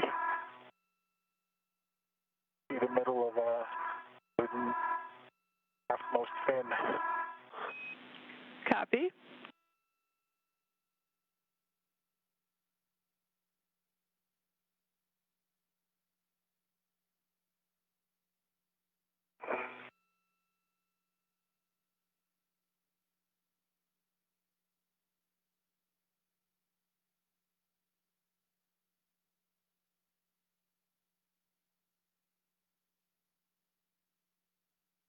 Where is it? It's in the aftmost fin. I don't know if in the dark you're going to be able to get a picture. Yeah, I don't see it. All right.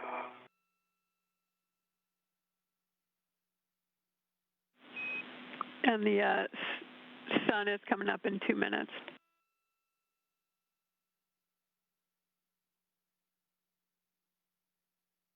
All right, I got a bunch of pictures in this lighting configuration. If you want to wait for light, you can do that. Checking.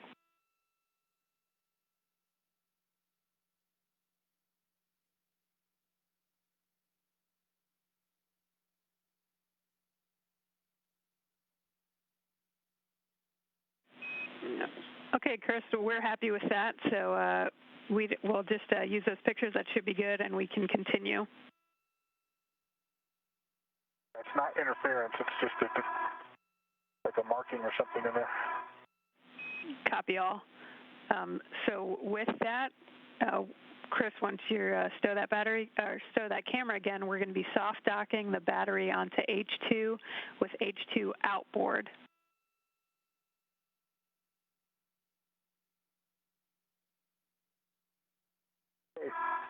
We're oriented correctly. H2 is outboard. And Chris, if you could just let me know if it's clear there. That crew lock bag and stuff is up there.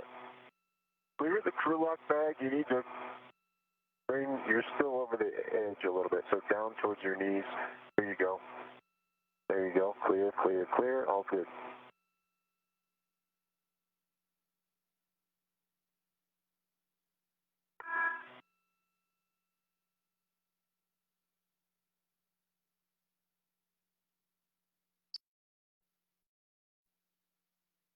I think that's a soft dock. Lined up. And PGT. Okay, yep, Chris, you'll transfer your PGT, and Bob, look for Alpha 7, clockwise 2.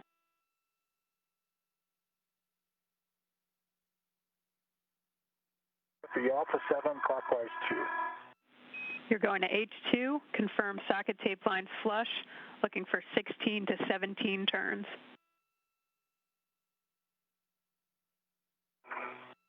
Alpha 7, clockwise 2, on H2.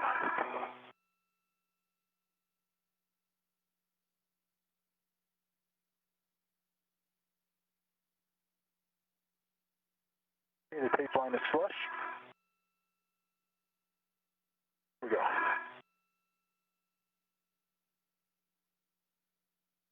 Indicator's moving.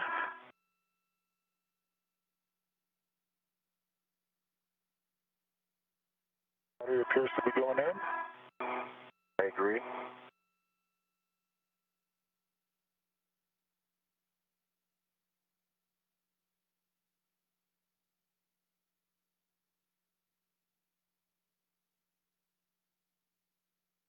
This one seems snugger up against the wall than the other guy.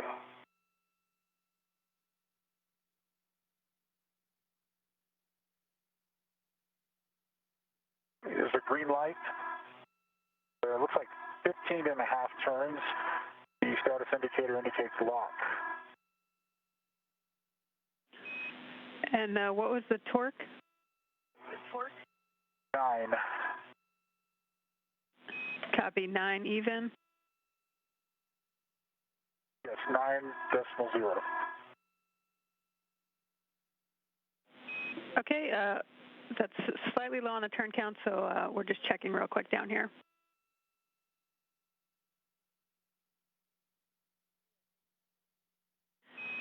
Okay.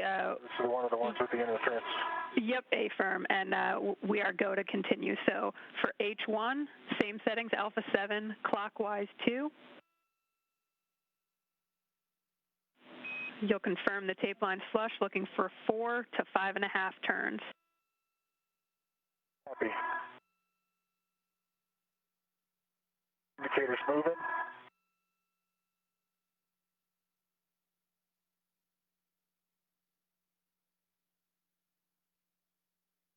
It's torqued out. The indicator is not quite to lock. 9.2, and it looks like we had about 4 turns. Copy, 4 turns, and torque was 9.2, but the status indicator doesn't quite look locked? The status indicator on battery is maybe a 1/4 inch from lock.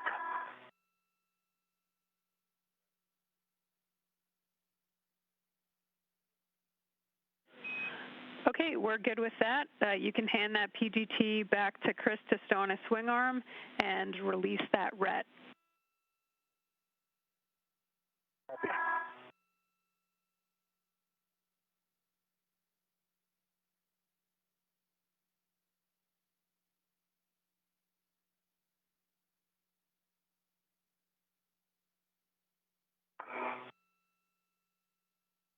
Get that firm. Yep. Flush with the adjacent battery. Everything looks straight. And where do these scoops go? with that, so you actually moved one of the scoops we already needed over, so we're going to relocate the APFR. And so for now, the scoops can stay. And it sounds like we're far enough ahead that we can move on to the first block from EVA 2 if you're both good with that. Yeah, good. Okay, copy. So that being said, we'll relocate the APFR to WIF 22. Clocking is 12.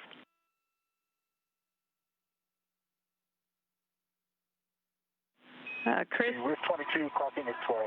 Yep, A-firm. And Chris, you've already moved the scoop we needed, so if you want to give us a glove, hap, and gauntlet check, we can take that. Okay, gauntlets, and in place, gloves, pristine, plain black smudge, cap, dry, baseline. Copy, good check.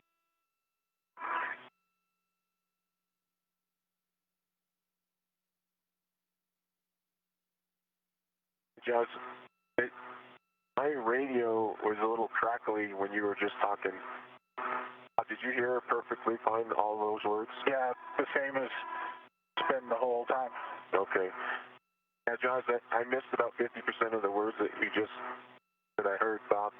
I heard you say, Bob, to move the APFR, but I missed some other stuff, so maybe tag me up one more time.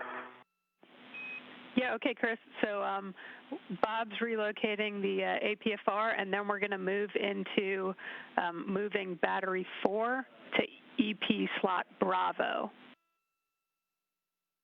Copy that. So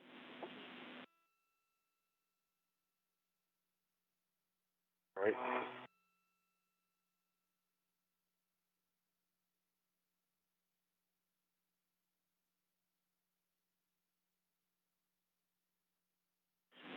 Chris, before you do anything else, can we get you to take some pictures of that slot interference with the bracket, the one in slot 3 that you just installed?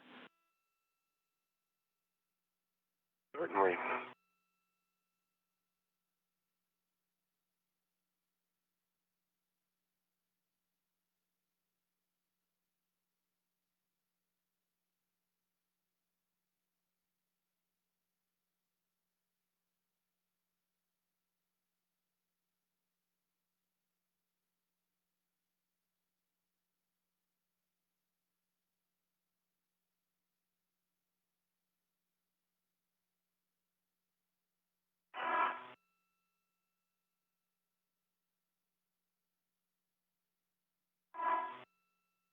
Okay, Jaws, the APFR has been relocated to WIF 22.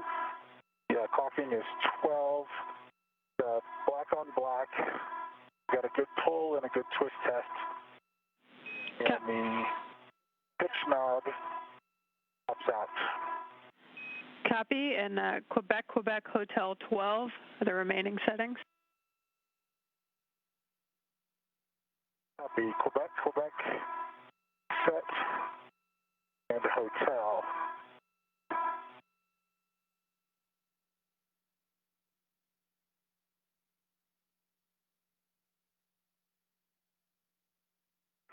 Hotel set.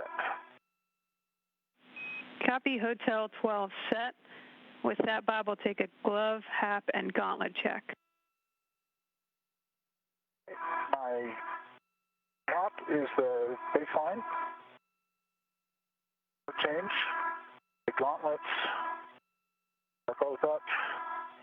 My right glove is pristine except for a small head on my index finger on the inside. Just a small thread, or maybe it's a piece of that's just a piece of like overflow RTD. And the left glove is pristine. Okay, copy that, Bob, and we could see that in the WVS. Okay, with that, Bob, we'll have you check that the gap spanner is clear of slot 4, and then you can ingress the APFR. And Chris, once you're done with the photos, you can get in a good position to assist with battery 4 and have the ratchet wrench handy, unless you want to go ahead and start braking torque. Okay, copy. I'm going to ditch the camera and before you ditch it, take a picture of a dragon out there. It's a good, good location, good time. I don't know if we're going to make it through another day-night cycle. Yeah, you can go for it now if you'd like. Oh, yeah, that's good.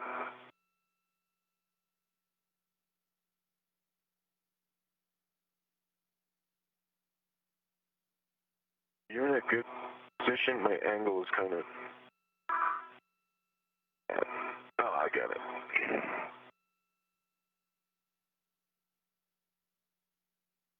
I bumped your yaw. I fixed it, thanks.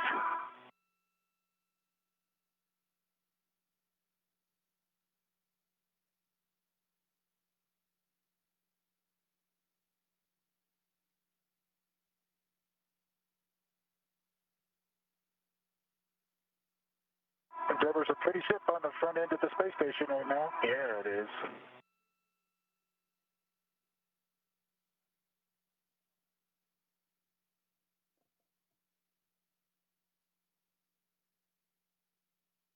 I don't have good tactile feel of this button.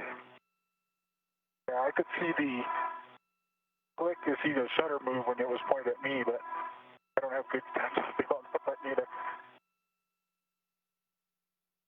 It's a pretty shot. I think the folks in Hawthorne will appreciate it, getting a chance to see the ship from this angle on the sunny day. Thank you, Chris. Yeah.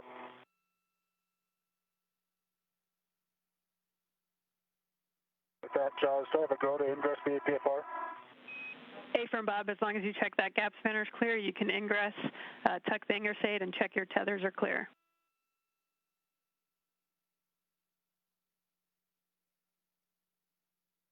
The battery 4 location is well clear of any gap spanners at this time. After I'm ingress, I'll move the ingress aid. Copy.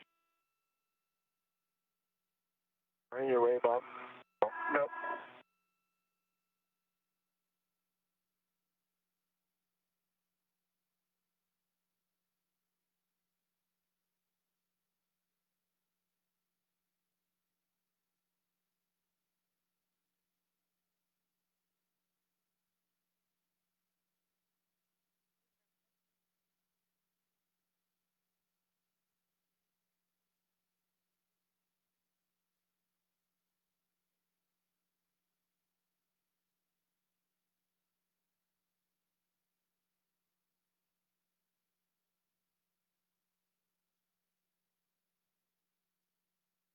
Okay, camera is back on structure. Copy, Chris. You can get in a position to help with battery 4 and have the ratchet wrench handy. If you are in a position to go to H1, you can do that to brake torque. Okay, ratchet wrench.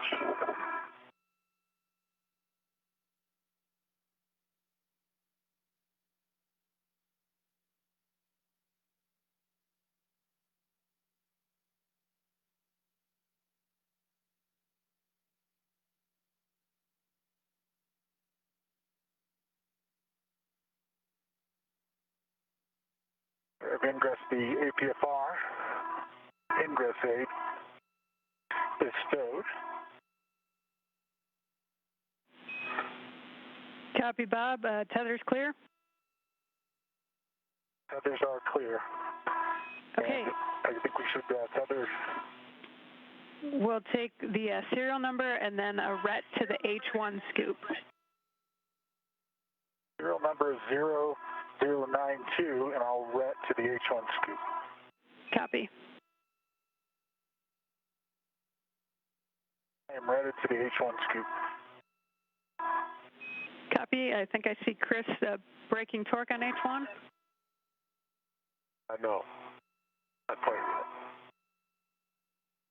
Okay, so this is the, that Didn't touch it. okay. Okay, so we've got the H1 for battery 4, and that was the expected serial number 0092. Check. Affirm it was. And you are go to brake torque after confirming socket tape lines flush. Okay, socket tape line is flush.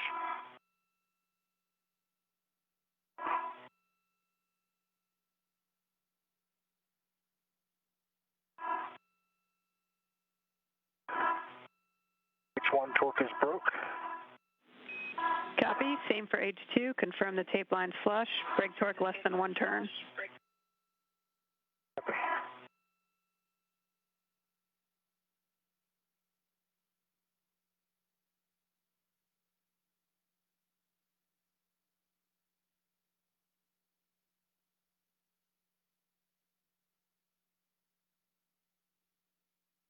Okay, tape line is flush on H2.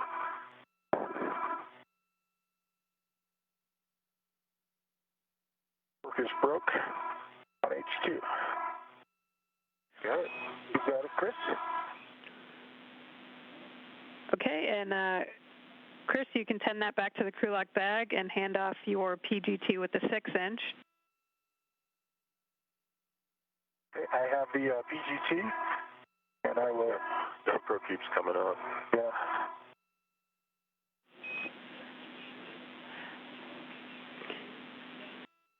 Okay, the Velcro's back on. We'll go Alpha 7, counter 2. Affirm. On H1. Good words. You're looking for approximately 8 turns. And Chris, you can relocate that PGT with a hex driver in the meantime to battery 3 H1 scoop using that adjustable equipment tether. Battery 3 H1 scoop. Affirm. Turn in on H1. Indicators moving.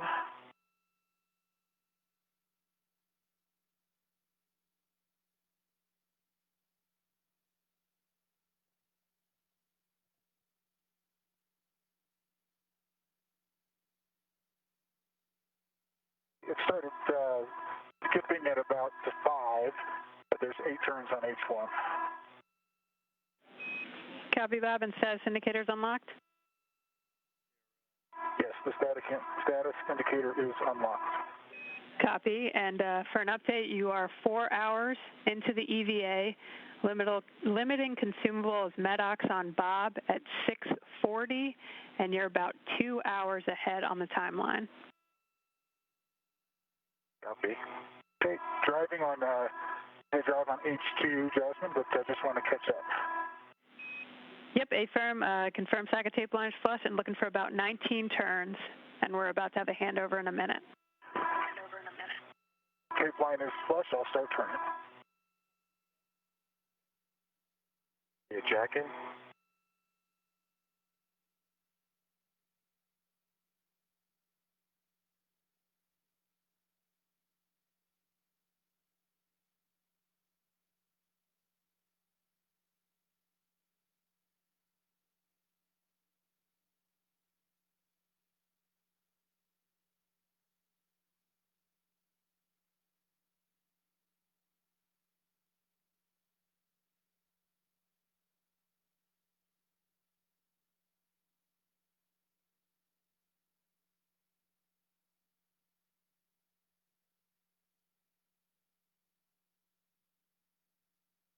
there's 18 turns.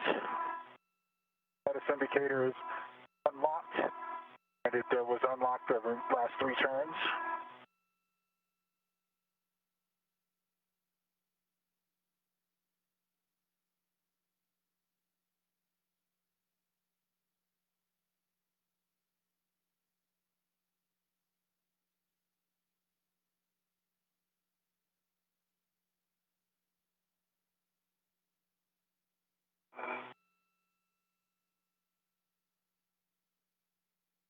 Okay, so pull that sucker out. Okay, Chris and Bob, I'm back with you. I copied the good release on H2. Probably transferred that PGT back to Chris to put in a swing arm and unlock the ret. All complete. Okay. Bob, I want to assess. And now 4 hours into today's spacewalk, running ahead of their timeline today, Cassidy and Bankin are now starting to tackle the first task planned for next Wednesday's second spacewalk to replace batteries for the S6 Truss's 1B channel. Having completed all of the planned tasks for this first spacewalk involving the removal of 3 aging nickel-hydrogen batteries from the Truss's integrated electronics assembly and installing 2 new lithium-ion batteries in the truss, the spacewalkers are now moving a 4th nickel-hydrogen battery planned for next Wednesday's spacewalk, and will also move an adapter plate into the truss to await the installation of another new lithium-ion battery next Wednesday.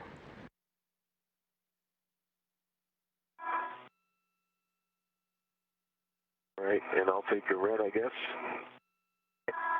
Wait for you to maintain control while you get a red on. All right, my red's in place and I have control. Okay, I will remove my red.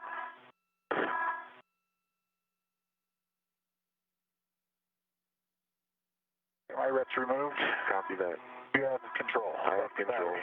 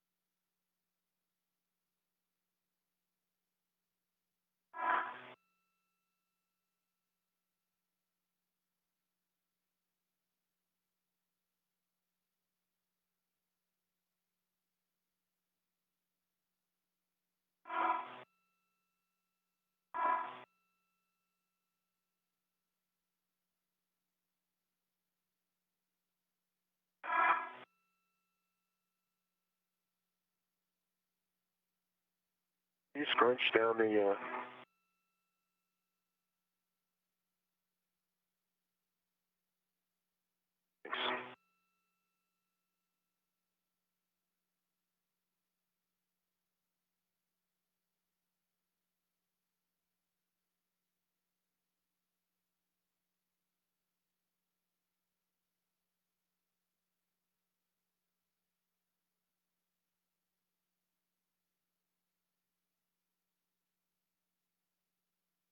You think we're going to be able to get it over the top of the APFR there?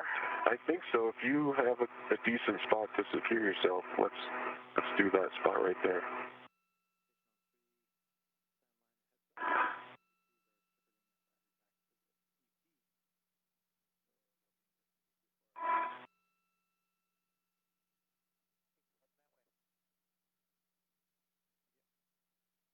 You ready? I am ready. Okay. I'm in your way. Okay, I have the battery. You have the battery. I have the red.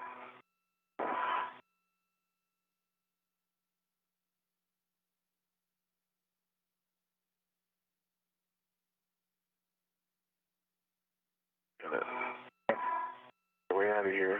Yeah, thank you. Clear of the battery. You are Again, running ahead of schedule, the spacewalkers are now removing the 4th nickel hydrogen battery planned for next Wednesday's spacewalk and will move an adapter plate into the truss to await the installation of another new lithium-ion battery next Wednesday.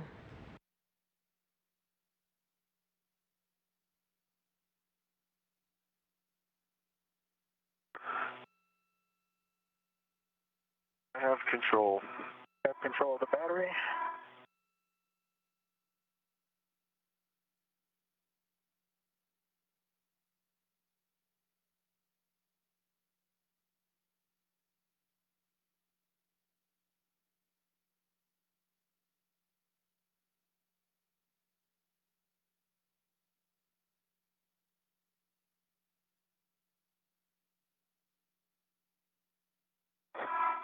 I have control of the battery.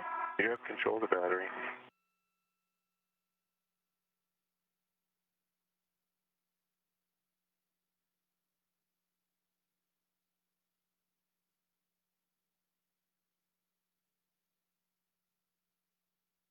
I have control.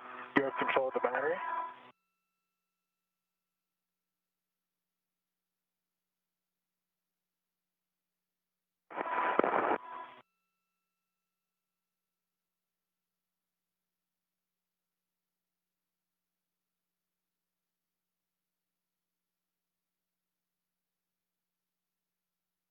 I have control of the battery. You have control of the battery.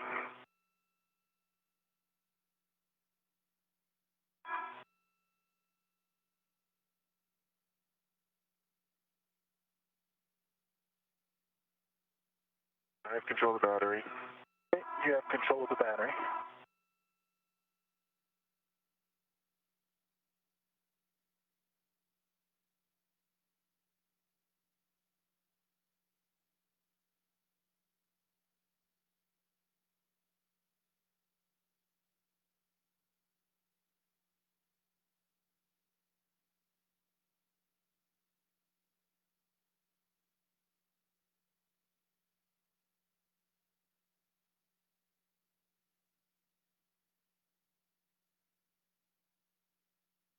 I have control of the battery. You have control of the battery.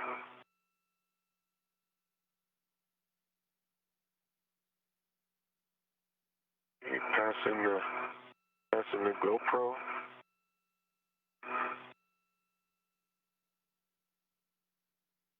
I have control of the battery. You have control of the battery.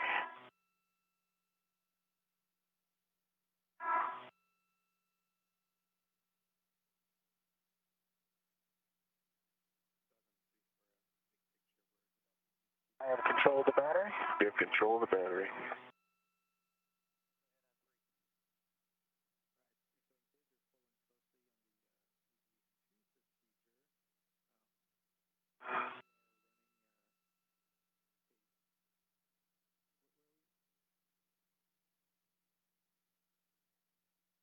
I have control of the battery.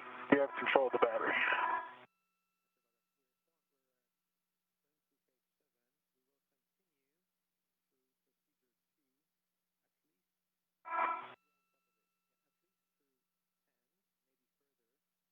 One more little one for the BRT. Yep, if you go to the other side of the APFR, and then I'll get on my BRT and put a ret on it, I think.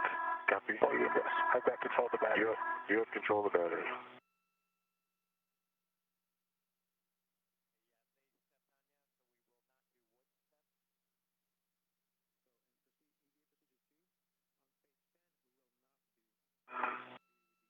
I have control of the battery.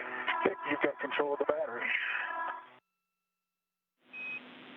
And Chris, you'll want your BRT ret going to the battery tether point. BRT ret to the battery tether point. Okay. But you don't need to do that until you ingress the APFR. I'm not sure which order you wanted to do it in. Yeah, it's more convenient to go to a scoop during the handoff, and then I'll switch it. Copy. I see your BRT. Okay, I'm going to get a ret on there. Copy that.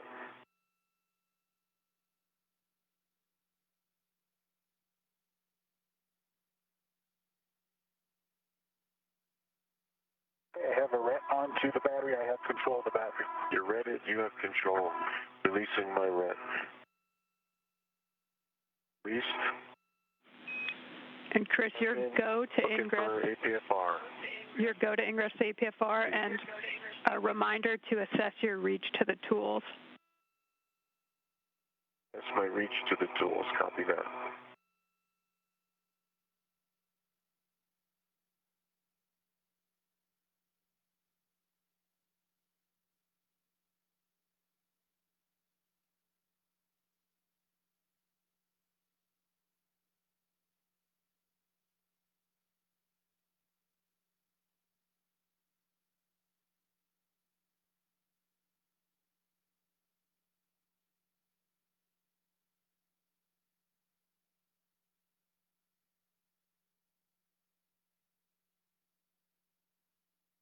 Feel in. Stand.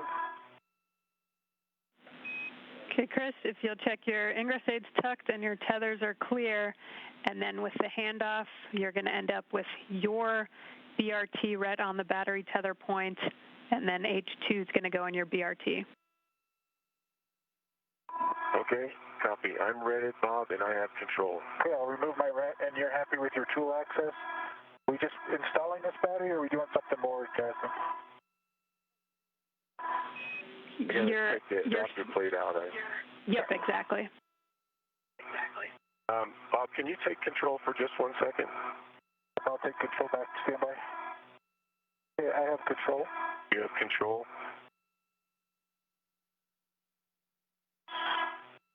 So we're in a different get ahead than was in our procedure. We're doing another adapter plate. Yeah, A-firm, you're going to do the full swap. So, Bob, you'll end up with the adapter plate on your BRT, taking it back over to the IAA and installing it in slot 4 while Chris installs the battery that's going on his BRT into slot Bravo.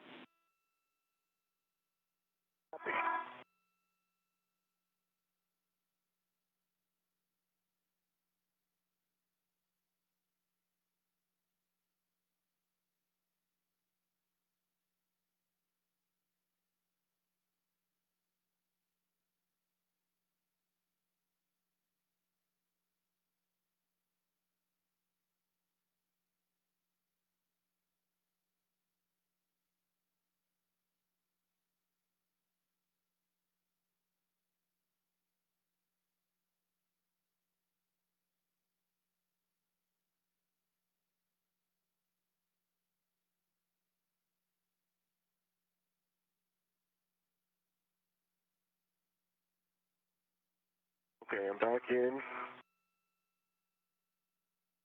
And Mag wants to kick these tools a little out of my reach. Copy. Do you need to move that bag, Chris? Or if you want, Bob can translate onto the EP to help hand off tools as well. I think I got it. Okay. I have control. Okay, and it looked like that ret might be... yeah, that ret got a little... I've got control if you want to fix it, or just let me know. All right. It's fixed, and I have control. You've got control of the battery. Okay, Chris, you want to put the H2 scoop in your BRT. H2 to my BRT. BRT ret to the middle.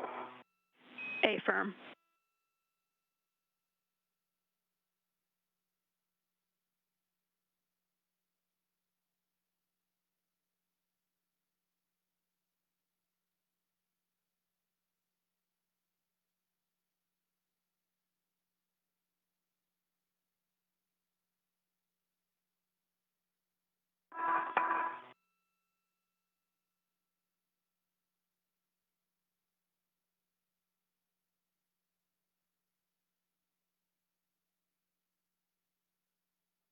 Okay, BRT ret is in place.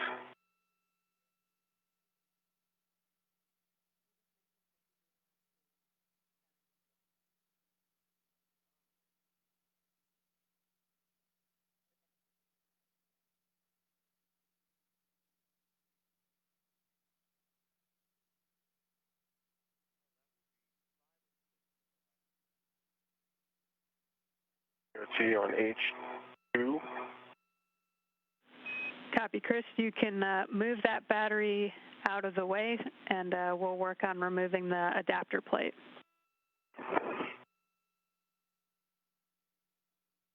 Okay, tightening up the knuckles.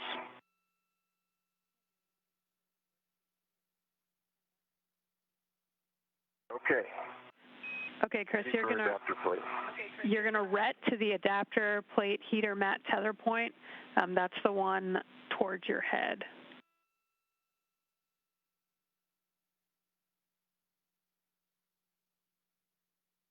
All right. The one with the recommended ret insertion technique. A-firm. Flawless. Okay. Okay, you'll retrieve the ratchet wrench with the hex driver, and you'll be going to H1 first. H1's in my right. My right. A-firm, that is to your right. And you'll confirm one line flush.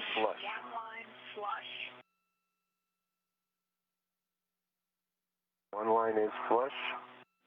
Okay, you're good to brake torque, max of 1 turn.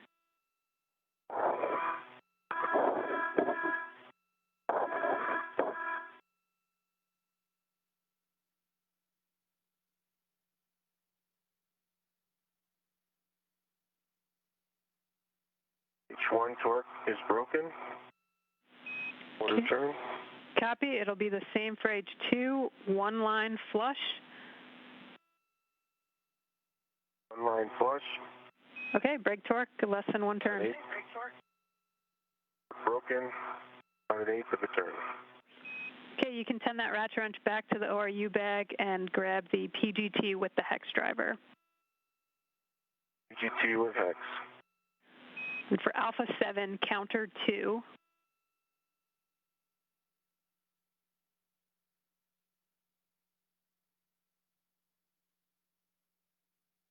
Alpha 7. Counterclockwise 2. Okay, you'll be going to H1, confirm one line flush. One line flush. Okay, looking to release approximately 8 turns. Approximately 8 turns.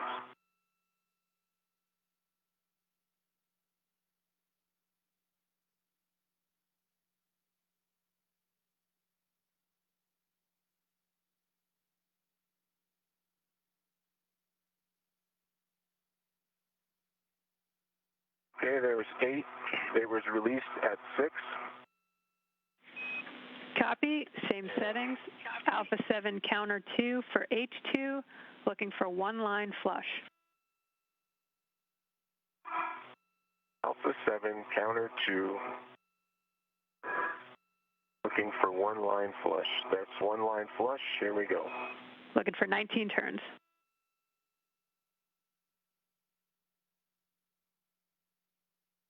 I got a torque out at 3 turns.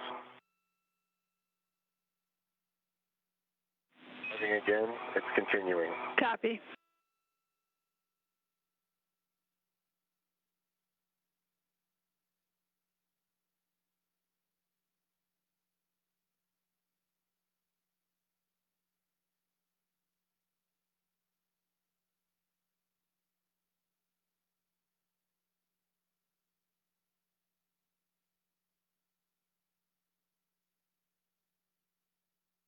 Okay, there's 17 turns. It's free. Copy. You can switch the power on the PGT off. That's to the left. And send that back to the ORU bag. Power on the PGT is off. Bring it back to the ORU bag. Copy. And with that, if Bob's in a good position, you can remove the adapter plate from soft dock and transfer it to Bob, looking to hand off, the adapter plate handrail tether point is where Bob's going to want to attach his BRT ret, so the opposite end of where you have your tether. Copy all. Whenever you're ready, just let me know. I'm ready.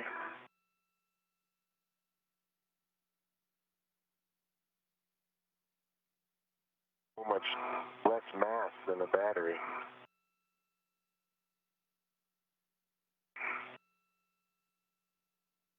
Let me know if you need me to rotate it.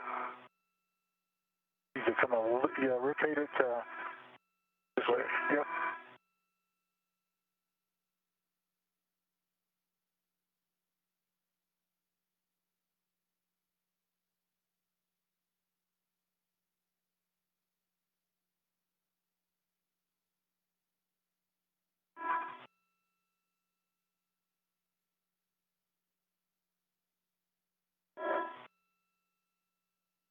Okay, I've got the adapter plate. I am tethered to it. And it's on my BRT. All right, I'm going to remove my tether. My tether is removed. Copy. Okay, Bob, as you said, you can stow that on your BRT and start heading back to the IEA. Copy. Chris, for you, you can check your ingress aid is tucked and then retrieve the battery that's in your BRT. You want H2 in your left hand. Copy. H2 in my left hand.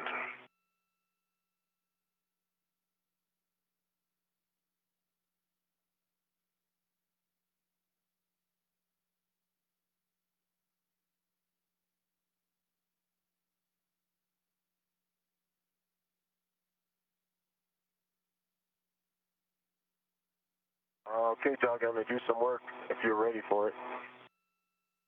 Brakes are on, you're clear to maneuver. All right. Coming in.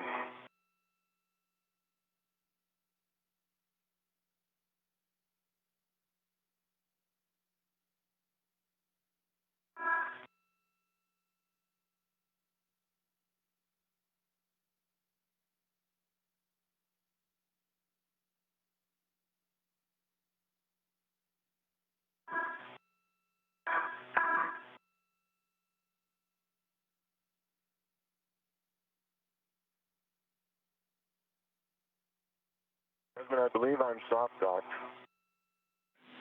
Okay, copy. With that, you can grab the PGT with the 6-inch.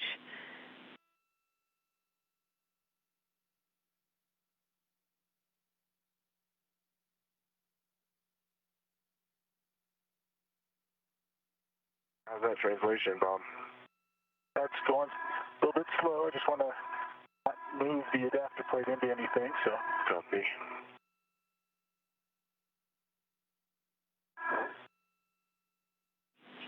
And Chris, settings are alpha 7, clockwise 2.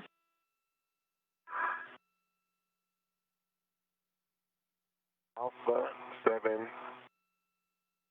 clockwise 2. That's set. You'll be going to H2. GT is inserted. Copy. Okay. Confirm. H2.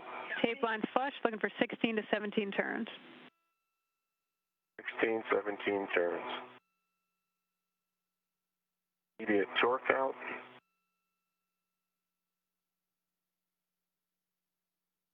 At 9.1 foot-pounds.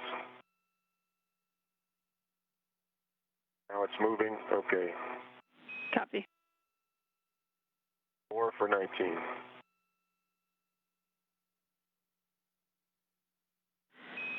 Bob, you'll make sure the gap spanner is clear and that you can reach the PGT and hex driver, and then you can ingress the APFR.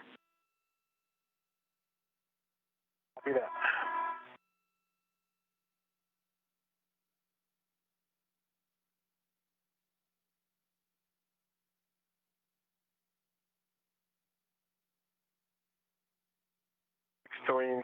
.6 turns, 9.2 foot-pounds. The locking indicator is locked. Battery is flush with battery Bravo. Copy. And Chris, did you say 16 turns? Yeah, 16.6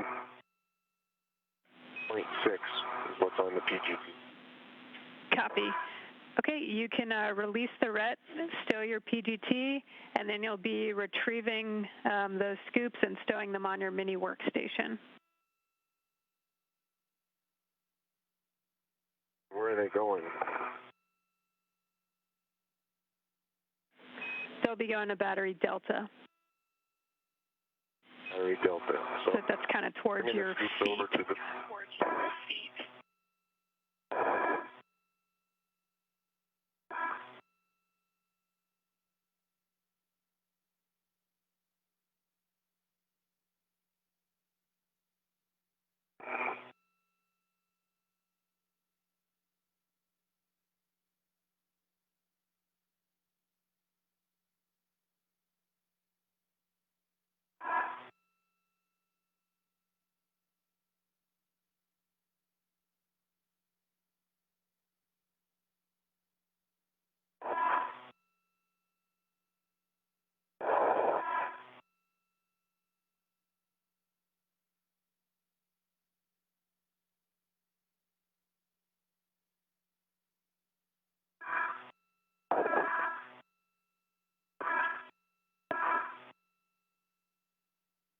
Okay, I have both scoops on my mini workstation.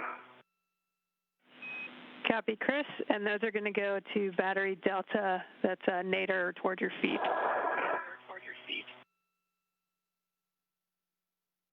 Okay, so you want me to egress the APFR, translate onto the pallet, and install those? A-firm. I'll do that. Missing. Okay, Jaws, I'm in the APFR and ready to copy. The F spanner is clear, and I can reach the PGT. Copy, Bob.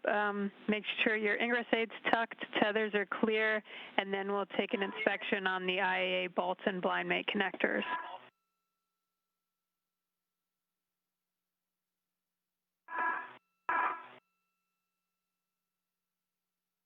Copy.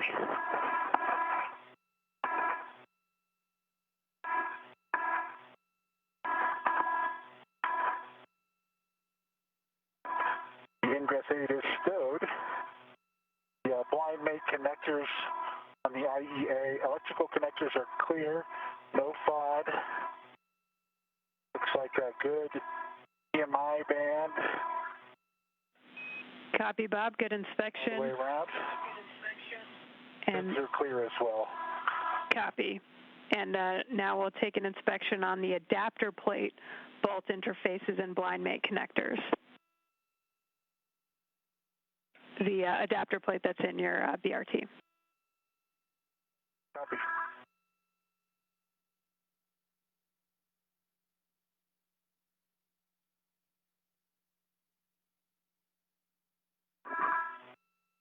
Okay, battery Delta. Okay, Chris, Clocking. let me know if you want H1 or H2 first. Pick H1. Copy. H1 is at the 10 o'clock, it's kind of down and to the left. 10 o'clock.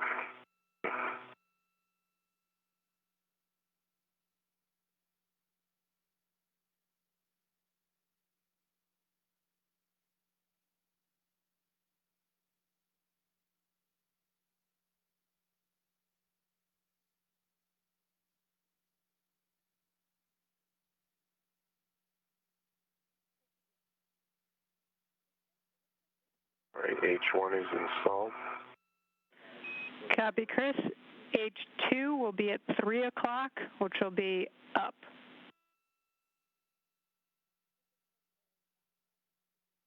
Hey, Josh, just to double check, you want me to inspect the EMI band, the battery interfaces, plates? Just the EMI band on the adapter plate itself. My band on the adapter plate is in good shape. Copy that. And Bob, just to confirm, that's on the bottom side of the adapter plate. The part that interfaces with the IEA.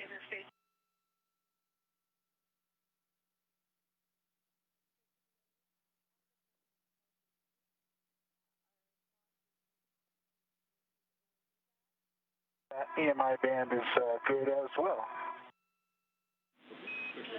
And the electrical connectors are clear. Copy that, Bob. You can You want the blind mate connectors oriented station outboard, and you can soft dock that adapter plate into slot 4. Copy. H2 scoops installed.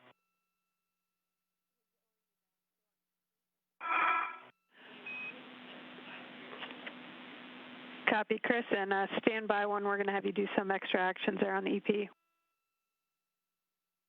Copy.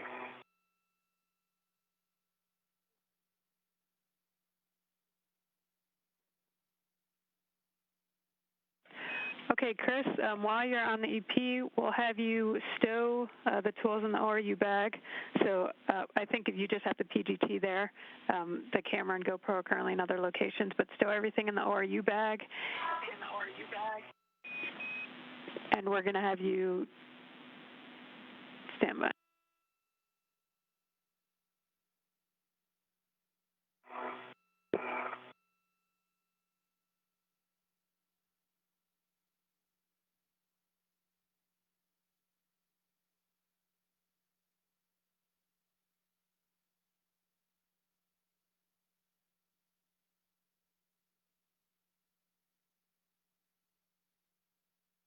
And Jaws, I'm ready with PGT settings for H2 on the adapter plate. Okay, Alpha. Clockwise 2. That's correct. And you'll be on H2. You want to confirm one line flush.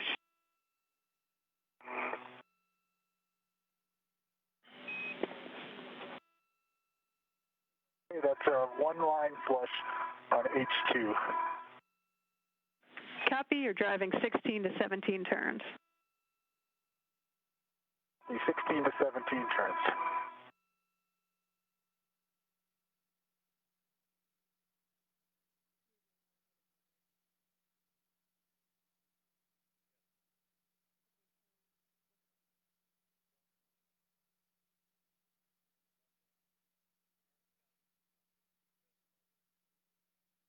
No issue, Jaws, just have to go through the CAL procedure. The PGT switch was bumped.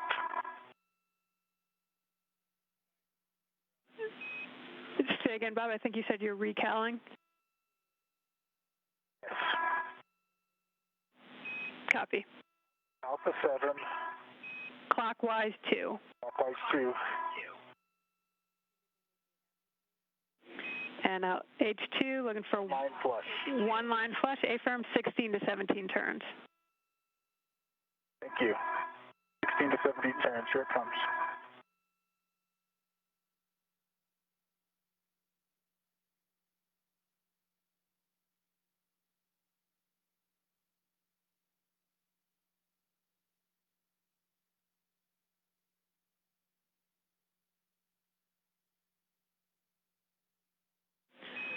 Chris, for you, once you clean up that ORU bag, you'll take it back onto structure, and you can temp stow it right by the GoPro on handrail 2005. Okay. No inventory needed. We'll do that after.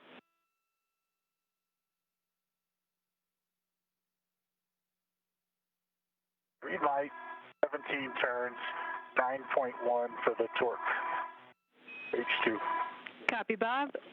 Same settings, Alpha 7 clockwise 2 for H1, and you'll confirm 2 lines visible, 1 flush.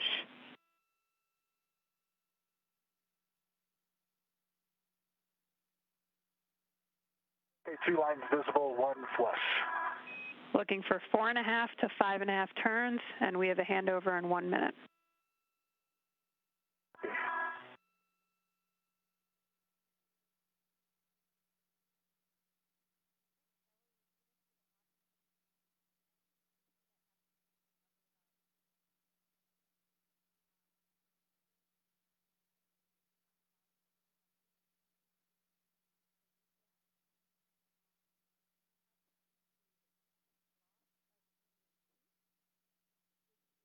Five turns, 9.2, green light.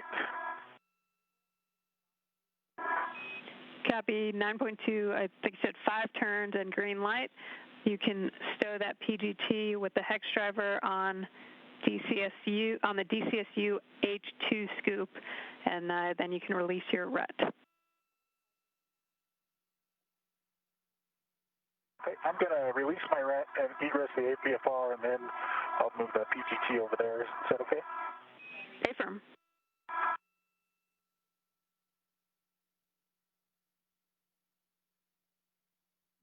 The spacewalkers have now removed the 4th nickel hydrogen battery, which was planned for next Wednesday's spacewalk.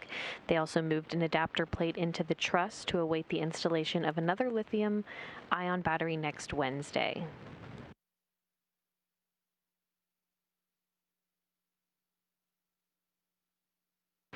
With the crew now running through these get-ahead tasks so quickly, we're standing by to see what their next step will be.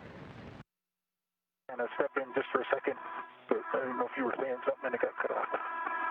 Well, my radio has been squirrely, though.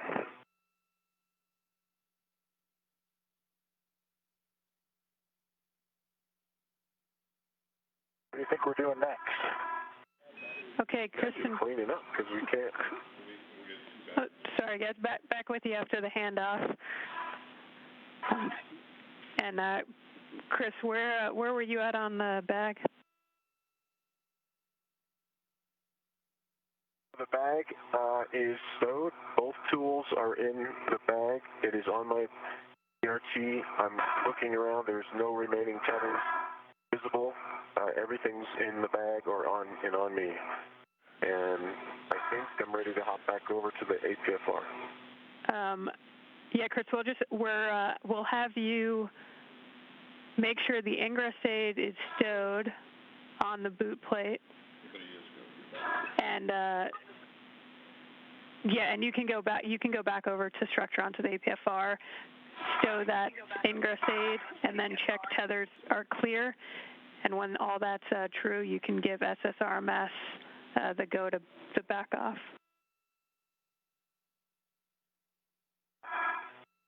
Okay, copy all. Work.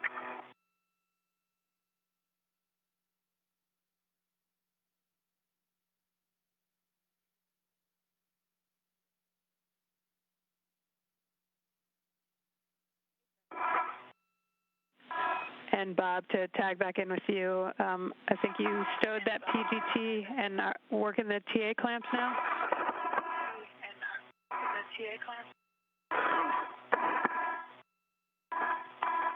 Yeah, I'll be working the TA clamps. I'm just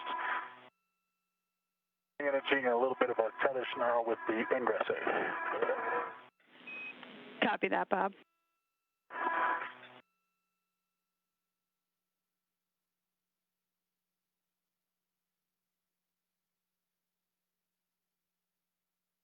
Okay, the PGT has got the adjustable tether going to H1 on the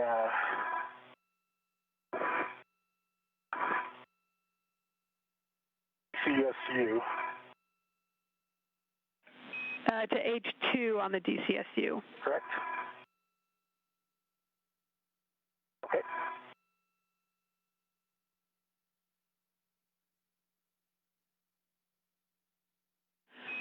And Bob, you can temp stow that ORU bag at handrail 2005 by the GoPro, or Chris rather.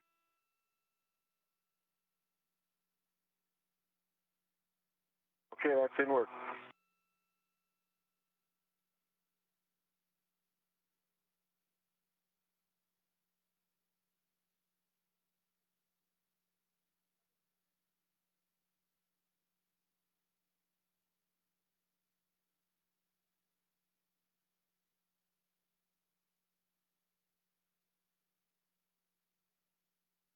Joe, I was just trying to catch up with you as to, are we cleaning up right now? Is that the situation here, or are we moving towards doing another? Yeah, I was just about to call and ask you both. We should have time to move battery 6 to adapter plate Bravo in slot 4 if you both are good to continue. What's our PET?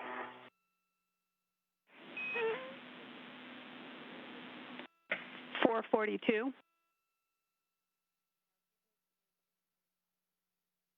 Copy that. Okay. Okay. Okay, you're both good with that? All right, there you. Okay, you're both good with that? Yes. You. I am Bob. Are you? I am good. Yeah. The ORU bag is temp stowed on 2005,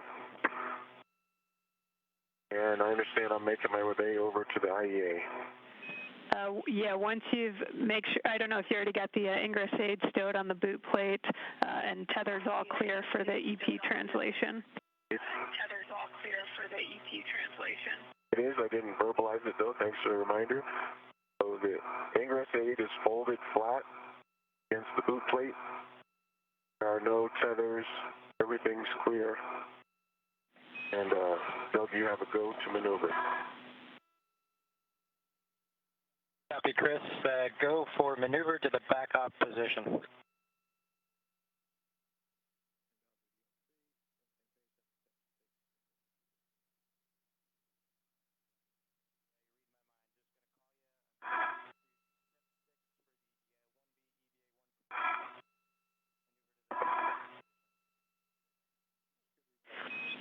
Okay, so Bob is currently working the adapter plate TA clamps and that connection that will go from the battery to the adapter plate, and then we'll step into battery 6.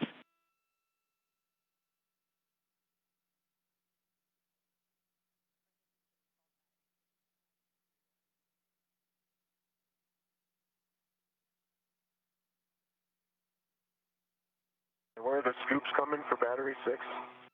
Coming from? I'll move them. Checking.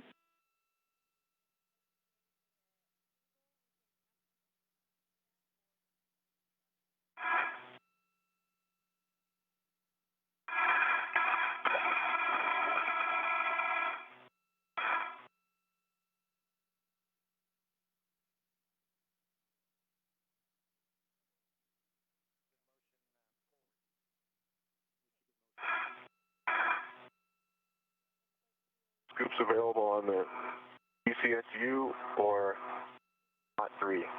Chris, they're coming from the battery that's in slot 3 right now. So you'll take both the scoops off the battery currently in slot 3.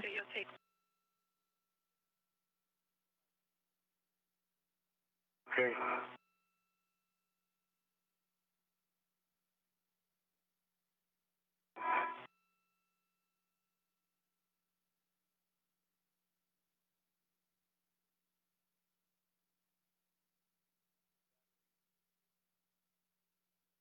The TA clamps are released. Copy, Bob. You can demate the adapter plate connector from P4.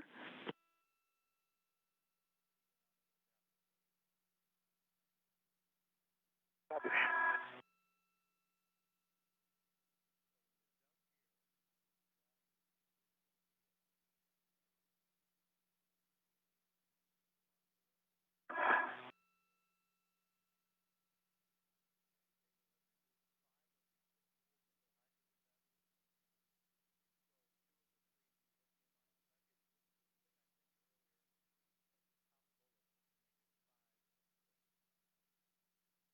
Hey, Bob, your waist tether is, I'll just, if you can pass me the scoop later on when you're done with it from your waist tether. So you need that It's no, yeah, it's no rush. Just keep working. Your work is more important than these scoops.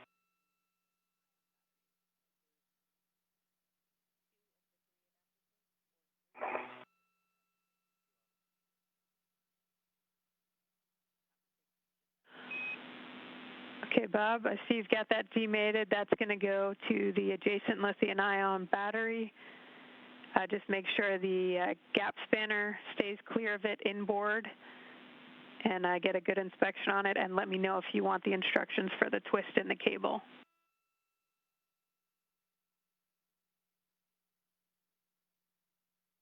Copy.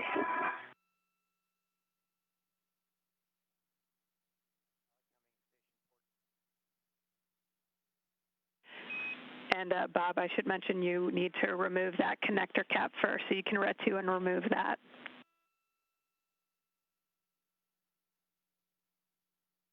Okay. Yeah, I'm clear of that base tether off of that scoop, but I can use it for... Yeah, just keep with it. No big deal. All right, Jasmine, H2 on battery 6 is installed straight up. Copy. Looks like 3 o'clock. Good install. And for H1, you'll be going to 10 o'clock. That should be down and slightly to the left. All right, that'll be a little bit. I was using that scoop for a minute.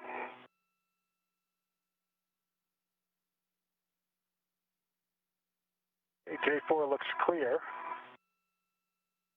and B4 looks clear, and the EMI band looks good. Do you say the words about the twist in the cable?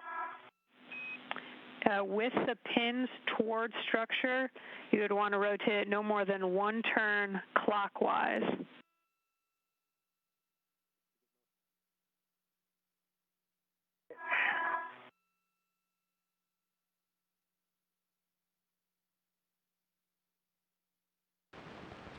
Now approaching 5 hours into today's spacewalk, running ahead of their timeline today, Cassidy and Benkin were able to tackle the first task planned for next Wednesday's second spacewalk to replace batteries for the S6 Truss's 1B channel. Having completed all of the planned tasks for this first spacewalk involving the removal of 3 aging nickel-hydrogen batteries from the truss's integrated electronics assembly and installing 2 new lithium-ion batteries in the truss, the spacewalkers had time to remove a 4th nickel-hydrogen battery planned for next Wednesday's spacewalk and moved an adapter plate into the truss to await the installation of another new lithium-ion battery next Wednesday. Now they're moving on to the second task, originally scheduled for next Wednesday. I think that where that attachment point goes, I just use the battery that we attached it to push it along the side so it sticks up a little bit, but it won't interfere with the battery 6 to go on that adapter plate. A4 is mated. The second task will involve removing the 5th of 6 nickel-hydrogen batteries, and we'll put it on an adapter plate. Connector cap you removed can go on the adapter plate where you removed the cable. Okay.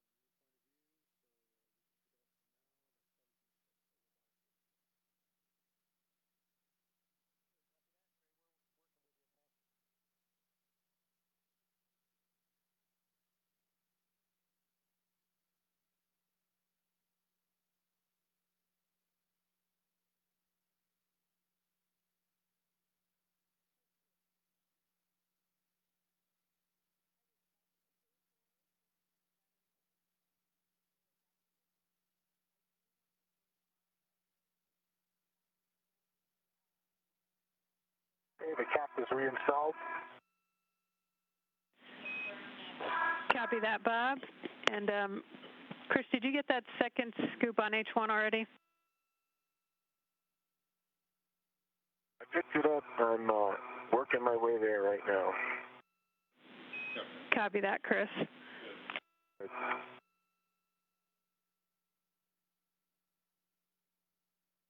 Going in, Joe. And there you go.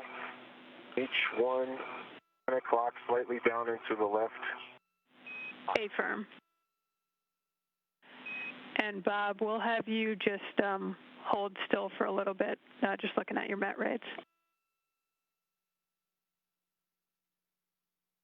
Copy.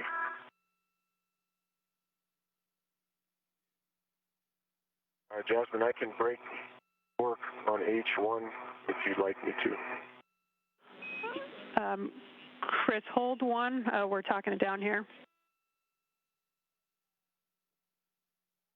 Okay.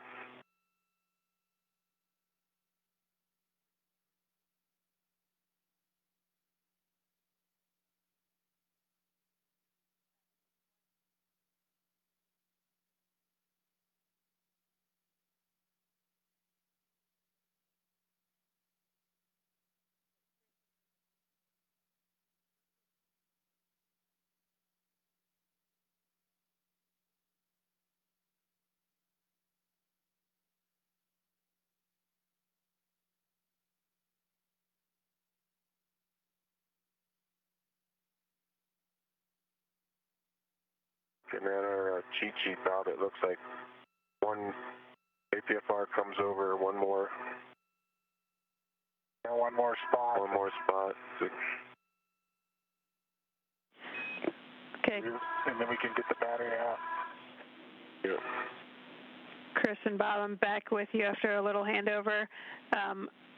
We'll take a glove, hap, and gauntlet check from both of you, and then Chris, your go to break torque on battery 6, but we're not going to go with the PGT yet. We're just discussing time down here. Copy that. My gauntlets are in place. The hap is dry. Gloves, all the RTV is in good shape. Got a little more black smudge pieces, but the RTV is great shape. Copy, Chris. Hap is baseline. My gauntlets are up, and my gloves are still in pristine shape except for those smudges. Copy, Bob. Okay, so Chris, with that, if you can make sure the gap spanner is clear of slot 4. Oh, I thought you want me to leave 6 and go do that? I was about to break torque on H1 and H2. Sorry, not 4. Just, yeah, sorry, break torque first. So you can go to H1. On H1, battery 6. A-firm, you'll confirm the socket tape line's flush, and you can break torque less than 1 turn. Socket tape's flush, it was about 1/8 of a turn. Copy. You can go to H2, and Chris, can you report the serial number when you get a chance? Yeah, just give me a second.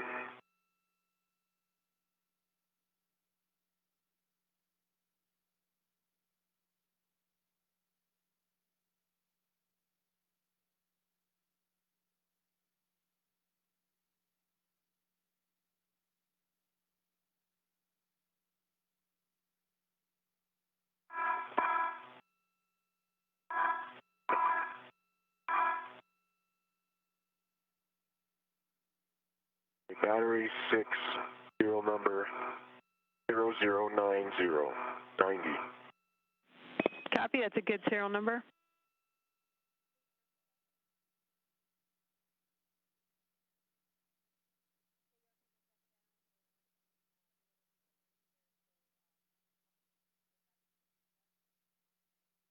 Tool is inserted to the tape.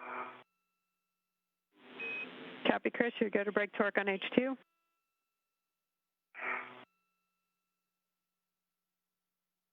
Strong one.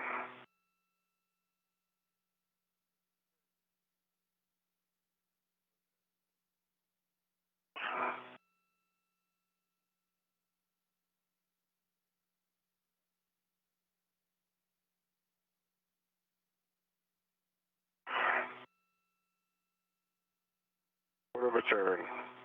It's broken. Torque's broken, rather.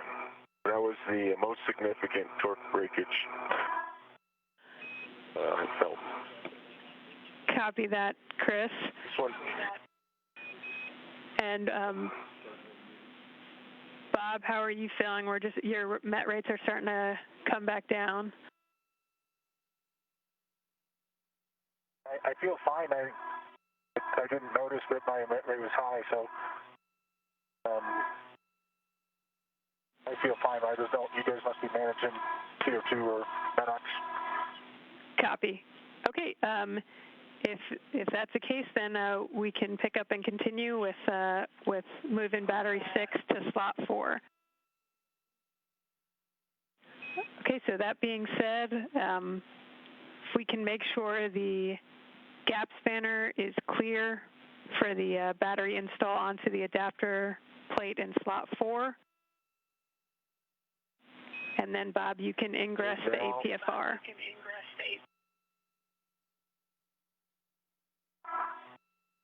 Okay, copy. We'll check the APFR settings. Looks before that. And then I'll be on the other side of you after you get in. Copy. And Bob, it's up to you if you want to roll the APFR first or ingress and then roll it. But if you want to roll it first, we're looking at a setting of delta. Copy. I'll roll it first, just because I think the wrong things are in front of it for ingress. Yes, but I didn't hear a 5-hour PET update. Did I miss it? We're about to give you one, Chris. Copy.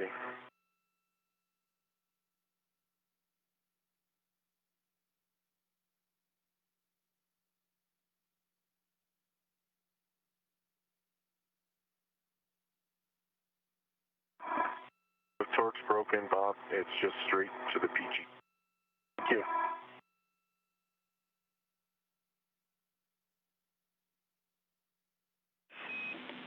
Okay, and Chris and Bob, we're 5 hours into the EVA now. Living and consumables, MEDOX on Bob at 640, and we think we can finish this up, clean up, and be in the airlock by around 6:15. Okay, copy all. Thank you. And Chris, if you can verify the PGT with the hex drivers clear of the slot 6 install location, and that the adapter plate connector cable is clear of slot 4. Let that be forward work for me, because a little far away. I'll make sure that's the case, though. Okay.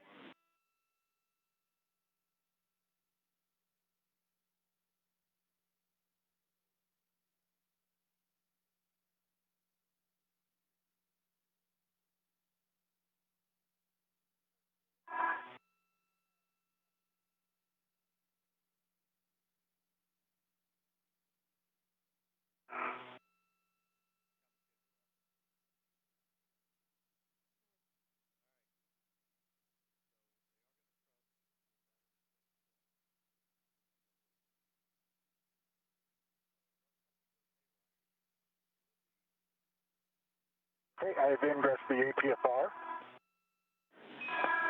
Copy, Bob. So you can check the ingress aid is tucked and tethers are clear. Verified stowed. And my tethers are clear, except for the one I think I'm going to need to attach. And yeah, Chris, we're looking for your ret on the battery tether point. Okay.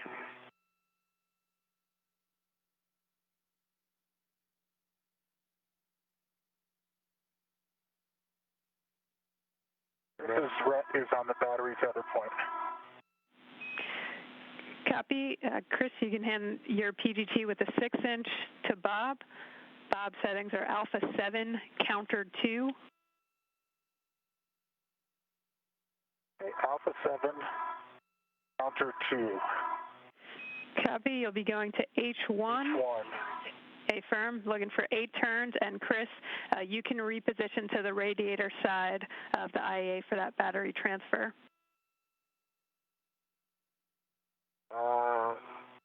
Let's think about this for a sec, because the way my red is. Copy. Want me to move now, Bob, before you start driving? Yeah, let's, I'll give you your ret back. Yeah. Okay, I have it. Okay. Probably want to take the PGT with you during your relocation. Absolutely. Have it. Got it.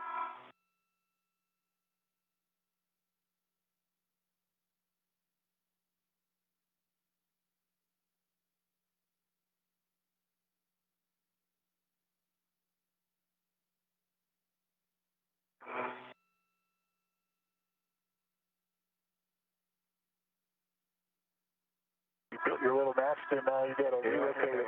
I had the perfect nest going on. Okay. So maybe to your left? Or out straight along this hand? I think you need to go straight along that handrail, otherwise our tethers are going to get kind of a mess. Yeah. You move it over. The crew is now moving to the second get-ahead task, originally scheduled for the spacewalk next Wednesday. The crew will remove the fifth of 6 nickel hydrogen batteries and will put it on an adapter plate. So this will be moving battery number 6 to slot number 4. Got it? I got it. Oh, my feet are over your head. Copy. Keep coming back down.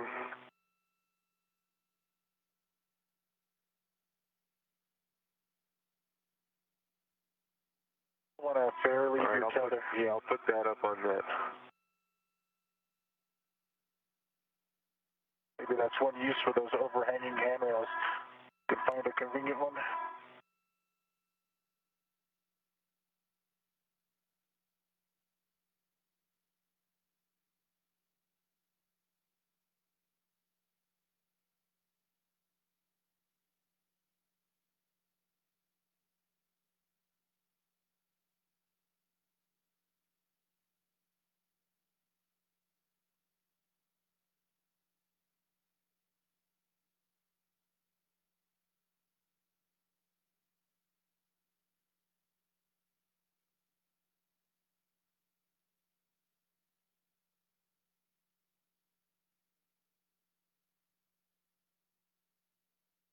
Might as well use these wires since we got them out here.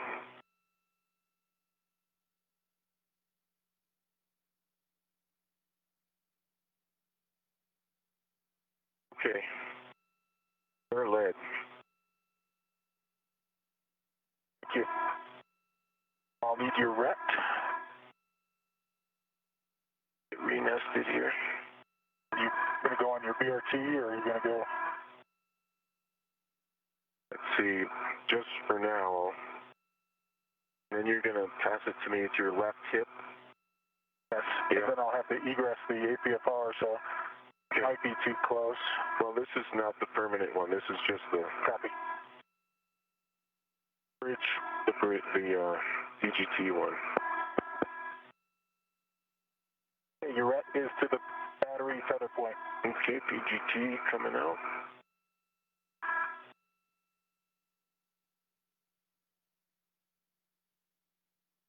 I don't know which side. I've got it. Got it? Okay. You might want to lock this one. Okay. Roger that. Lock. Bob, you're looking for Alpha 7 counter 2. Yes, he's definitely coming in broken. Understand Alpha 7 counter 2 A-firm. H1. A-firm, you'll confirm the socket tape line's flush, looking for about 8 turns. This tape line is flush. You copy me loud and clear, Chris? I do, yep, absolutely. Okay, she's just coming in broken. Yeah. It might be this spot on the structure. Yeah. Because it's where I keep having issues. Okay. Here we go on H1. Indicators moving.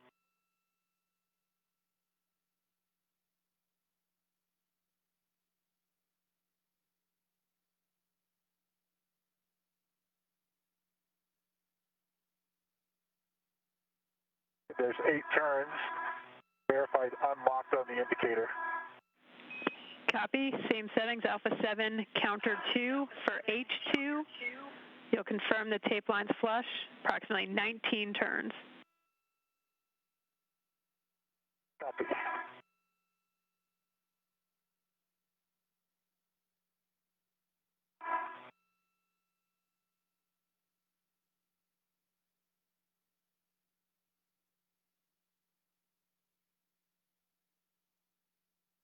Yeah, I can't see the indicator. Can you see indicator, Chris? Give me a sec. Oh, no, I got it. This was, look the same color. Okay, thanks for your light. There we go.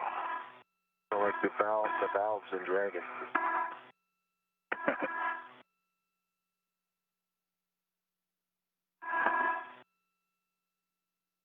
Done with the PGT? No, I bumped it to off.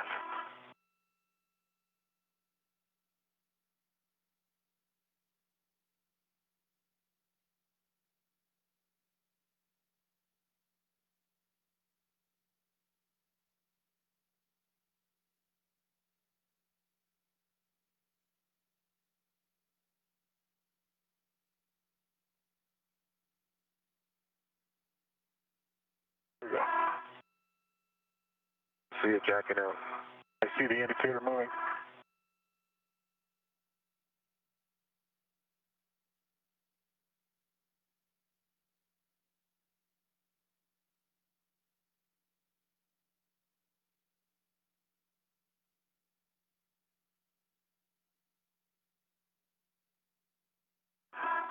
Looks kind of low in your work envelope.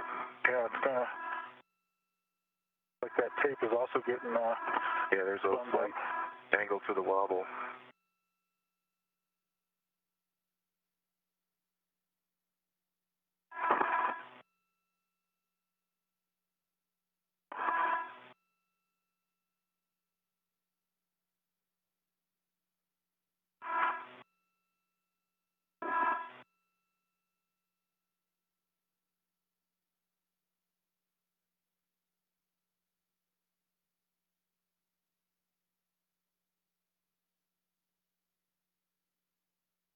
This is not a good body position for that install.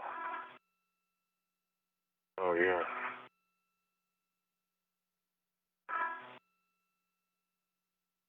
Jasmine, we have you? Radio check? Yeah, affirm. And would an additional roll on the APFR help? No, I think we've got the bolt released. I think H2 is just really low in the work envelope. In this APFR setting, it probably was expected. Yeah. So there's a different APFR config, but I think roll's not going to be enough. Copy. And you said status indicators unlocked, and how many turns? 18 turns, and the status indicator was unlocked, and it clicked up there 2 or 3 times. Copy. You can hand the PD2 back to Chris to stow on a swing arm, and can remove the battery and hand it off to Chris, looking to hand H2 outboard. Copy. Let me know when you're ready for it, Chris. All right, I'm throwing a BRT down.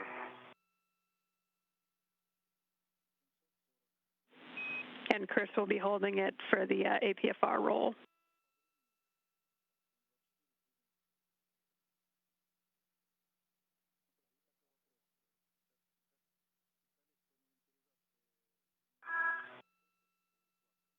Yes, sir, I'm ready.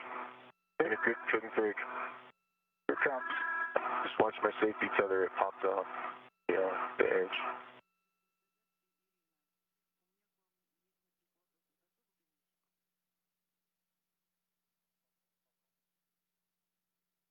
Your ingress aid.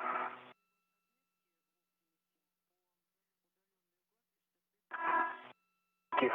Yep.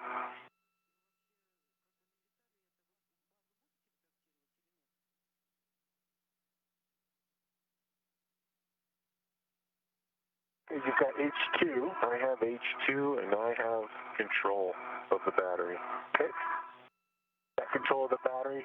And I've got to roll across where you are here, so I'll do my best here. We're going to the adapter plate location. A-firm in slot 4. And Bob, just make sure you also check your ingress aids tucked before that roll. Copy. You can use me to translate if you need. I'm secure.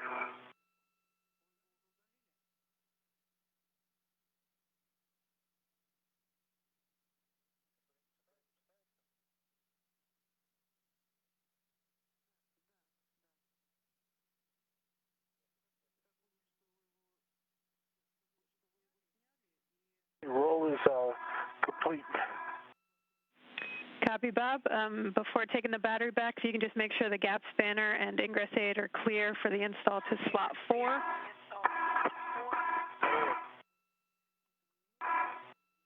Okay, the gap spanner is clear.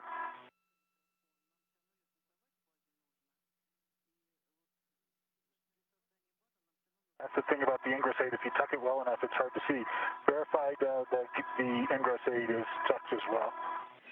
Copy, and as you take the battery back, you're going to want to end up with H2 in your left hand.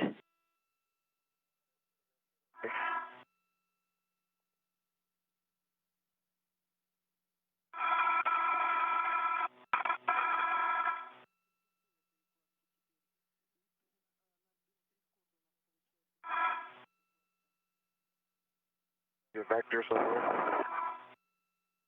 There you go.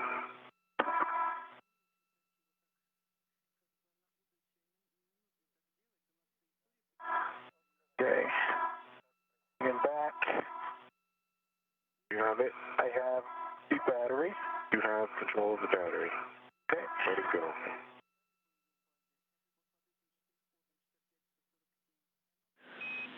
Okay, Bob, once your alignment's good, you go to soft dock that battery onto H2.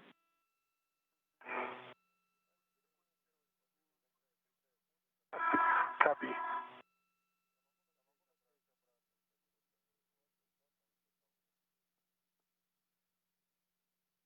Again, the crew has removed the 5th of 6 nickel hydrogen batteries.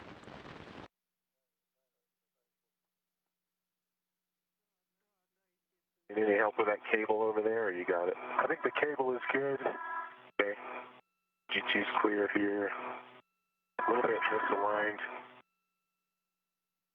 There you go.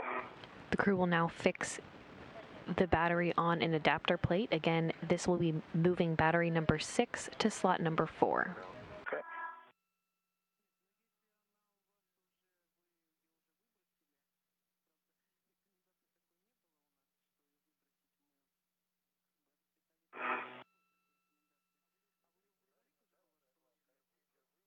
I believe we're soft docked. I think so. Okay, copy. With that, Chris, you can hand off your PGT with the 6-inch. Bob, settings are alpha 7, clockwise 2. Clockwise 2.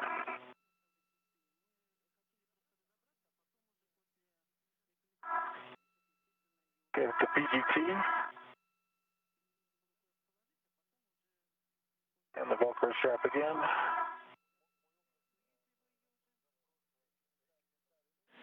And you'll be going to H2, confirm the socket tape line flush, looking for 16 to 17 turns.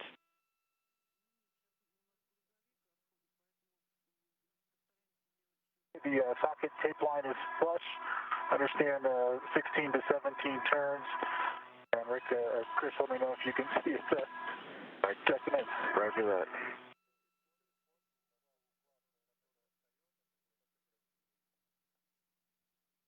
Ready? Ready.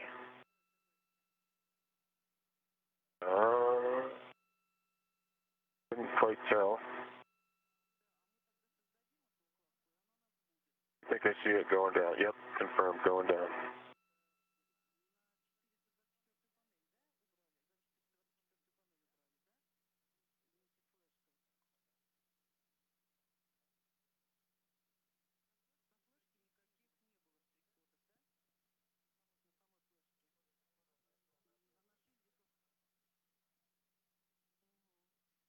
There's 16 1/4 turns green light 9.2.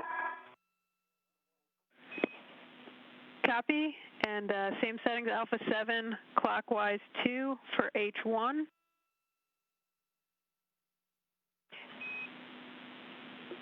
Copy.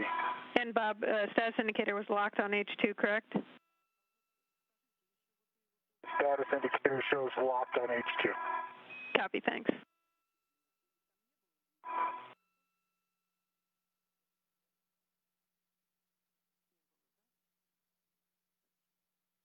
Another low work envelope. Yeah.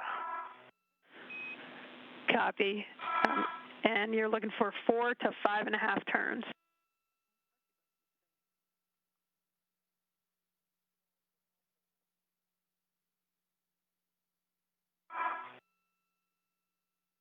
Well, it is a little bit better body position because it's not right in front of your mini workstation. Oh, yeah. Green light, 9.4 on the torque, and 4 1/4 turns. The indicator shows locked. Okay, copy. Good install. You can transfer the PGT back to Chris to stow on his swing arm, and you can release the ret.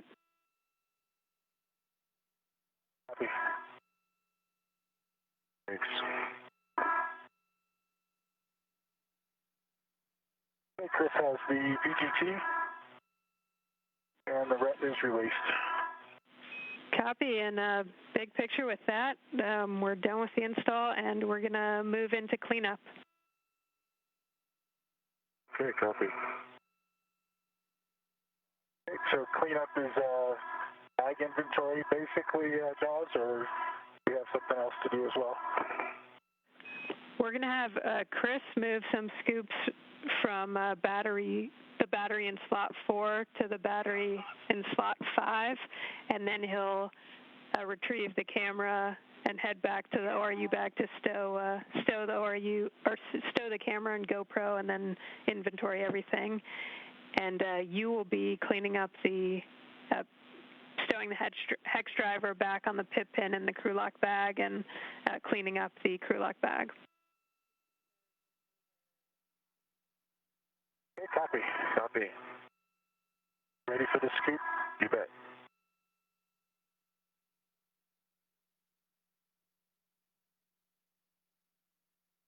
And as you just heard, the crew has finished their tasks for the day. 2 of those tasks were get-ahead tasks originally planned for next Wednesday's second spacewalk to replace batteries for the S6 Truss's 1B channel. In summary today, the crew removed 5 of the 6 aging nickel-hydrogen batteries, installed 2 of the 3 lithium-ion batteries, and moved 2 of the 3 adapter plates into the S6 1B channel. All right, good news.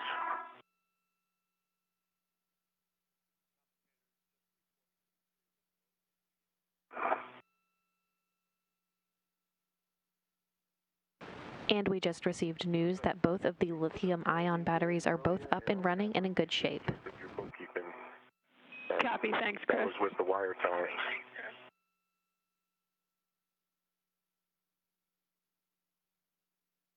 Chris, it looks like your safety tether is not retracting right now. Yeah, I noticed that.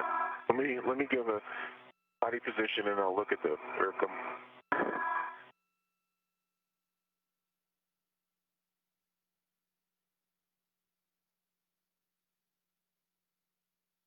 Is it wrapped around me? Kind of, it has some dynamics with it right now. It's not wrapped around you anymore. Okay, copy. The reel had gotten bumped, locked. Feel it reeling in. Okay, it looks good now. Look good? Yeah, thank you for bringing that up. And Jaws, do I head to the crew lock bag? A from Bob, you'll head to the crew lock bag, stow the hex driver on the pip pin ret, and then you can retrieve your PGT with the ret series and the adjustable and put it back on your swing arm. Copy. I have stowed the ingress 8 flat to the boot plate. Copy, Bob, thanks. And tucked it down as well. Down, right? Affirm, Chris. Both are at 9 o'clock down on battery 5. Copy that. H2 scoop is installed, working on H1 scoop. Copy, Chris.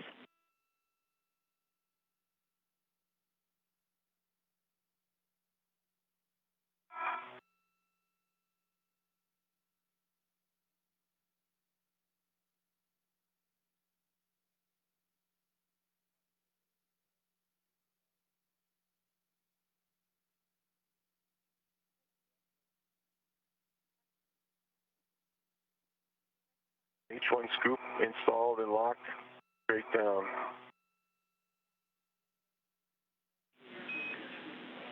Copy, Chris.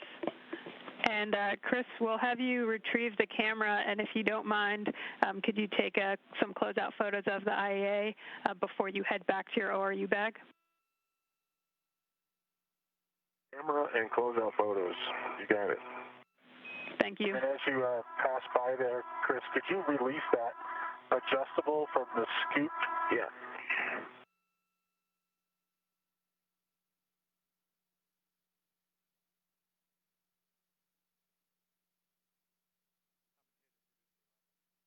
Clear to let it go? Yes. Thank you. Yep.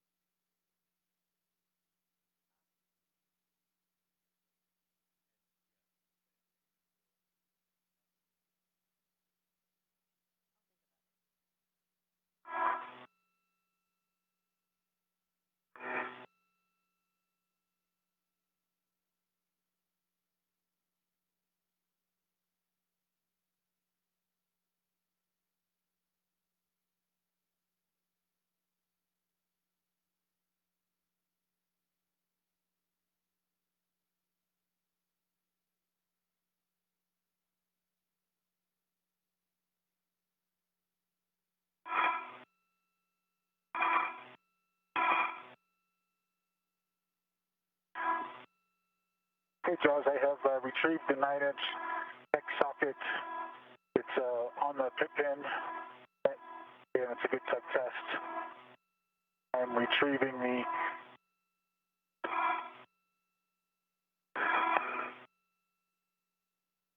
BGT at this time.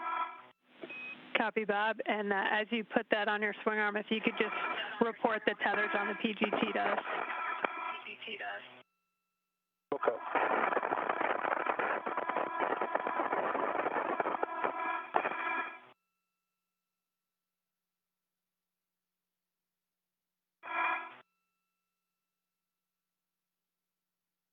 Two rets in series and adjustable on the PGT. Copy, Bob. Sounds good. And whenever you're ready, we can take an inventory of the crew lock bag if Chris is good with his forward steps. Yep, I have the camera on my possession. I'm taking closeout photos now. And I think when I'm done with the photos, I head towards my bag. Yep, affirm. You'll head back, stow that camera as well as the GoPro into the ORU bag, and then we'll take your inventory once you're ready as well. Okay, copy all. Okay, I have a ret series connected to the ratchet wrench with a wobble socket and a palm bar in the crew lock bag. Copy.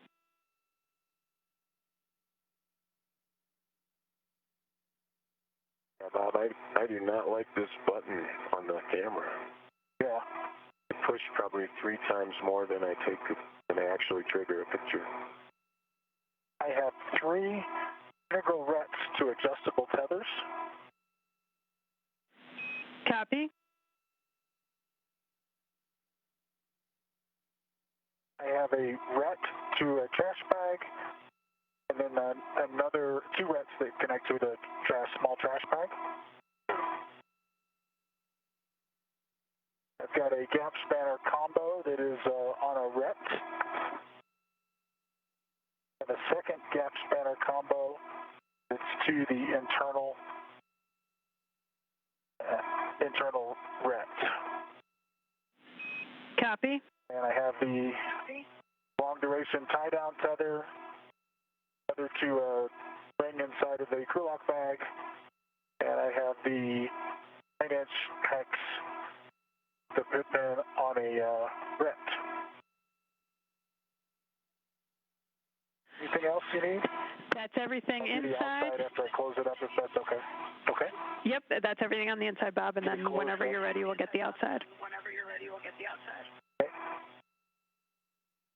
Pictures taken parting the IEA.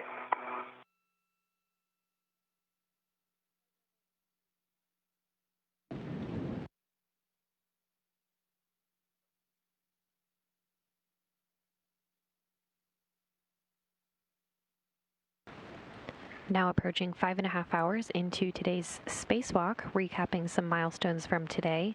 Chris Cassidy and Bob Behnken were assisted in the Quest airlock this morning by NASA astronaut Doug Hurley and Russian cosmonaut Ivan Wagner, who helped the spacewalkers get suited up and run through various checks before stepping out into the vacuum of space. Doug Hurley closed the hatch at 5:46 a.m. Central Time this morning to begin depressurization. After depressurization, Chris Cassidy and Bob Behnken's suits were placed on internal battery power, officially marking the start of today's spacewalk at 6:32 a.m. Central Time. Following the official start of the spacewalk,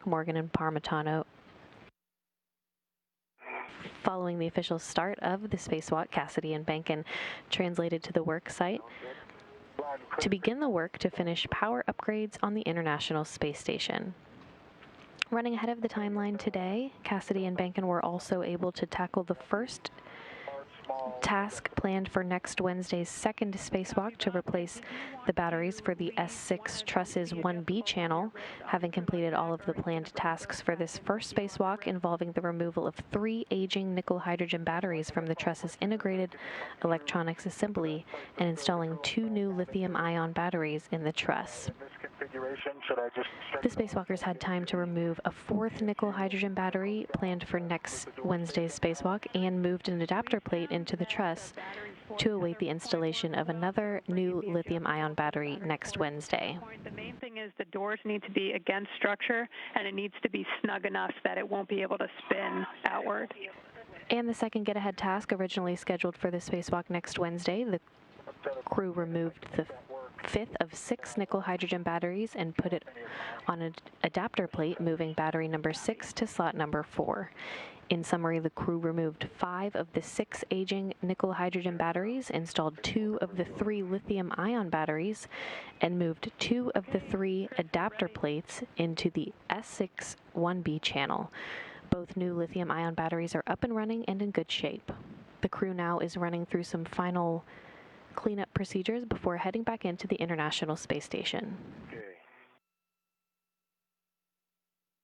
Ret in series to the ratchet wrench with a 9-inch set installed on the ratchet and a palm wheel.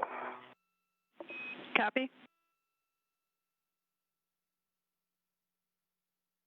Ret to an adjustable with a 2-puller and a pry bar.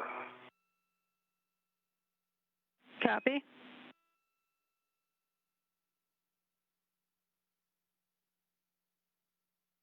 Ret with my trash bag.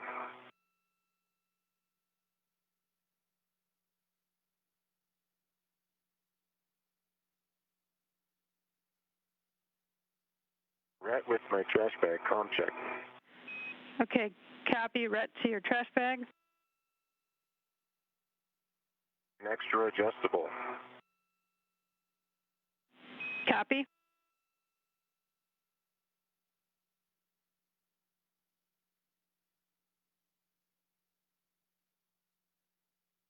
A ret and a ret with a pit pin on standby for nothing on them. Copy. Ret in series GT number 8 which is in the off position. It does have a VGT battery, and it has a 9-inch hex head on the end of it. Copy, and does that have an adjustable equipment tether on it? It does, yep, thank you. Copy. And Charles, I'm going to have to add another tether. This bag kind of can just spin. Okay, Bob, so you're going to take one of the adjustables off your wrist? Correct. Copy.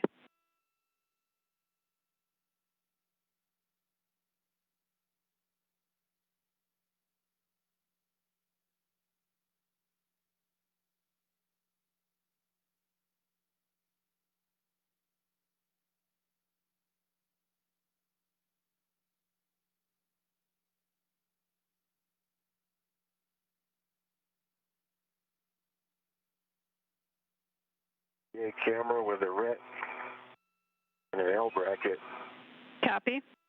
in the bag.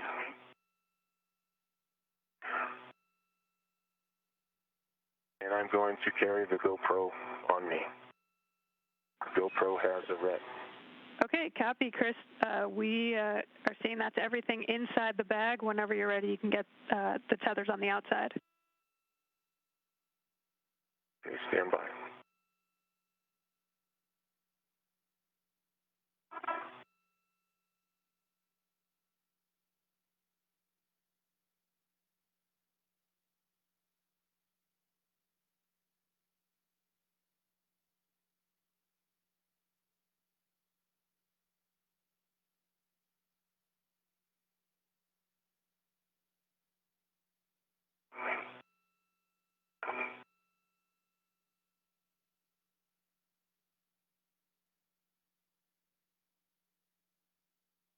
ET, Jasmine?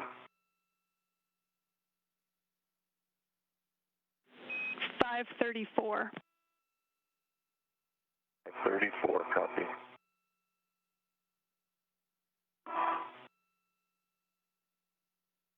Okay, Jasmine, I have a additional adjustable for my right wrist that's going to the PFCS tether point, and that keeps pointed towards the battery underneath the crew lock bag. Okay, copy that, Bob. And with that, if that crew lock bag looks good to you, you can retrieve your green hook. Copy.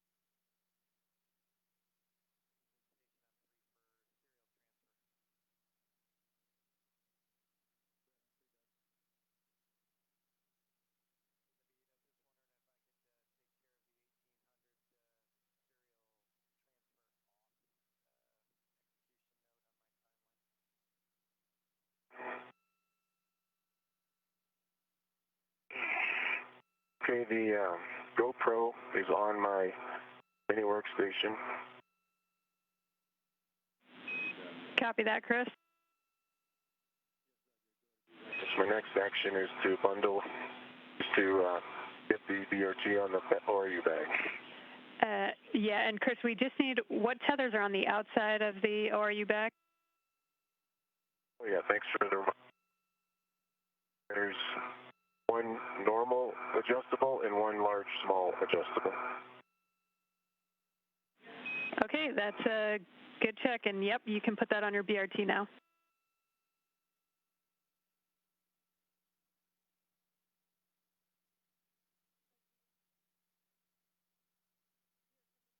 hanging out, Bob? Wait. I'm just hanging out. Copy. I'm going to come down there a little bit further, past the APFR here.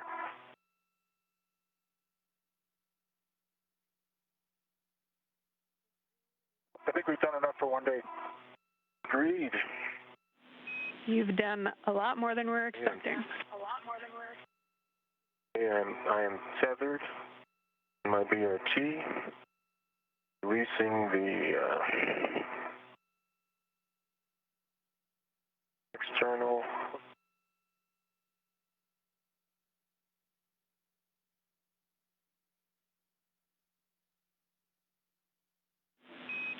And Chris, once you've got that in a good position on our BRT, you can retrieve your green hook.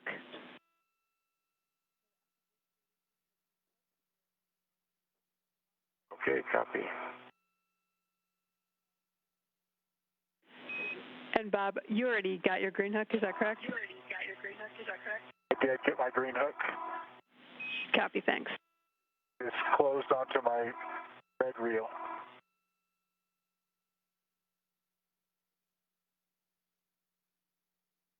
What are we flying over right now, Jess?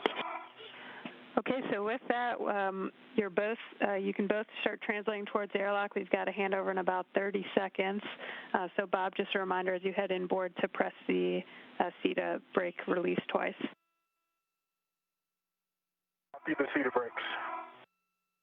All right. Paddles 2 times.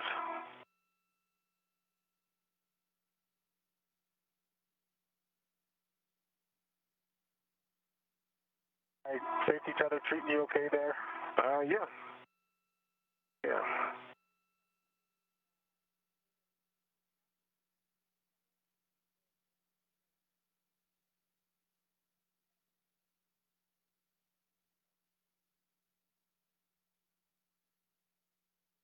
And we're in a short handover period between satellites right now, but should be regaining that communication with the crew here shortly. The crew is finishing up some cleanup procedures before they head back into the International Space Station. Translation pass without a battery or a adapter plate. Yeah, no kidding. And Bob and Chris, Green hook is yep. Oh, just saying I was back with you. Go ahead, Chris. Green hook is picked up. And Copy. that, I think it's go time. Yep, Chris, you can lead back in. Bob, can you check the load alleviating straps on your safety tethers? We're not sure which one, but someone thought they saw something. It's number 29. We just don't know which color that is.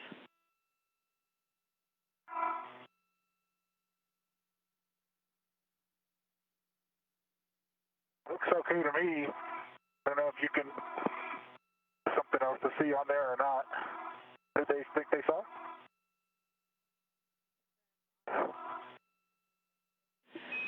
And Bob, as long as you confirm you see no red showing on number 29, safety tethers load alleviating strap, we're good.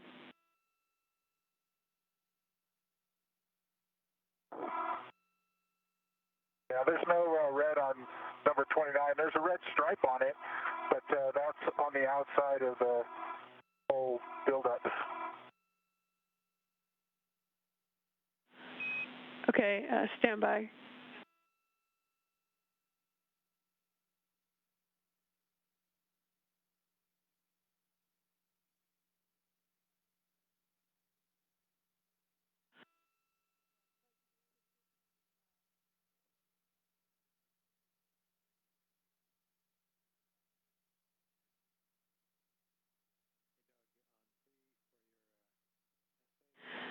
Okay, Bob, it is on the one that's coming back in, so we'll take a closer look at it afterwards inside.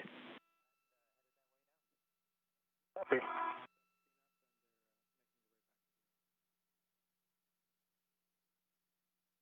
EV1 on the seat is hurt. Okay, Chris, you'll be putting in a rich man fair lead at handrail 3409.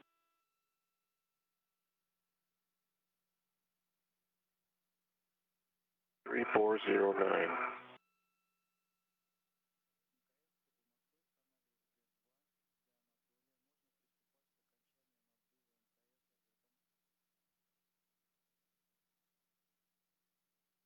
That's in the anchor hooks.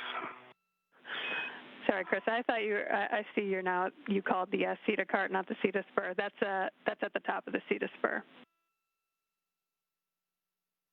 Copy that. And Bob, reminder for you to hit the brake releases on the inboard brake release of each of the CETA carts. Copy that.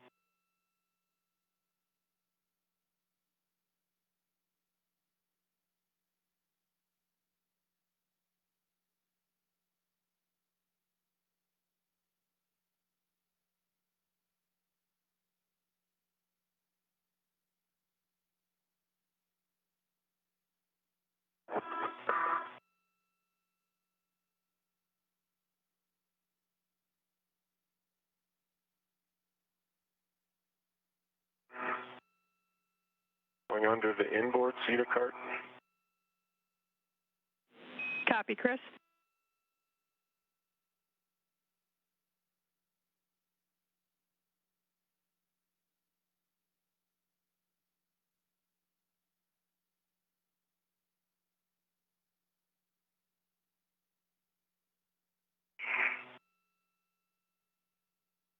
Phase 1.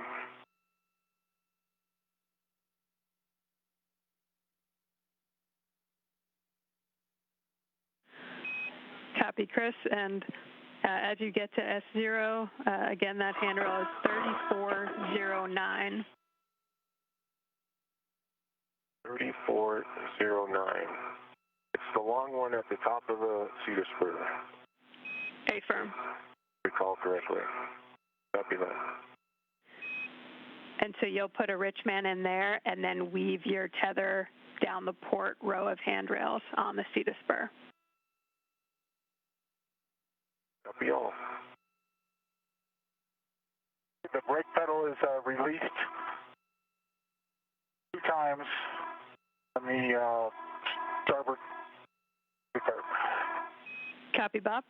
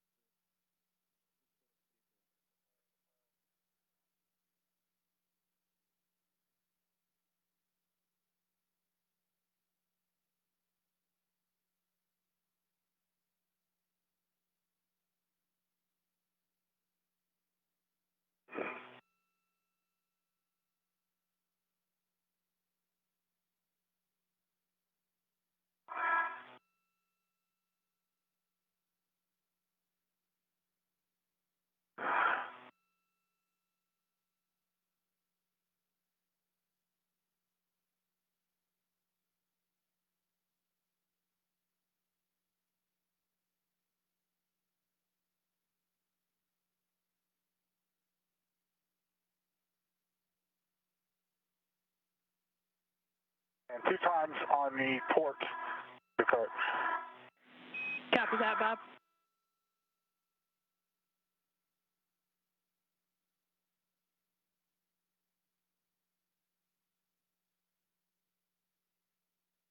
There's been a unhook on 3413. I'm too high, right? I need to go down. Affirm, Chris, yeah, it's the top handrail of the CETA spur, 3409. Sorry about that.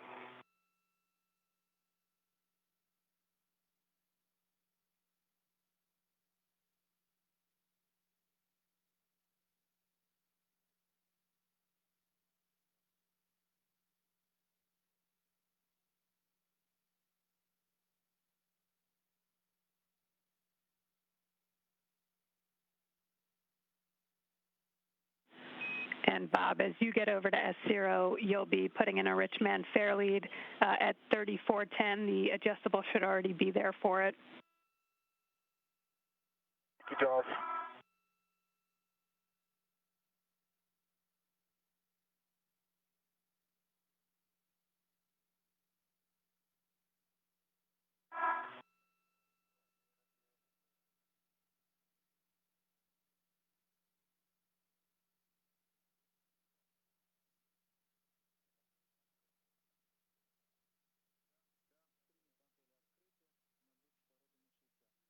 Just a sec, Bob. Sorry to hold you up.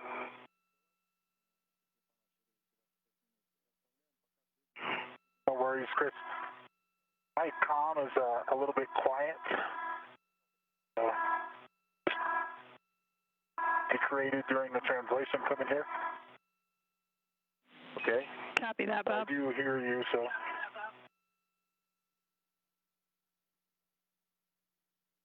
All right, Jasmine. One hook of the adjustable is on 3409. It wraps around the cable and back onto the D-ring of the adjustable. Okay, copy. That sounds good, Chris. And as you head down the CETA spur, you'll weave your safety tether down the port row of handrails.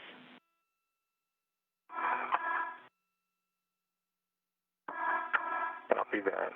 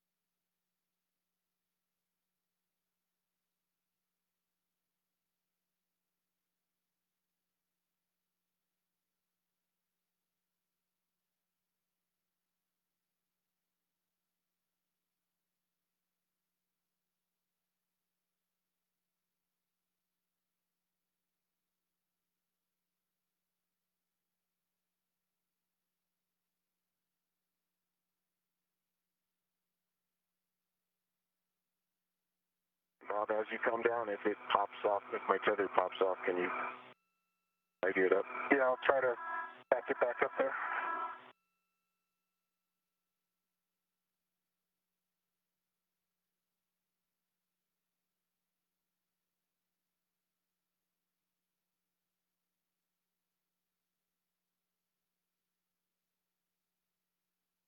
Making the transition to the airlock toolboxes.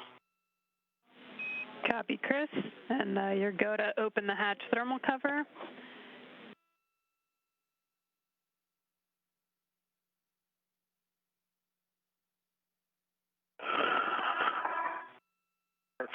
And the thermal cover is now open.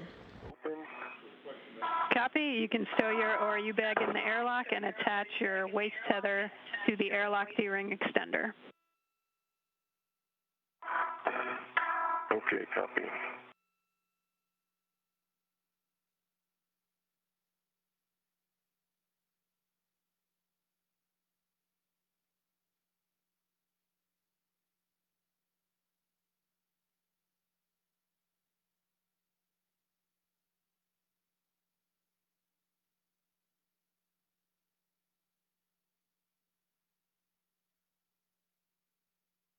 ORU bag is tethered inside the airlock.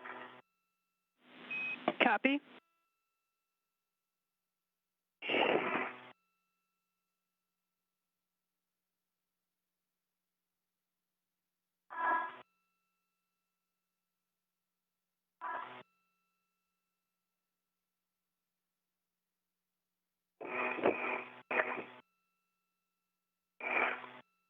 Okay, I've got a Richman spare lead at 3410. Copy that, Bob. You can head down towards the airlock, and you will not be putting in any more fair leads. All right, I confirm my right D-ring extender has a waist tether, which is gate closed and locked on both ends. The big hook is connected to the airlock D-ring extender. Copy that, Chris. With that, you will be taking your green hook to the aft external airlock D-ring. Just make sure you tether to it first. I'm going to the aft. Copy the tethering. Affirm.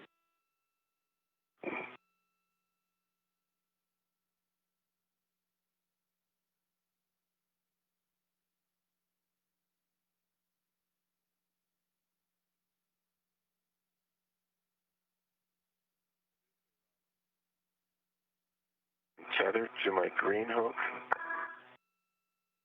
Green hook on the aft. Locked it. I can pick up my yellow hook if you're ready. Copy, and Chris, just check the reel's unlocked, and then you can release your yellow hook and stow it on your mini workstation. The reel is unlocked and going for the yellow. Copy.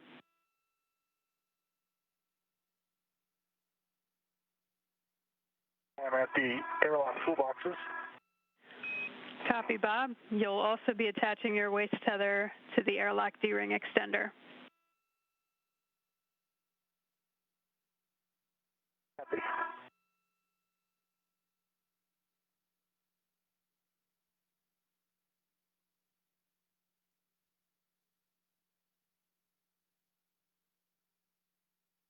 Coming underneath Chris to put my waist tether in. Copy that.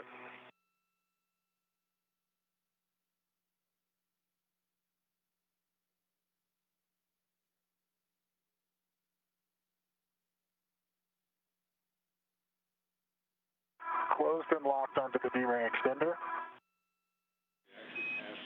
Copy, and the end on you is also closed and locked.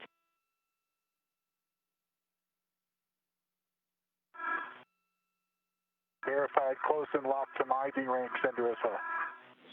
Copy, good config, Bob. With that, you can tether to your green hook, and then you'll be attaching it to the forward external airlock D-ring.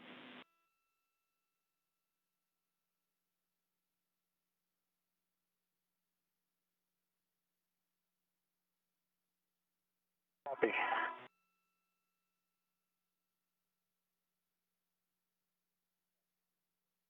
I think I don't need to tether to it. I can just take the green hook over.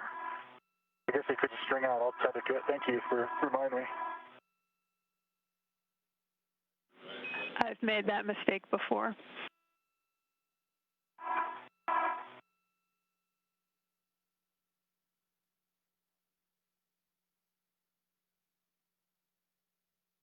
My green hook is closed onto the forward ring.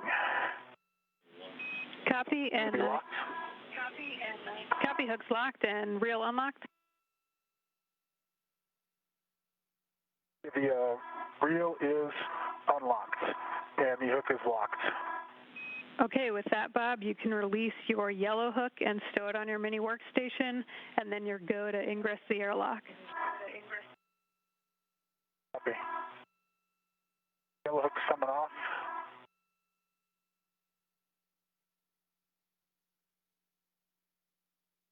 On my mini workstation. Tether is really taut. Chris, this one, not much slack left in it. Not much left.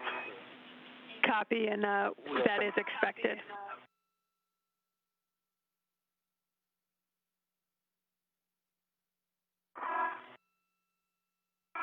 Hey, Jasmine, we know it takes a village to pull this off, and obviously the people in the control center are lion's share of that team, but Bob and I also want to give credit to the folks that keep Building 30 and the Mission Control Center open during this crazy, interesting time where everything has to be cleaned and sanitized multiple times a day. So special shout out to the custodial staff at the Johnson Space Center, in particular Building 30. Thank you very much. Absolutely, Chris. and we heard it was Kirk Shireman's final day at NASA, and just want to thank him for his service as well. I'm sure we'll run into him in his future line of work. Thank you, Uncle Kirk.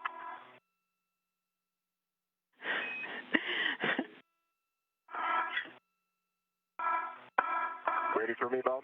Yep, I'm ready.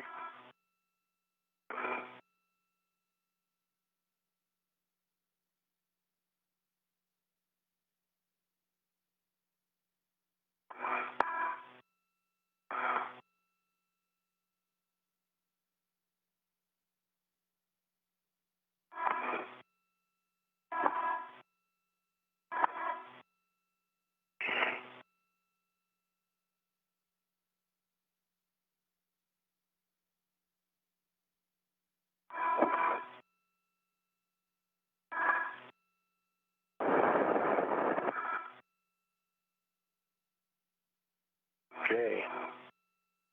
Thermal cover closed. Copy. Thermal cover is closed. With that, you can both remove your SUs from their pouches, remove your DCM cover and Velcro to the DCM, and connect your SUs to the DCM. Copy all, in work. And Doug Hurley inside the equipment lock section of the airlock, waiting for the 2 spacewalkers to get back inside today.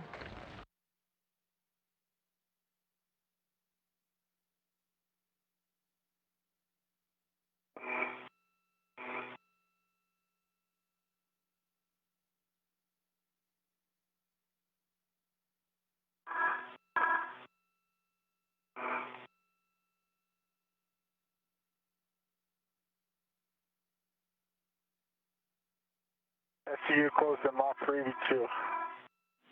Copy, Bob.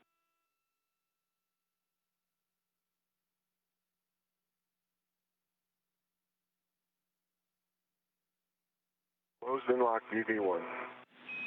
Copy, Chris. Note for both of you, TCV setting of 8.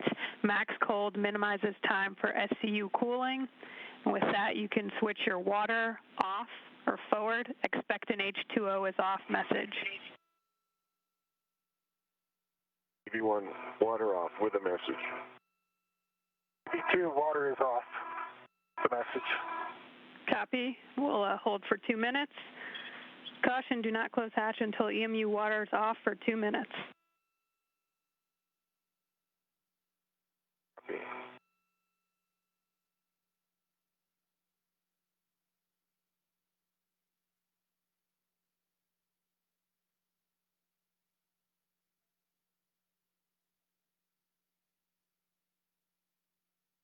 Enough room, Chris? Yeah, I got oodles of room, actually.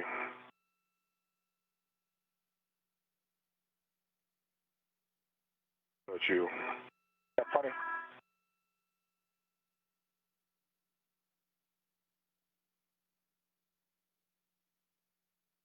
Sorry, anything I need to pull up that's... No?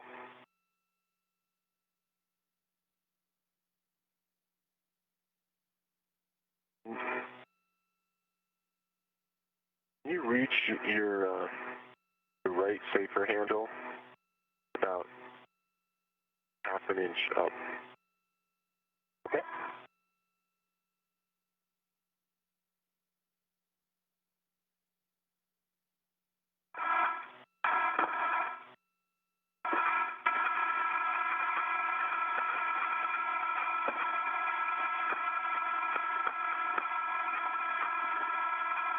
Yeah, there you go, you got it. Thank you.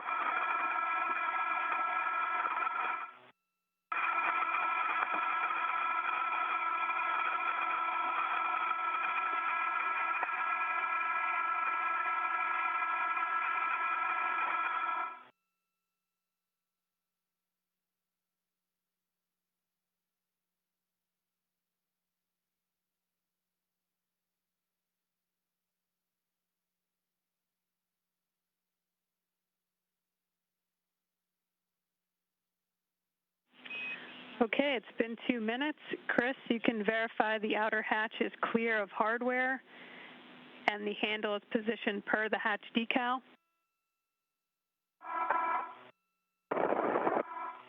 Okay. Outer hatch is clear. Copy. Ready to close. And handle per decal, and then you can close and lock it.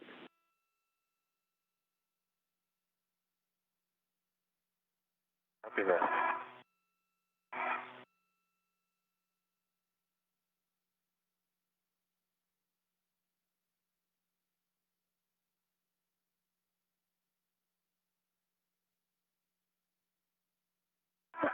That's why we don't like all those things. Yeah, exactly. All right, double checking around the hatch. Everything looks good. I'm cranking latch direction. Copy.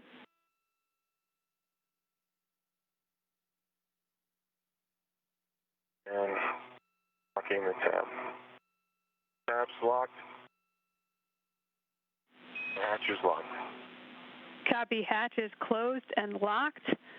Both of you can, Bob, on the UIA, check the oxygen EMU 1 and 2 valves. 2 of them are open. Oxygen EMU 1 and 2 valves are verified open. Okay, Bob, switch power EV1 and 2 to on. Power EV1 is on with the EMU LED, and power EV2 is on with the EMU LED. Copy. Check power EV1 and 2 volts. 18.6 and 18.6. Copy. Good voltage. Both of you on your DCM, switch power to SCU. Expect a warning tone. EV1. Power SCU. EV2. Power is SCU. Copy, and with that, we're complete with the pre-repress. Great work today, guys. I'll hand it back over to Doug for the crew lock repress. Thanks, Jasmine. Thank you, Jasmine. Thanks. It was great working with both of you. Okay, guys, welcome back. Thank you. Thanks, Doug. Okay, on your DCM, O2 actuator to press.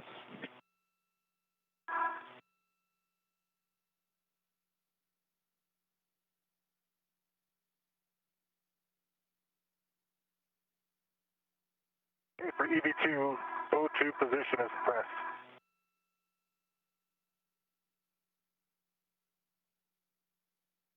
Realize I rely on my left mirror for this one.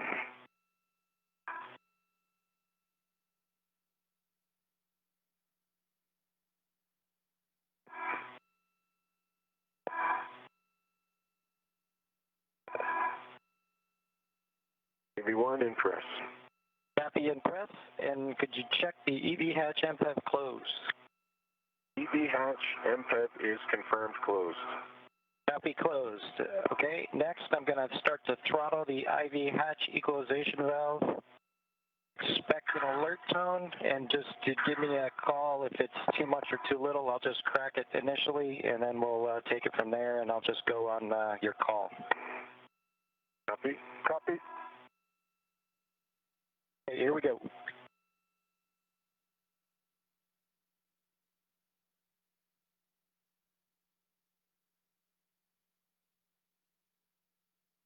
Okay, that's halfway between off and norm.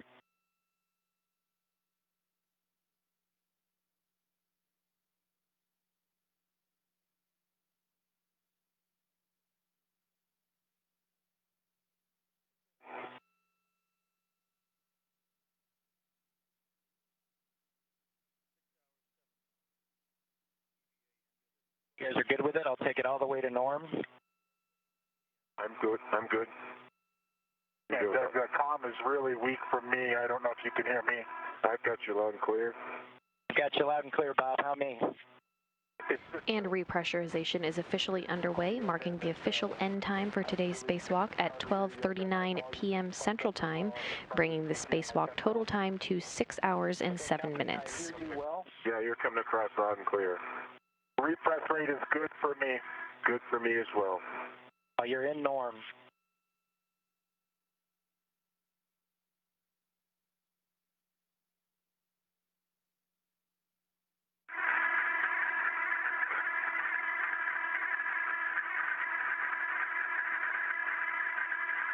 Repress rate is still good for me. Good. We're at norm. We'll leave it there. I can tell you're talking, but I can't hear you. Is any better? Repress rate is good. Good for me as well. Bob, can you hear me?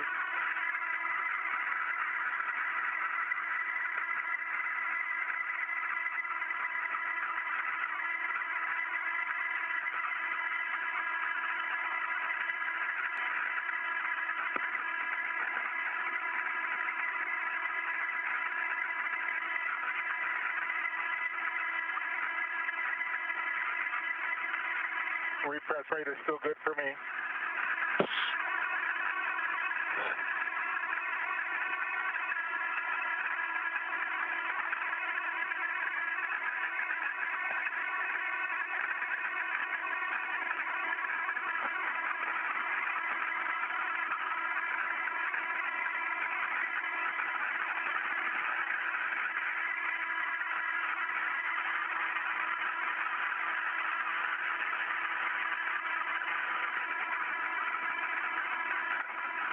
Good rate.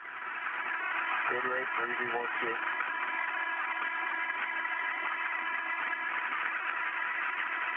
Good rate.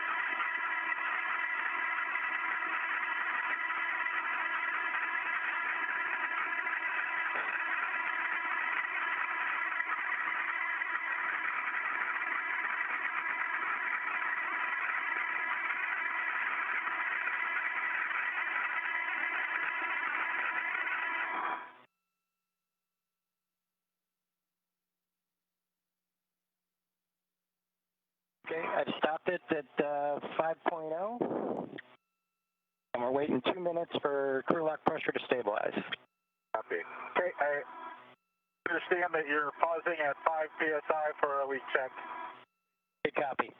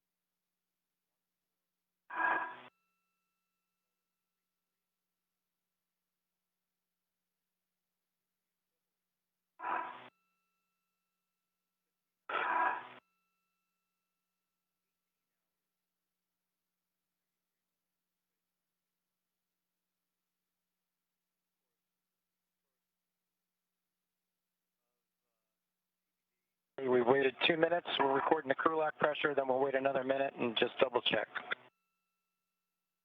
Copy.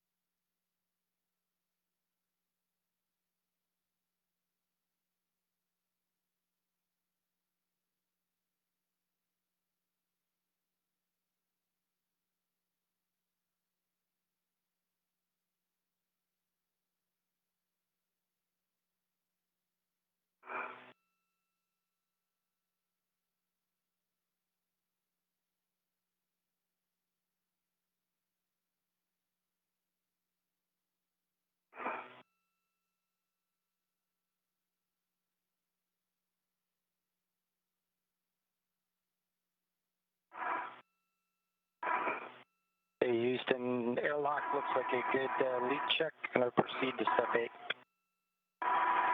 And we concur, good leak check.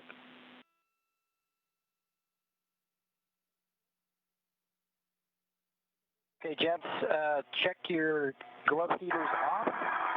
Glove heaters off. Okay, Doug, I think you're down to step 8. My glove heaters are off. Yes, Bob, that's right. Step 9, check gloves for contamination. No contamination for EV2. And no contamination for EV1. A little bit of black smudge, that's it. Okay, copy that. On your DCMs, O2 actuator to IV. O2 actuator to IV. Copy, O2 actuator coming to IV. Copy both in IV. I'm going to take the IV hatch equalization valve slowly back to normal, and we'll take it down to, basically take it down to equalization. Expect an alert tone at the DPDT at 0. So are you step 11? The spacewalk today was the 228th spacewalk in support of International Space Station assembly and maintenance. The official end time of today's spacewalk came at 12:39 p.m. Central Time, bringing today's spacewalk to 6 hours and 7 minutes. It was the 7th spacewalk for Space Station Commander Chris Cassidy, bringing his total spacewalk time to 37 hours and 21 minutes. The spacewalk today was also the 7th for NASA astronaut Bob Behnken, bringing his total spacewalk time to 43 hours and 40 minutes. The 228th spacewalk brings a total time of 1,434 hours and 33 minutes, which is the equivalent of 59 days, 18 hours, and 33 minutes of spacewalking time in support of International Space Station assembly and maintenance. The new lithium-ion batteries that were involved in the spacewalks today and will be involved in the spacewalk next Wednesday and again in the mid-July timeframe were carried to orbit on the last of the Japanese cargo ships, HTV-9, in May for installation into the integrated electronics assembly on the Starboard 6 truss. These battery power upgrades began in January of 2017 with a pair of spacewalks for the Starboard 4 truss power channels. They continued in March of 2019 with a pair of spacewalks for the Port 4 truss power channels, and most recently continued in October of last year with 4 spacewalks to upgrade the power channels on the Port 6 truss of the station. Today, the crew went all the way to the other end of the truss to begin the work to finish these power upgrades. In all, when the work is completed next month, 48 older nickel-hydrogen batteries will have been replaced by 24 new lithium-ion batteries.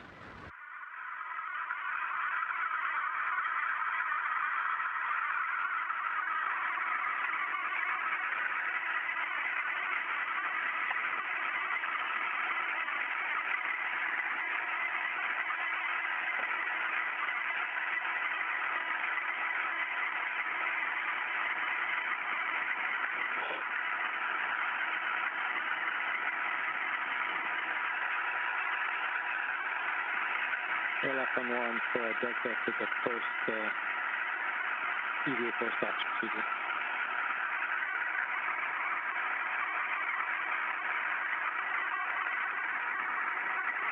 Yes.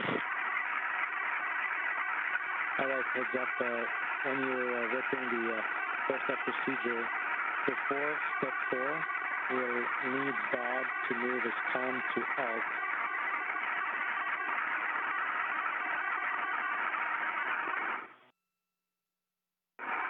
Okay, copy that. You want me to go to alt now, Doug? Negative. Before we get to step 4 in the post-EVA, so hold on for now. Copy. Your comm is coming back now.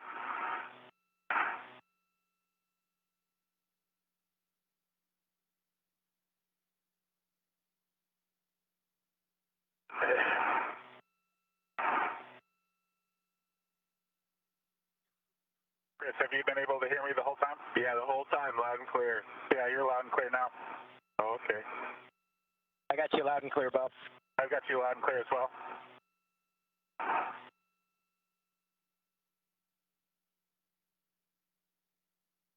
My nickel's on the comm cap. That's a good nickel.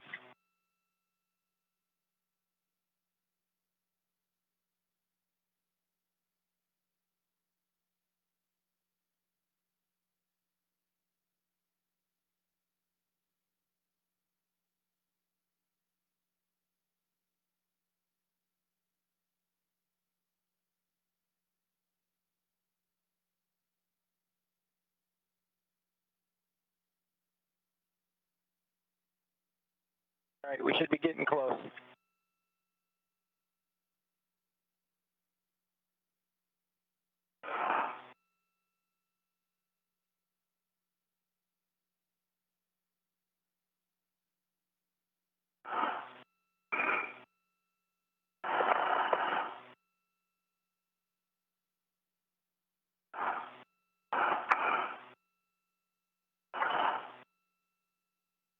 Here, Bob, I'm going to give you your waist tether.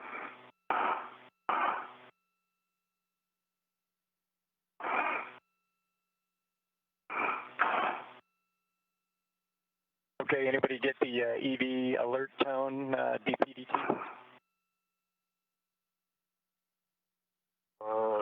Mine just says O2 position IV. Yeah, we get a little tone every time it clicks through, like I clicked on the airlock key or something, but not nothing that was happens so often you hardly notice it. Yeah, exactly. Okay, looks like we're pretty well equalized. Houston, if you can confirm, we're ready to open the hatch. We agree with you. We're stable pressure. Go to open the hatch.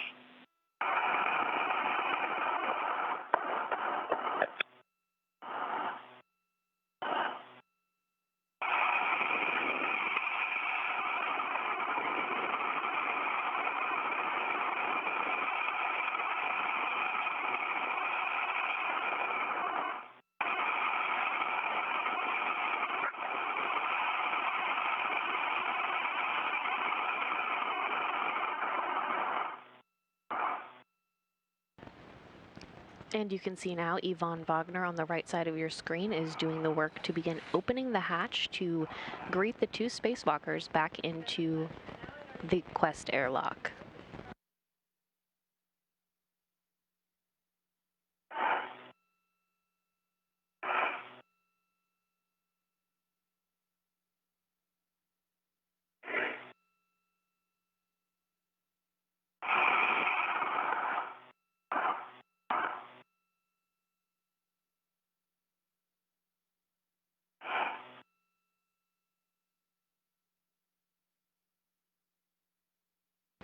And the hatch is now opening.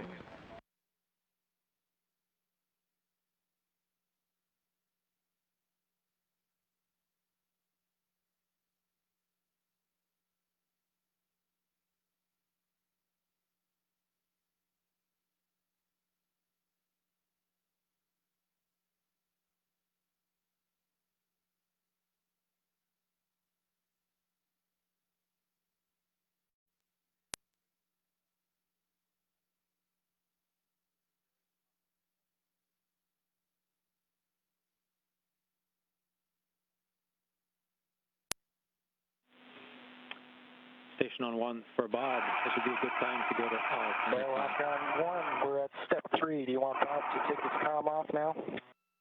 Affirm, comm on alt for Bob.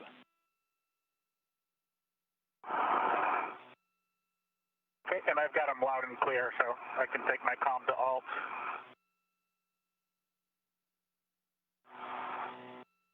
And Houston, comm check from EV2 on alt low. We have you loud and clear. How else? I have you loud and clear. That I have you the same as I did just a minute ago on press. Copy that.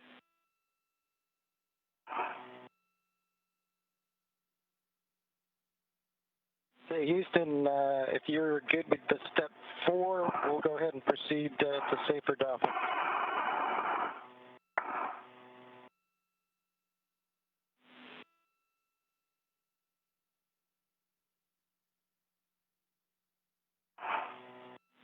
Okay, Doug, yeah, Bob will stay on alt, and Doug, yes, we'll pick up step 4. You're go for step 7. Copy, thumbs up. You'll need to release some of the, one of these, the Velcro needs to come on.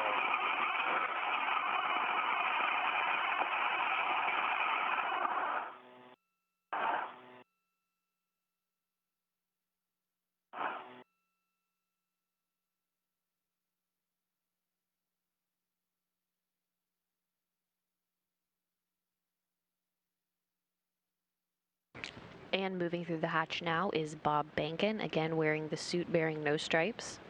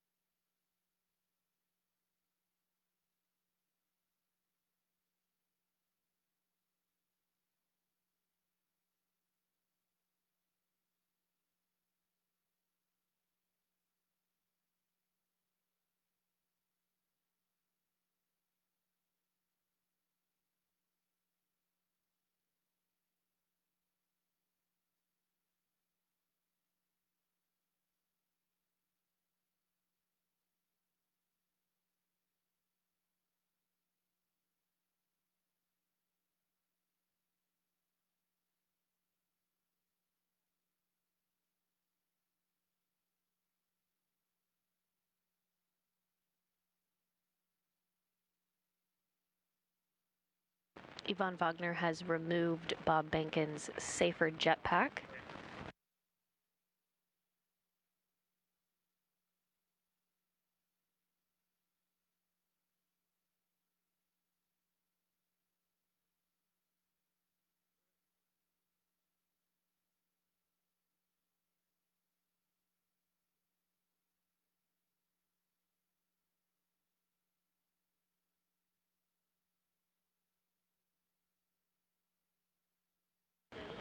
And the crew will now work to move Chris Cassidy through the hatchway.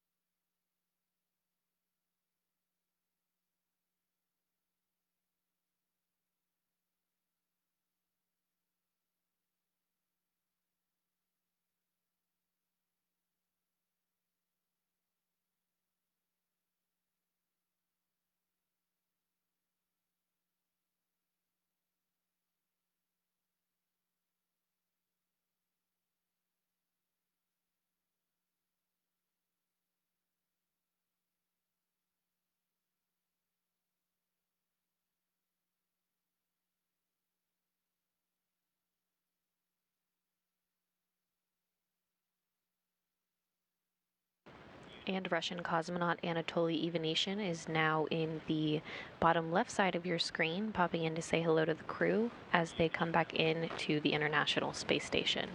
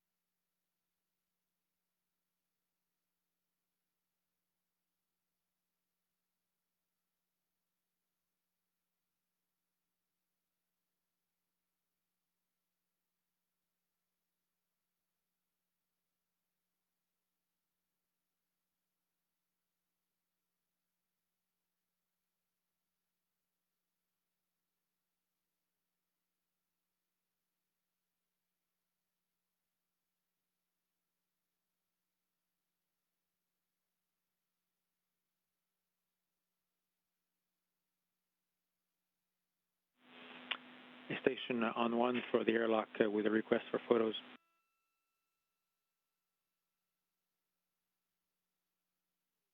Go ahead. Hey Doug, can you take photos of the load alleviating strap on peanut number 29? We see this red line there.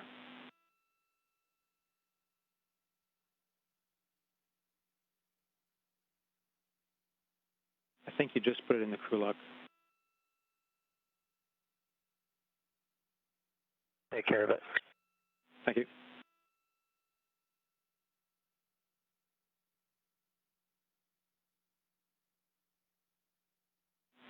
$29. Hey, David, did we do that after we get the guys out of the suits?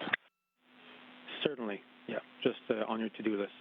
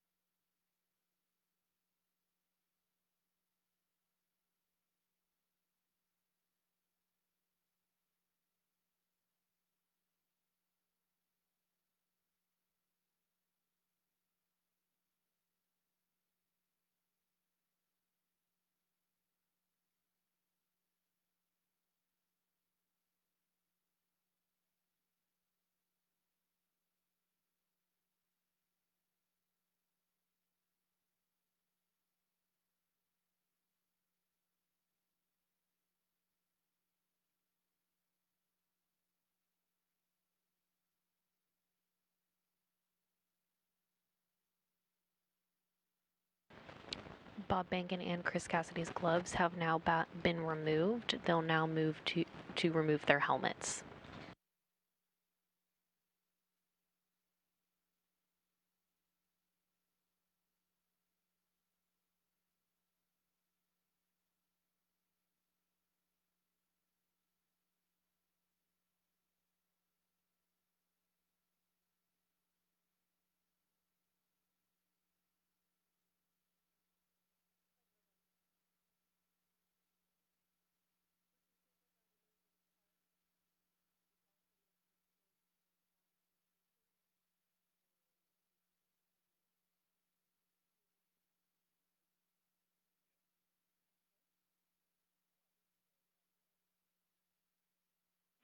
And Doug, on one, can we check Bob's Snoopy cap, see for moisture inside and if the embeds are in place?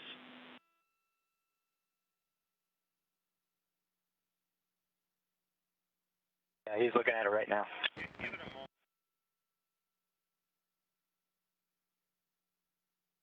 Yeah, it looks like a fair amount of moisture in both ear cups if I'm making an assessment. Okay, thanks. And are the embeds in place, those little stickers?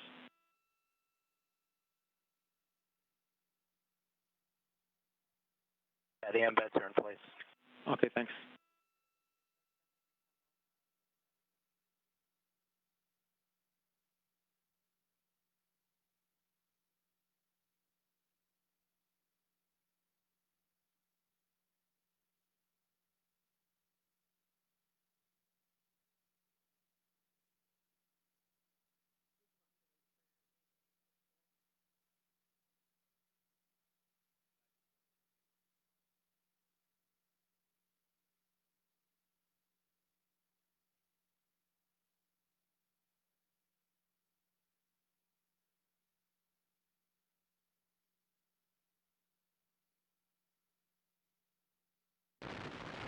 Recapping some milestones from today, Chris Cassidy and Bob Bankin were assisted in the Quest airlock this morning by NASA astronaut Doug Hurley and Russian cosmonaut Ivan Wagner, who helped the spacewalkers get suited up and run through various checks before stepping out into the vacuum of space. Doug Hurley closed the hatch at 5:46 a.m. Central Time this morning to begin depressurization. After depressurization, Chris Cassidy and Bob Bankin's suits were placed on internal battery power, officially marking the start of today's spacewalk at 6:32 a.m. Central Time. Chris Cassidy's mirror on his left wrist became detached on his way out of the hatch, and there was no risk to the crew or the spacewalk. Cassidy was still able to use the mirror on his right wrist for the duration of the spacewalk today with no issues. Following the official start of the spacewalk, Cassidy and Bankin translated to the work site on the station's starboard 6 truss to begin the work to finish power upgrades on the International Space Station. Running ahead of their timeline today, Cassidy and Bankin were also able to tackle the first and second task planned for next Wednesday's second spacewalk to replace batteries for the S6 truss's 1B channel. Having completed all of the planned tasks for the first spacewalk involving the removal of 3 aging nickel-hydrogen batteries from the truss's integrated electronics assembly and installing 2 new lithium-ion batteries in the truss, the spacewalkers had some time to remove a 4th nickel-hydrogen battery planned for next Wednesday's spacewalk and move an adapter plate into the truss to await the installation of another new lithium-ion battery next Wednesday.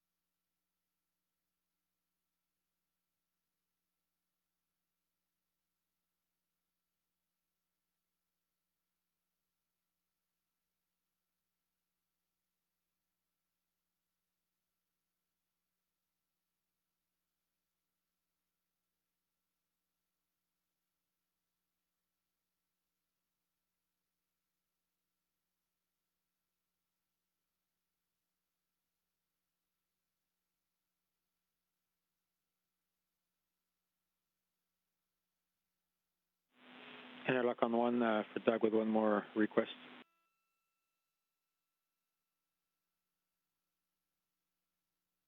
Go ahead. Yeah, so Safer 18, the one that the Bob had, so we heard a report that the right handle was partly out and pushed back in. Can you just check that the door is fully closed and basically the status of the right side of Safer 18? Okay, we'll take a look.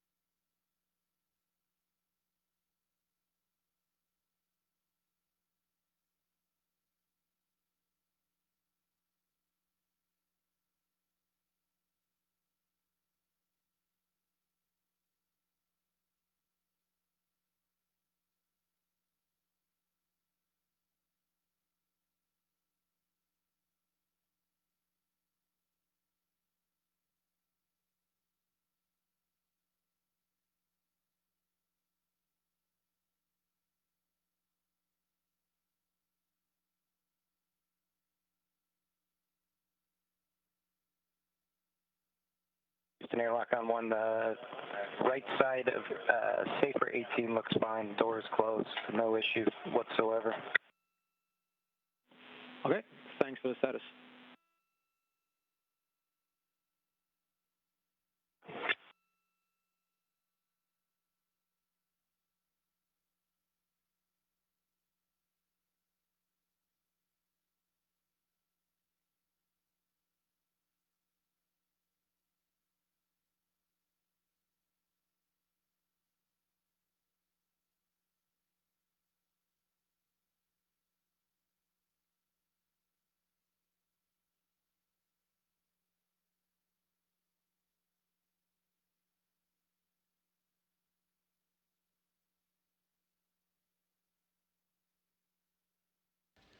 In summary, the crew today removed 5 of the 6 aging nickel-hydrogen batteries, installed 2 of the 3 new lithium-ion batteries, and moved 2 of the 3 adapter plates into the S6 1B channel.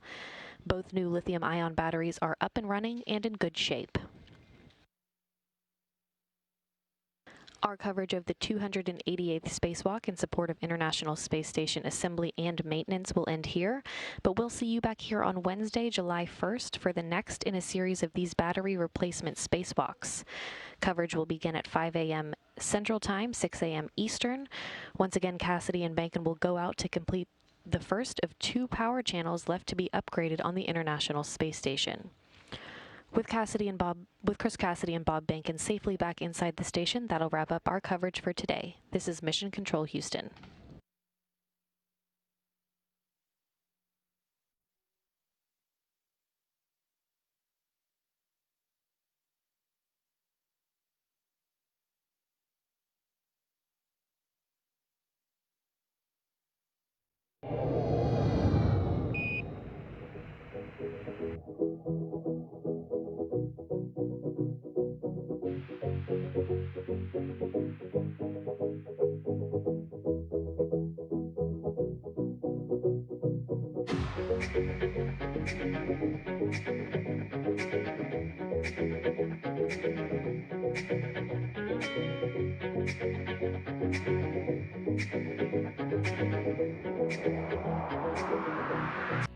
I was strolling on the moon one day in a merry, merry month of December. Now, May, when much to my surprise, a pair of bunny eyes.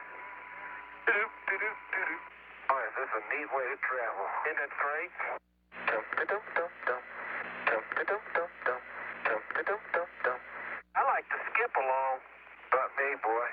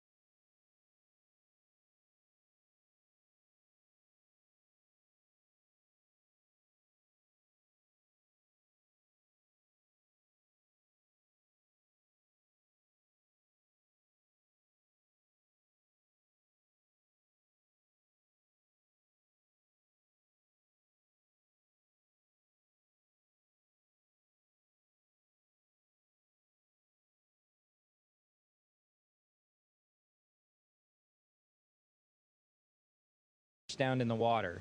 So it's a combination of entering the Earth's atmosphere with a heat shield that protects us from the buildup of heat as we go through the Earth's plasma as we re-enter. And as we re-enter, we also slow down significantly. Then we'll slow down a little bit more once our drogue chutes come out. So we have a series of parachutes that'll come out to slow us down. So there's 2 drogue chutes that'll come out first, and then we'll have 4 main parachutes. And then ideally we'll splash down somewhere off the east coast of Florida is our prime landing site. A little over about an hour after we fire our deorbit engines to start that burn to re-enter. Now, that's all very technical, but just to put it in layman's terms, you're essentially in a box with parachutes attached to it, and you're just going to fall through the sky, right? I mean, this is utterly terrifying to me. Like, are you worried about, are you going to, presumably, do you, like, throw up when you're in there? Yeah, great question. I don't think we'll have to worry about too much of that while we're re-entering. I think what we're more concerned about from the throw-up standpoint is once we are in the water for a little while. One effect of being in space, especially for us now being in space by the time we come back, likely a couple months, is you're very conditioned to microgravity and you're not so conditioned to gravity. And then your vestibular system, your inner ears play tricks with you. So it's a lot like, as you can imagine, even if you decided to go fishing, deep sea fishing one day, and you've lived on Earth your whole life and you've gone out fishing and people get seasick,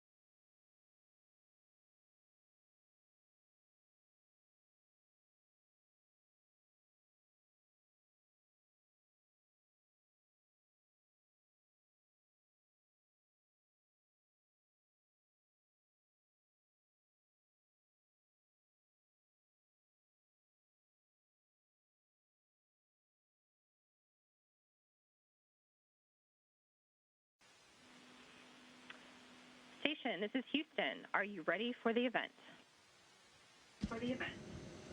Houston Station, we are ready. CBS Late Late Show. This is Mission Control Houston. Please call station for a voice check. Station, this is James Corden with the CBS Late Late Show. How